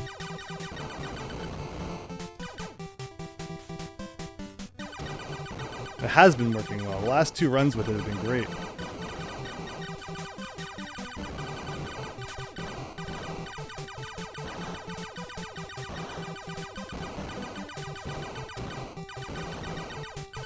I feel like we've learned a lot tonight.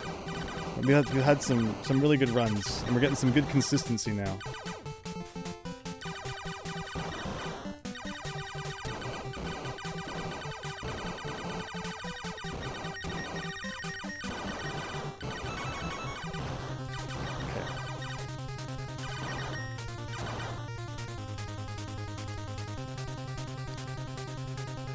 Uh-oh, Christian, I didn't see a thumbs up or thumbs down for the microphone question.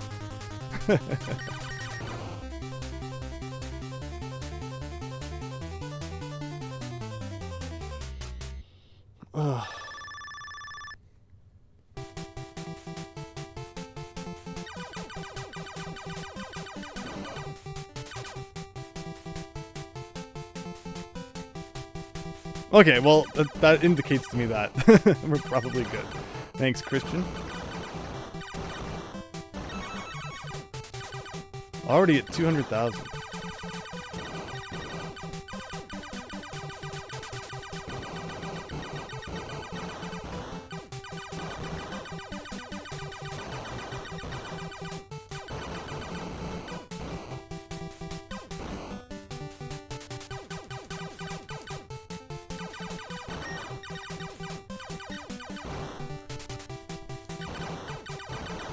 So I can tell you that one of the reasons that they thought that the N64 might be successful was because of the networking features that the N64 DD would have provided.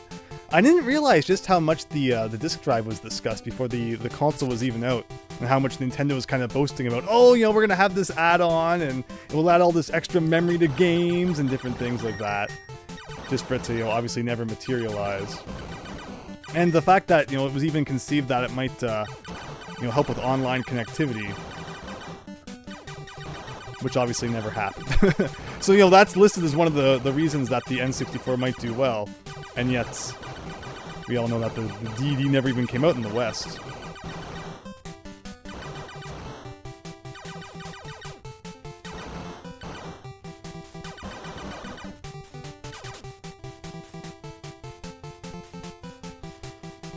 Mike's been working fine, Daniel. Thank you.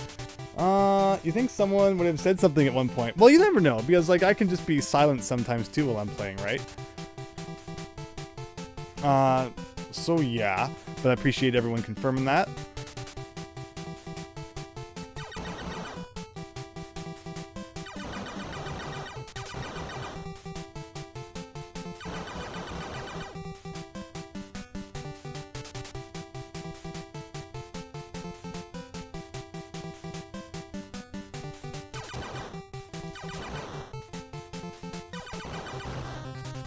Oh.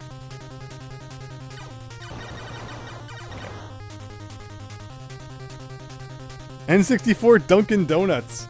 Order a pizza through your N64.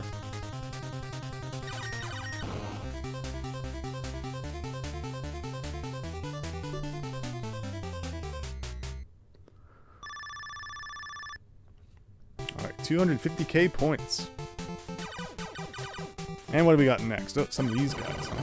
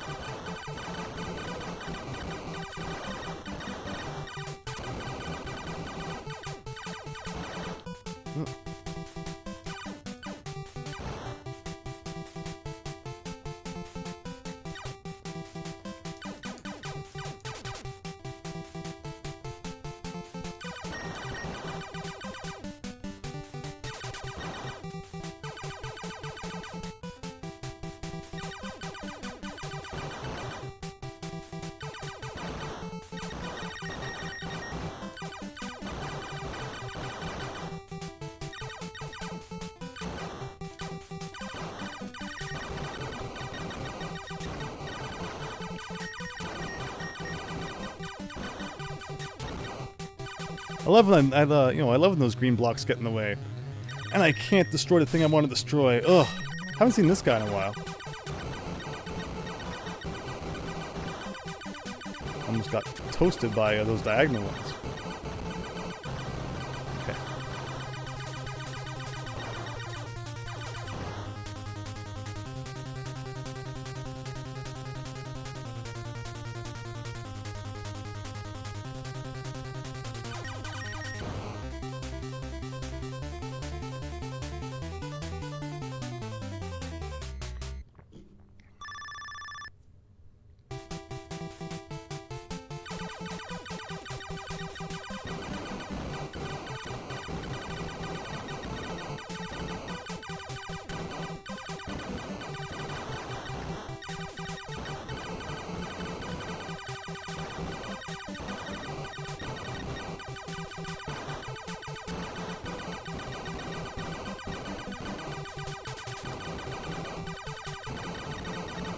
Ooh.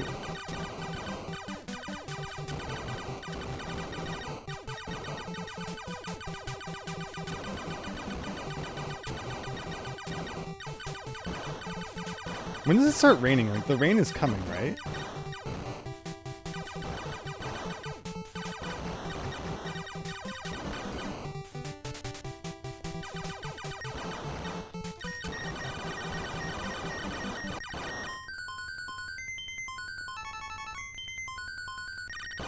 Now I have to mash. If I just hold the B button, it doesn't shoot quickly enough. So all of this is me mashing A and B, as fast as I can to get that that speed. This is all me mashing. Like, that's normal speed, and that's like you can't tell because like that's normal, that's mashing. It's hard to tell when like you're not hitting an enemy because there can only be so many bullets on screen at once, but getting the bullet to fire again as quickly as possible after it hits something, that's what's important.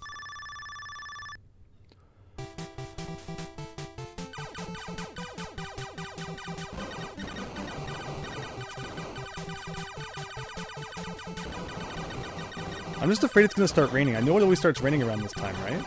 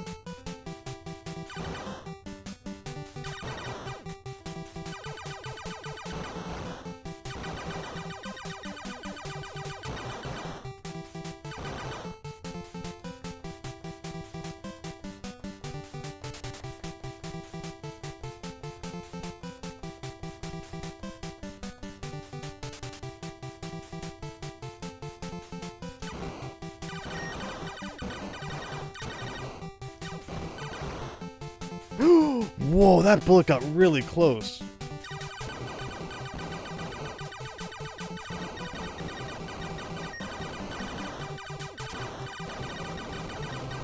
Oh.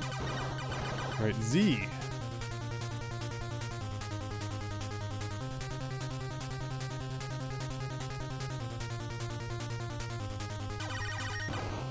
But look at how consistent our runs are at this point. Like, we're just doing it. Until that one mistake happens, and it's like, well, just throw out the AV Famicom now.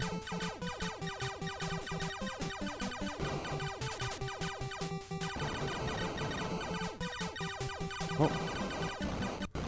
Speaking of which, no, that's not that big of a deal. As long as we don't die anymore.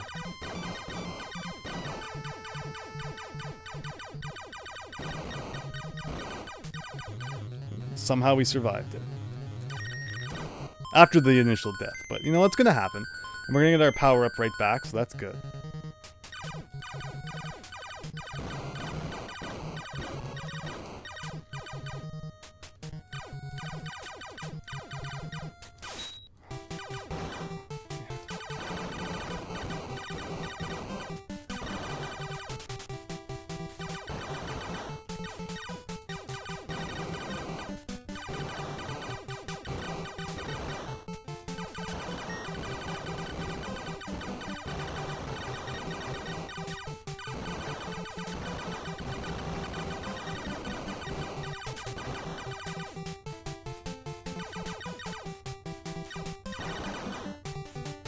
Alright, now can we get Cleopatra this time?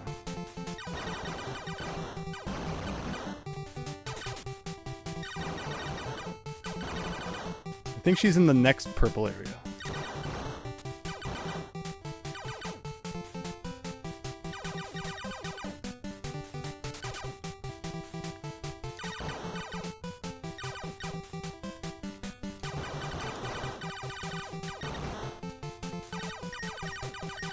That was lucky.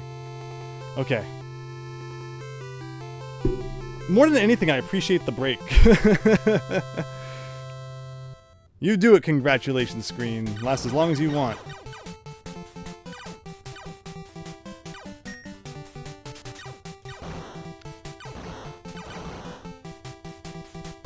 Now, if I remember from previous runs, usually... okay. A boss shows up. Yeah, there you go.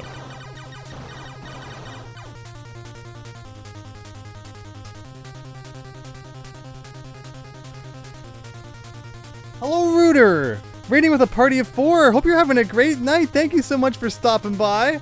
We're trying to beat Star Force here, and we've been at it, working on it for quite a while. But we're getting closer. We've had a good night tonight. We've improved a lot. We've learned a lot of things. And you may very well be watching the winning run right now, so very much appreciate your raid. There's supposed to be a notification that goes off. The notification's been going off when people follow and subscribe. So I don't know why it's not going off when people raid. So I apologize for that. It will require some investigation, but really appreciate the raid and hope you're having a wonderful evening. What were you playing tonight? What did you do before raiding? Hey!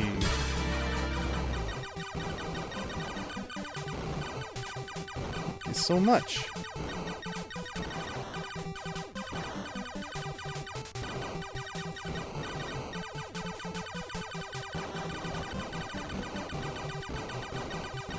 One second here. Apologize.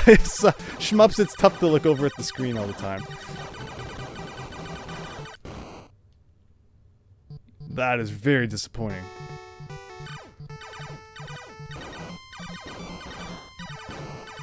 It's okay.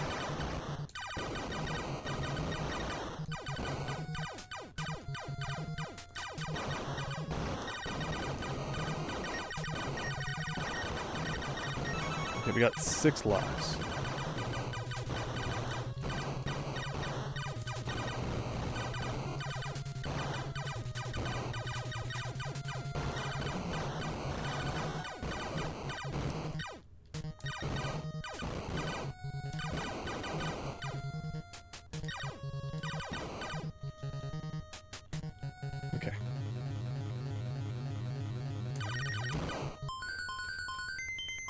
You're playing Fire and Ice ROM hack. Oh, that's so cool. Yeah, we were talking about Fire and Ice earlier tonight, the sequel to Solomon's Key, called Solomon's Key 2 over in Japan, but they changed the name when they brought it here, kind of making it more of its own thing. 1 second, I'll look over at the chat again as soon as we beat this guy.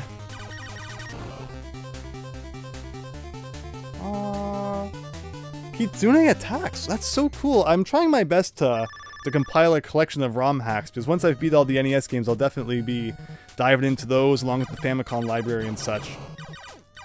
But I haven't really looked too much into the Fire and Ice ones. I'm assuming there's probably a ton of like Fire and Ice and Solomon's Key ROM hacks. So that's really cool. Hope you had a great time with it. We beat Solomon's Key here on this channel probably about a month ago now, and had a lot of fun.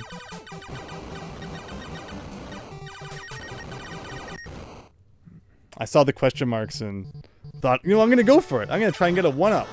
And that was a bad idea.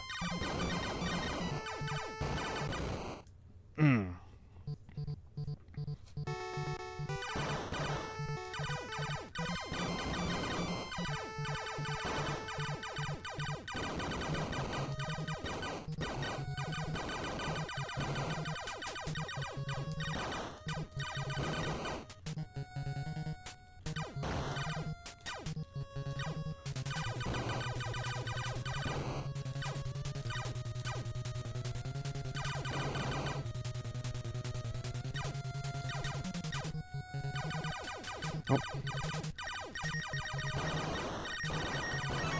Okay, we got it. I'm not doing as well as I would have liked, but this could be worse.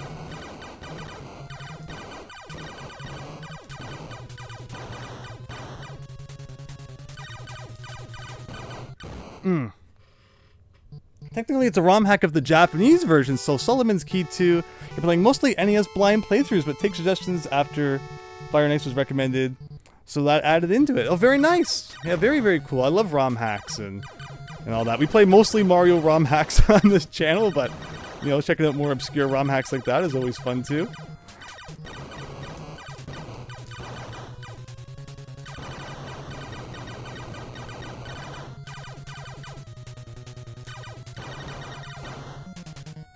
Okay.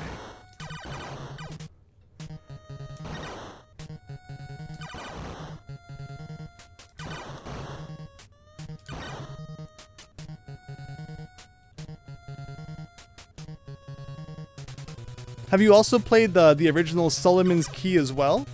I guess, you know, you say that you took the recommendation for Fire and Ice. Curious if you played Solomon's Key first.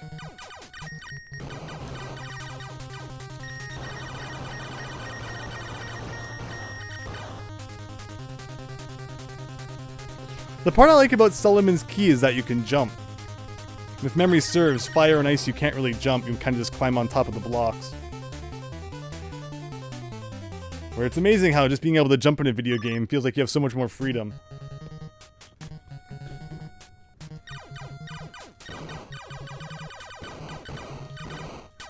Okay.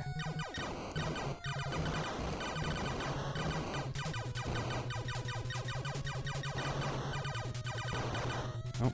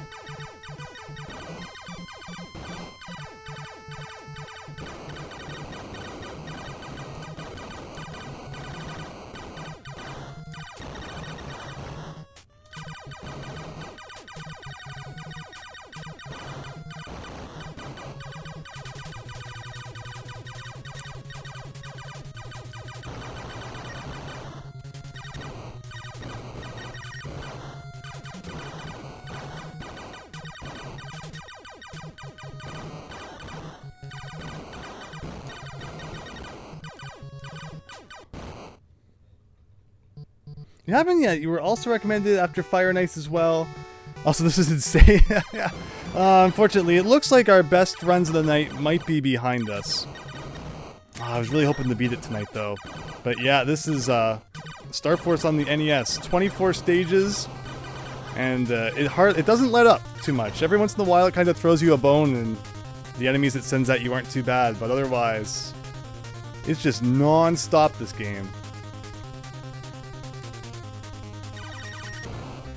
I really appreciate you rating again, though, and checking it out. Daniel! Alright, let's start making plans for the future, right? We shall see. We shall see.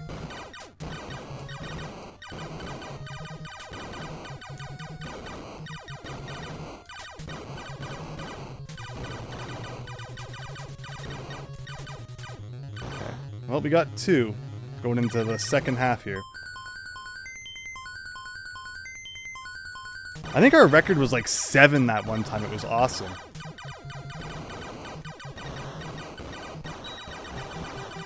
And that was a really good run when we were able to do that.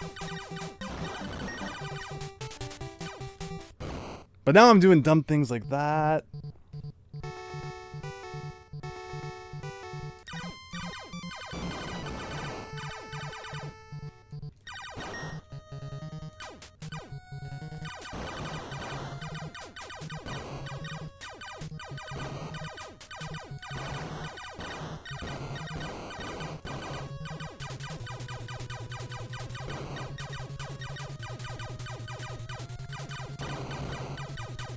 What time is it? Just after 4, huh?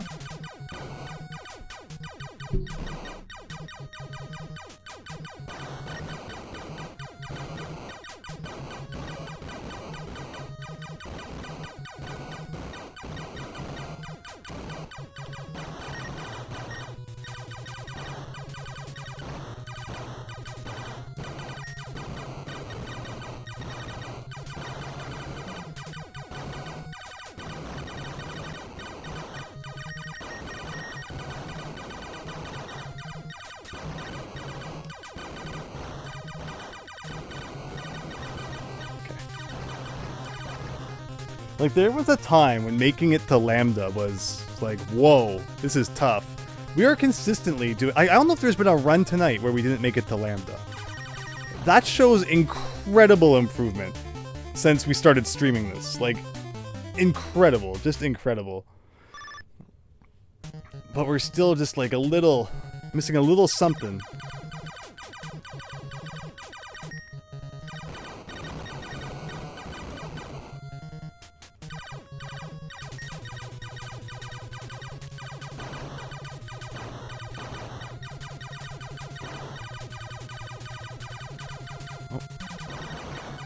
Oh, whoa. Yes, yes, we got the 1-up, okay. That is very nice. This guy, I guess I should split him up a bit.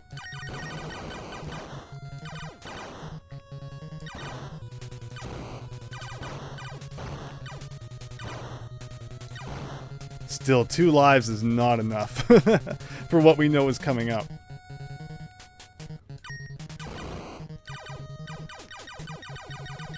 Oh, I forgot about that formation after the block. You kind of have to prepare yourself in the bottom corner before they get to you.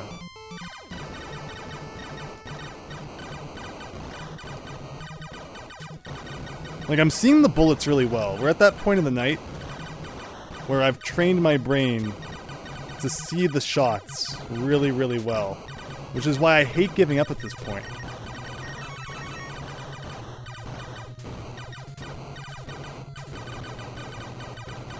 Like, that's not something I can do in the first hour. That still doesn't help. Still get nailed.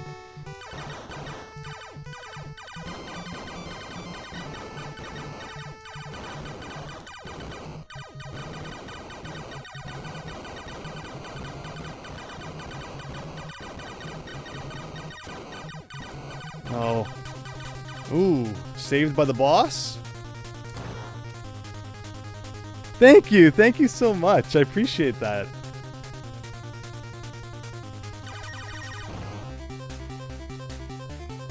Root tier. Yeah, it's... Ugh, but it's not enough. It's not a winning run. That's what we're here for. I wonder if there are Star Force ROM hacks. I'm really excited to look into that. Oh, I tried to cross the ocean there. Ocean of Doom. To get a 1-up. And paid for it.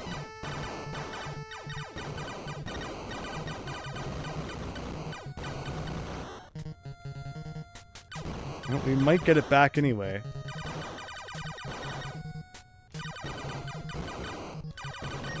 Yeah, we'll go first try.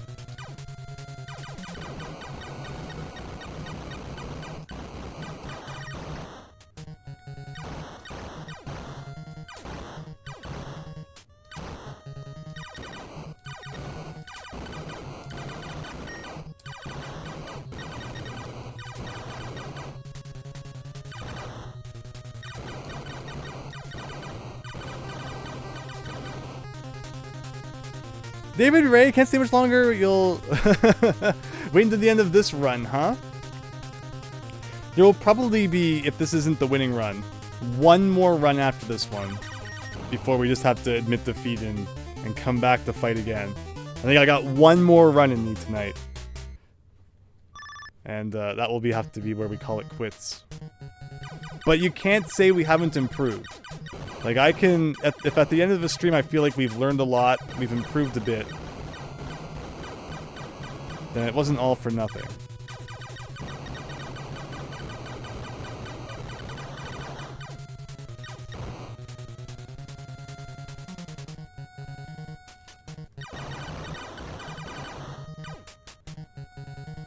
Oh, no problem, Routier. Hope you're having a great night. Oh, I didn't even get the freaking power up. No! It's okay. Who needs that guy? We don't.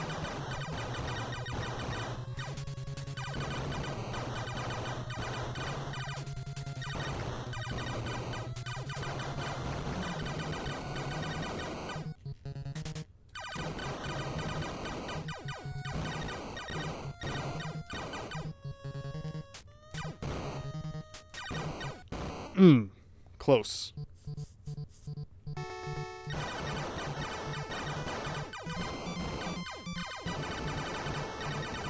Oh.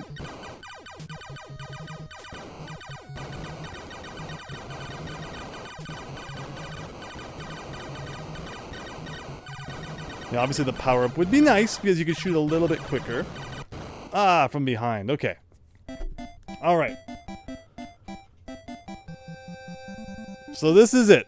This is it, everyone. The make or break it run. That determines if we ever have to play this game again on another night, or if we're going to get it right here, right now. This will take us to like 5 in the morning, Eastern time. And that will be where we call it quits. Win or lose. So here we go.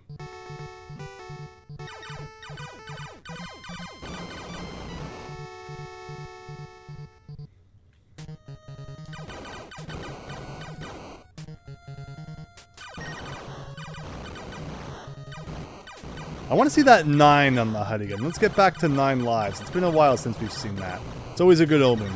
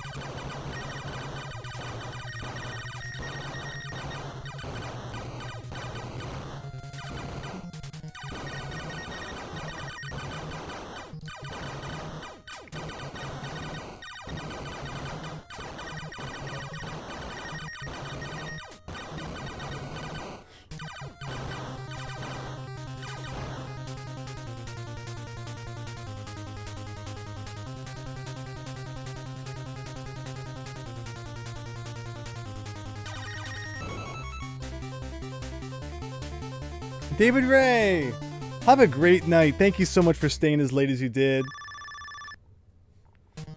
No, David Ray, don't say that. You'll be very don't be disappointed in anyone. But, you know, what are the chances of me actually beating it this run, right? So, I don't think you have much to worry about.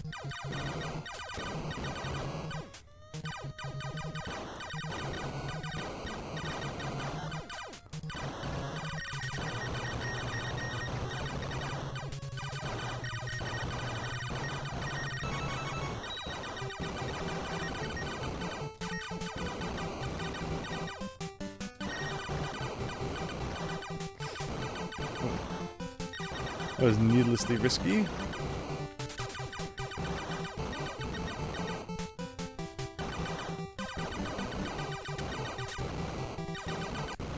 Oh, but that should take me... Yes.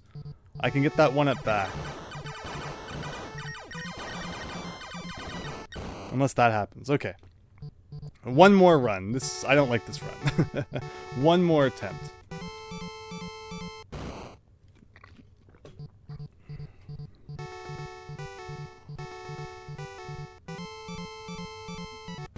But it just shows you, like, it's not like there's anywhere you can just camp. It was suggested that maybe, like, you just don't shoot, and then there's a glitch where the enemies won't shoot at you, but nope, I can confirm that that's not a thing in this game.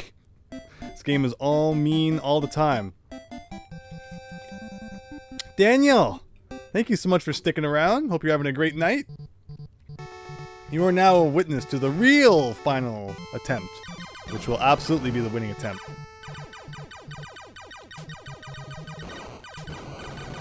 But yeah, this is the real last one.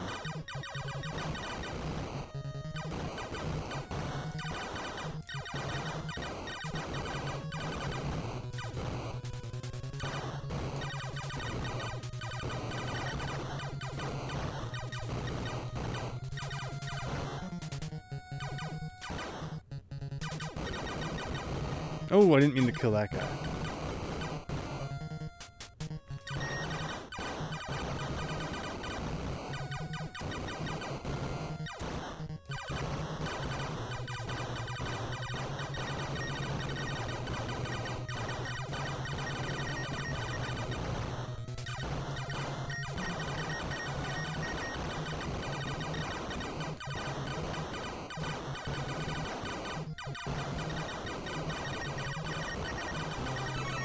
Nice.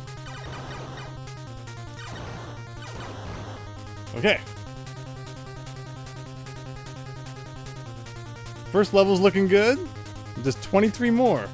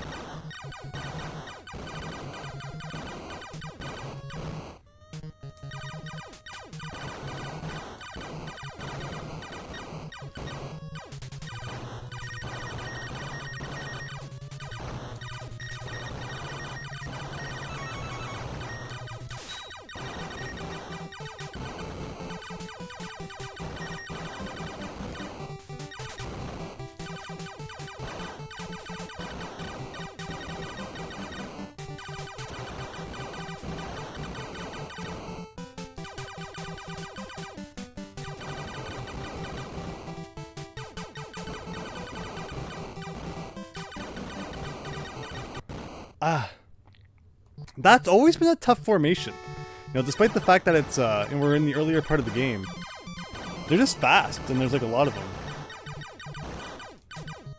And they shoot a lot too.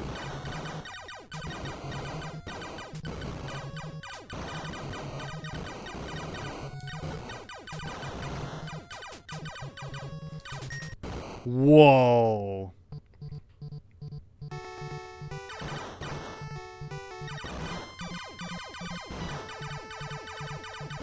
It's okay.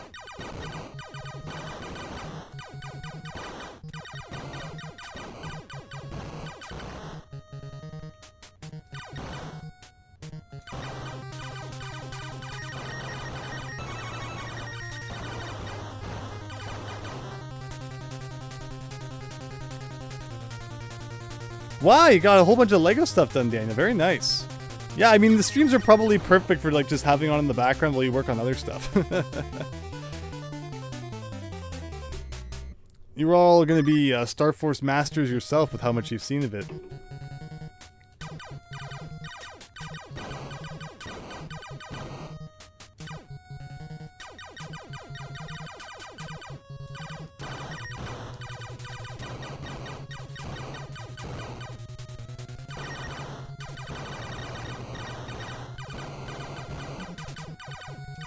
People will be talking about how they know how to beat boring games like Mario and Legend of Zelda.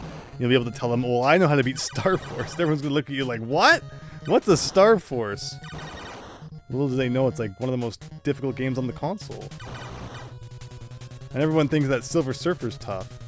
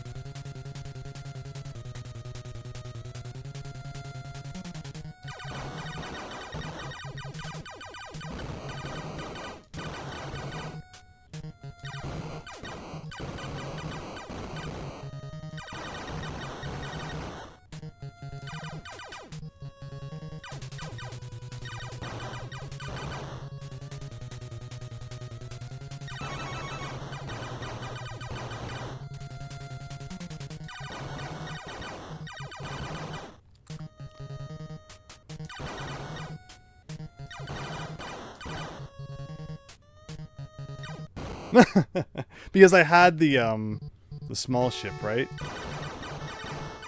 Yeah. This run's not good.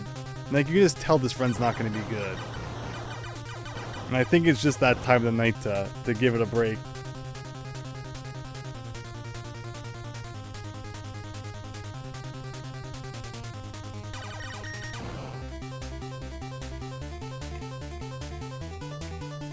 Mario, what is that? Says Daniel.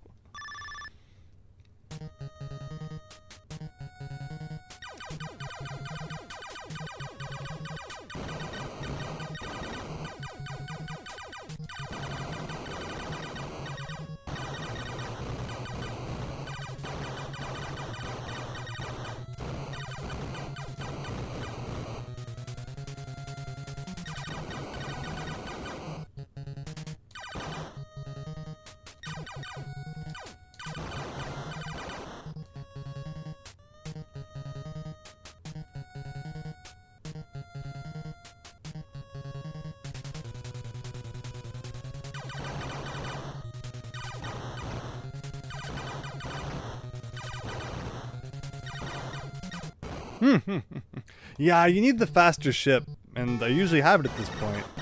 Somewhere along the way we lost it. And we all know how this game hates giving you power-ups. Alright, you know what?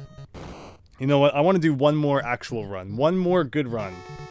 Like, I can't accept a run where we don't even make it, like, halfway. What else does this magazine have to talk about? It's always fun chatting about different things while we're playing. Yeah, so the 10th reason it gives for why the N64 will succeed is internet strategy. Despite an official no comment from company representatives, it's no secret that Nintendo, which pioneered an 8-bit console-based online service in Japan, sees the internet and online gaming as the future of gameplay. The company is known to be in ongoing discussions with Netscape Communications, as well as continuing to experiment with its gateway system of gaming in hotel rooms and on airplanes. Plus, the DD64 coupled to a fast modem would enable exploitation of online and multiplayer networked gaming options to a degree greater than Sega's Netlink internet connection kit for Saturn. Wow, that's a whole mouthful of things that never happened for the Nintendo 64. Fennec, yeah, Fennec, hope you're having a great night.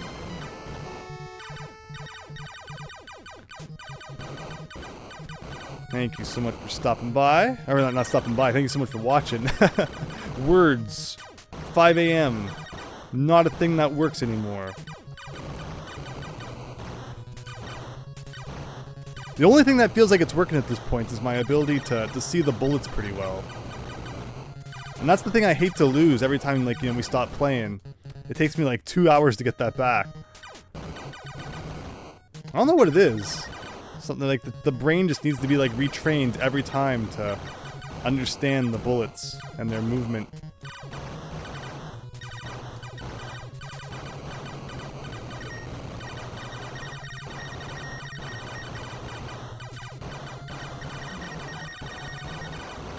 Surprisingly, I'm still shooting really well, though, when I need to.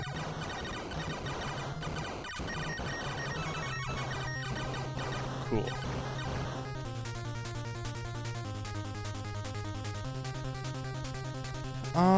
Christian, am I going to post this to Discord? The stream? Or, like, talking about, you know, future streams of Star Force? I believe I posted this in the video section, new video section. Unless I posted the wrong thing. Which is possible. Hope you're doing well, Christian. Thank you so much for still watching.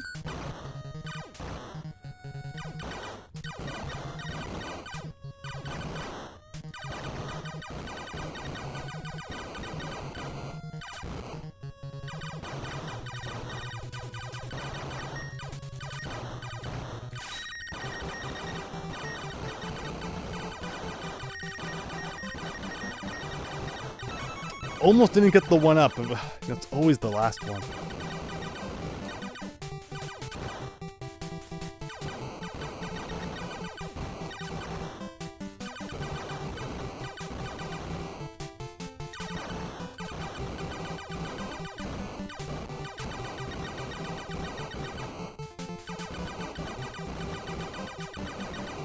We got those guys gone, which is good.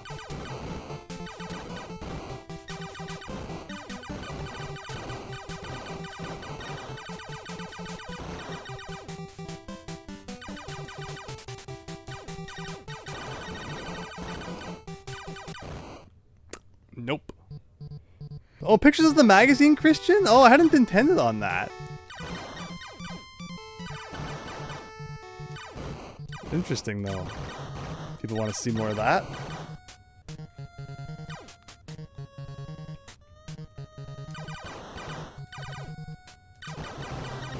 Oh.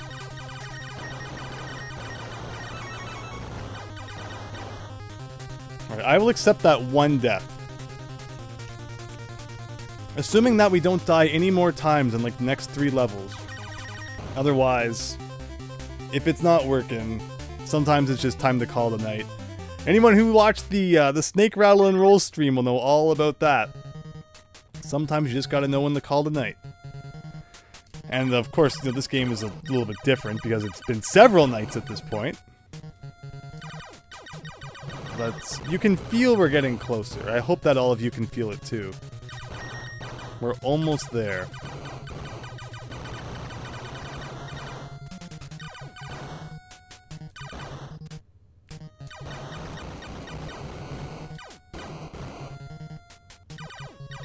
Like, there was a time when I was like, whoa, you know, this is pretty far. Now this is nothing.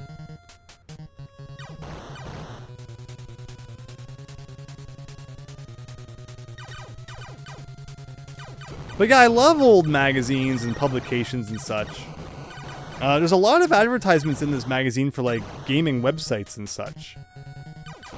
And it's like, wow, 1996, what a different time for the internet. Everyone had their own website that they wanted you to visit, and you know, everything wasn't so so centralized like it is now.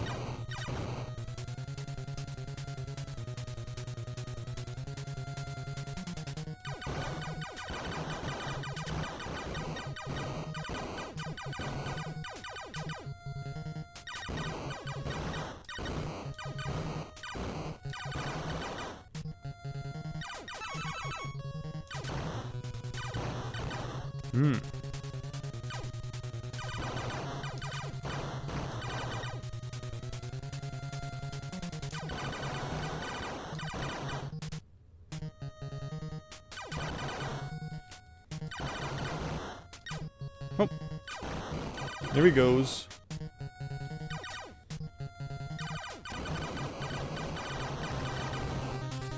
Alright, 3 levels down.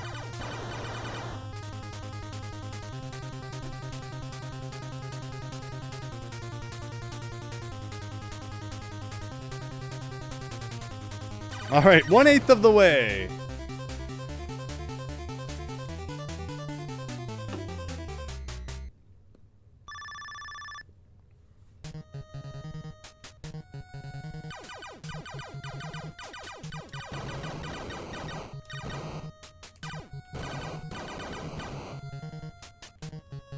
But yeah, you know it's bad news when Nintendo's talking about comboing up with Netscape. Like, is there any freaking thing they could have done back then with another company that didn't go nowhere? That wasn't a disaster.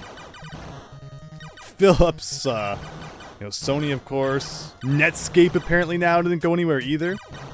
I mean, it said there was just in talks with them. I guess they didn't like sign any papers, maybe, but. And just Nintendo has never been one to partner with other companies and have it go successfully, is it?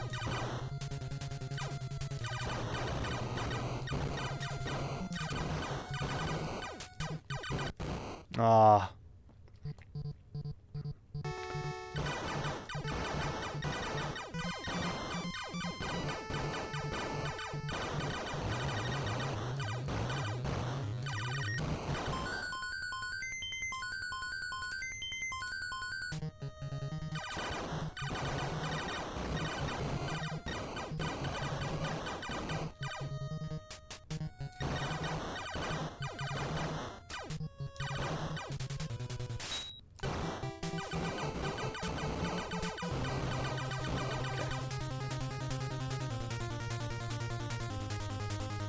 Netscape made Firefox? Interesting.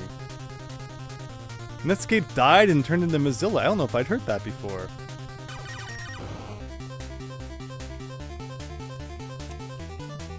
Of course, when the Wii would get the internet channel, it would be Opera browser supported, right? I wonder what made them go with them. It's not Opera browser.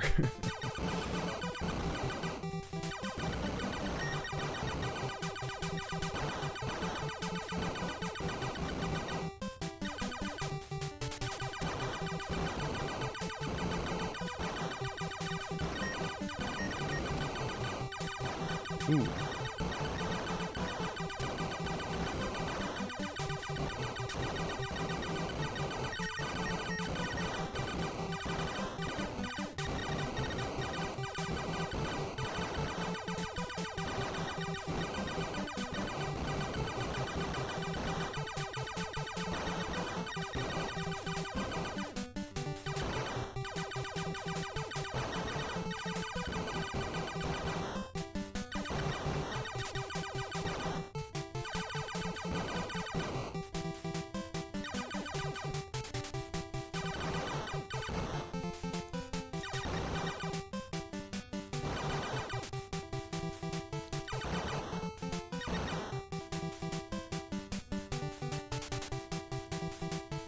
Is Opera browsers Japanese?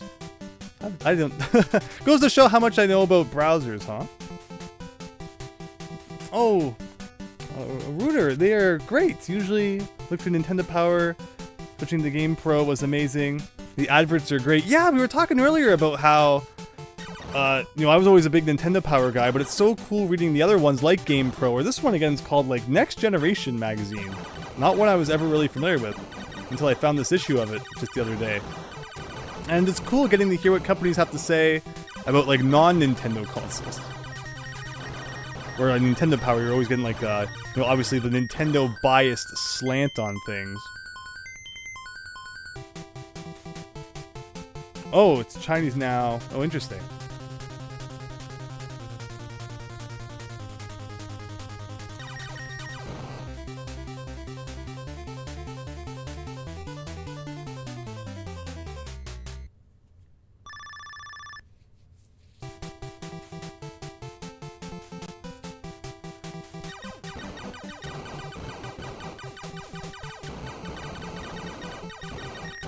I always enjoyed game players too.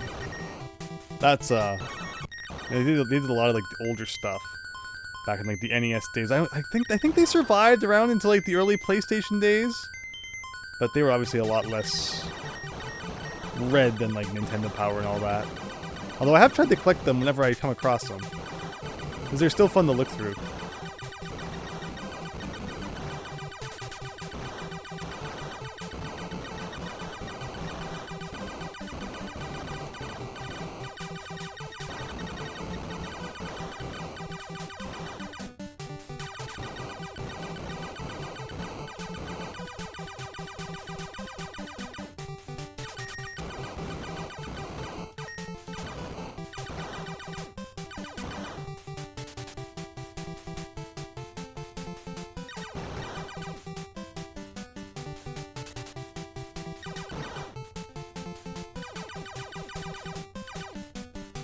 Electric Gaming Monthly around the 2000s was good. I think it's Electric Gaming Monthly is the magazine I have, where on the front it shows like the prototype controllers that they'd expected for like the upcoming PlayStation 3 and the Wii and such, and it has the PS3 Boomerang controller that's like super round and looks like a banana. Like, that's so weird. But yeah, it used to be you used to have to like go get your news from like the magazines and such before it was that easy to find everything on the internet. And now it's so different. Like, that was how you really learned about what happened at E3 back then, was the magazines.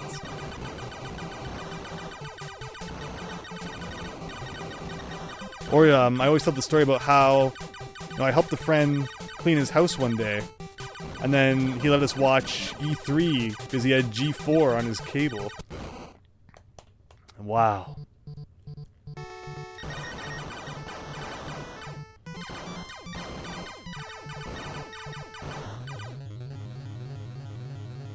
Yeah, different times for sure.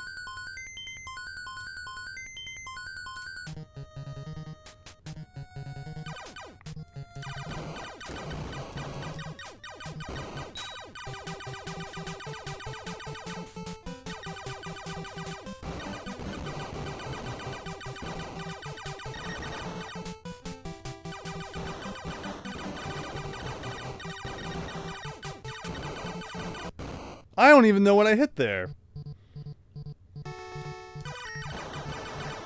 Might have been a bullet still on screen I didn't see. Which, yeah, if I'm not seeing the bullets, I guess that means it's time. Not to duel, unfortunately, but to wave the white flag once again and come back another night.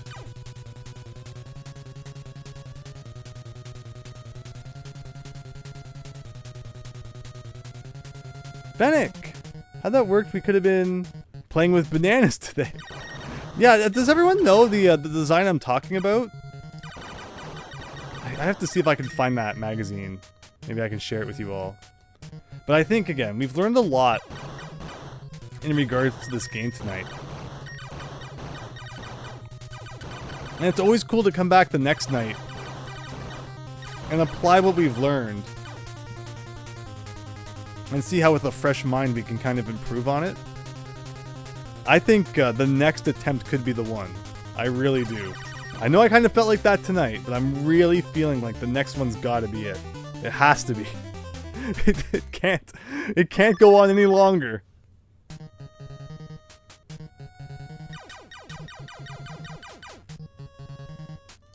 And whether that will be Friday or Saturday, I make no promises at the moment. It might not be tomorrow. It might be Saturday, but keep your eye on the Discord, because I might go like, hey, you know, tonight's looking like it's going to be a night, and we're doing it Friday. But yeah, no promises on Friday or Saturday at the current time. It'll probably be one of them, though.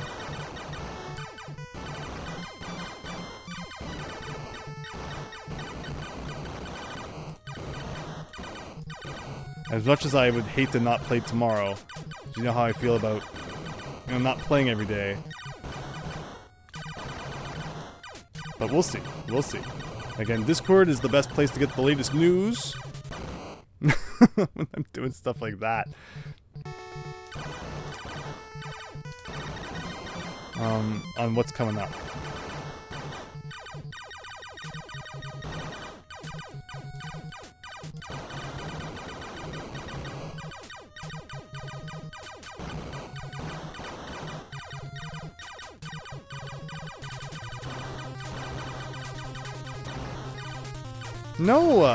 No Cleopatra there.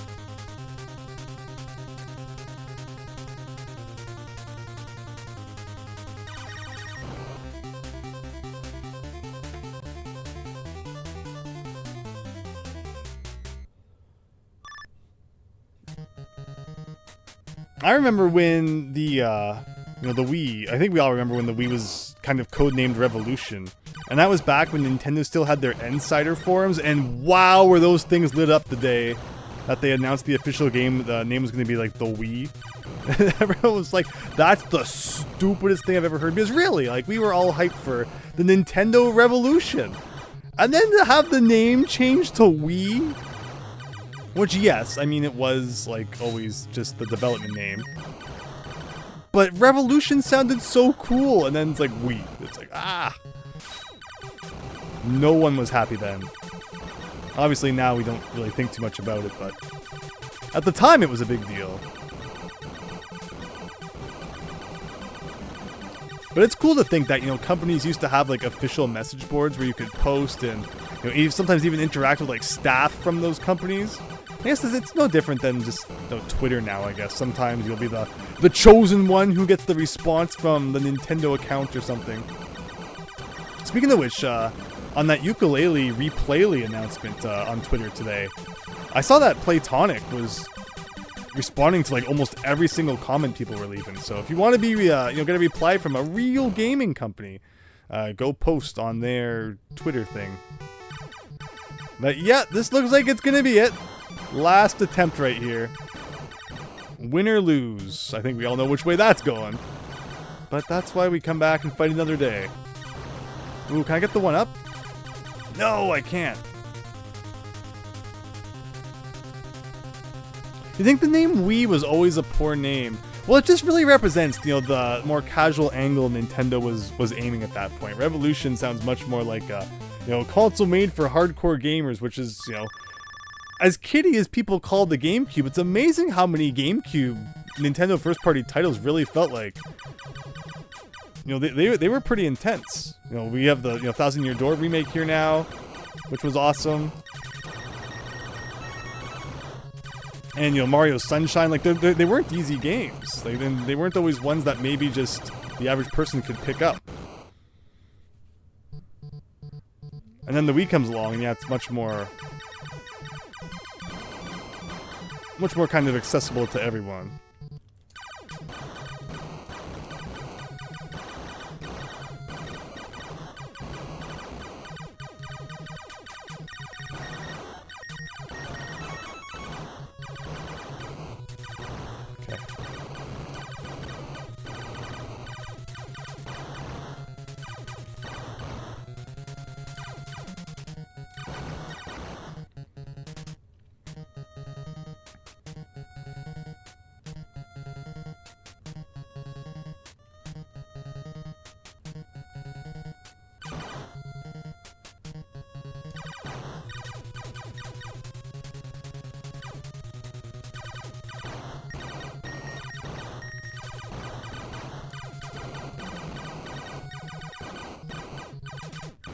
Oh, yeah.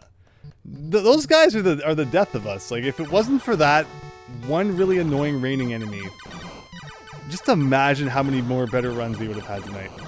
Come on, we gotta get to at least 1 million. 100 points away from 1 million. There we go.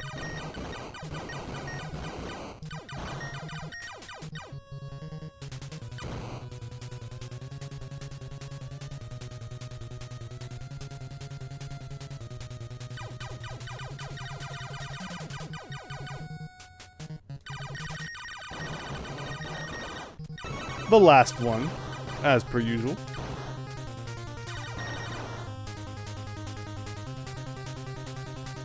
You would say, make more banjo, says Daniel.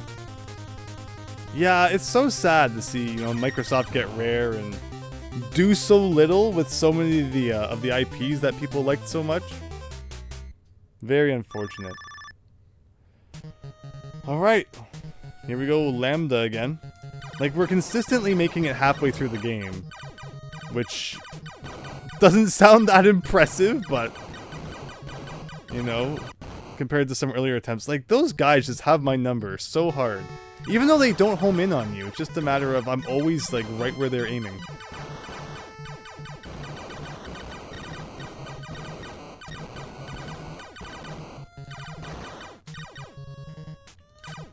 This will probably be the run, too, where, like, I don't die a single time to the 5 waves of doom.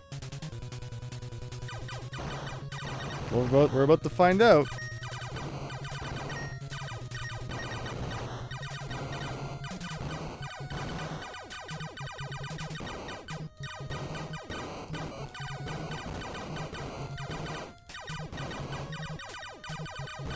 No, so much for that. We did well tonight. Not as good as I would have liked, but I think combined with what we've learned tonight, put it together with the other nights, we've got to be there. We've got to be so close. And I appreciate you all hanging out. Yeah, Fennec. Oh yeah. Give the Banjo IP to play Tonic. That would be cool. But it's probably not going to happen. Microsoft would rather just keep it, you know, locked away in the dungeon or whatever it is. But thank you so much, Christian. Thank you so much, everyone who's joined and had fun here. And Routier again for the raid. Thank you. Really appreciate that. I hope you've all had fun here at the very least. I know that's always been, you know, the ideal thing. But still, I know we had fun. Hope you had fun too. And just 1 second here, as I just try to do a thing. And yeah, like, the strategy, I think, is solid. I think that thing that we figured out where the enemies are set up in a certain way, if I can do that again tomorrow, or rather, you know, again, might be tomorrow, it might be Saturday, keep an eye out on the Discord. Like, I think if we just combine all the different elements, we could be set up for something good. But again, Routier and Eric, thank you so much for the raids, and to everyone else who joined and had fun tonight. You're awesome. Take care and see you later.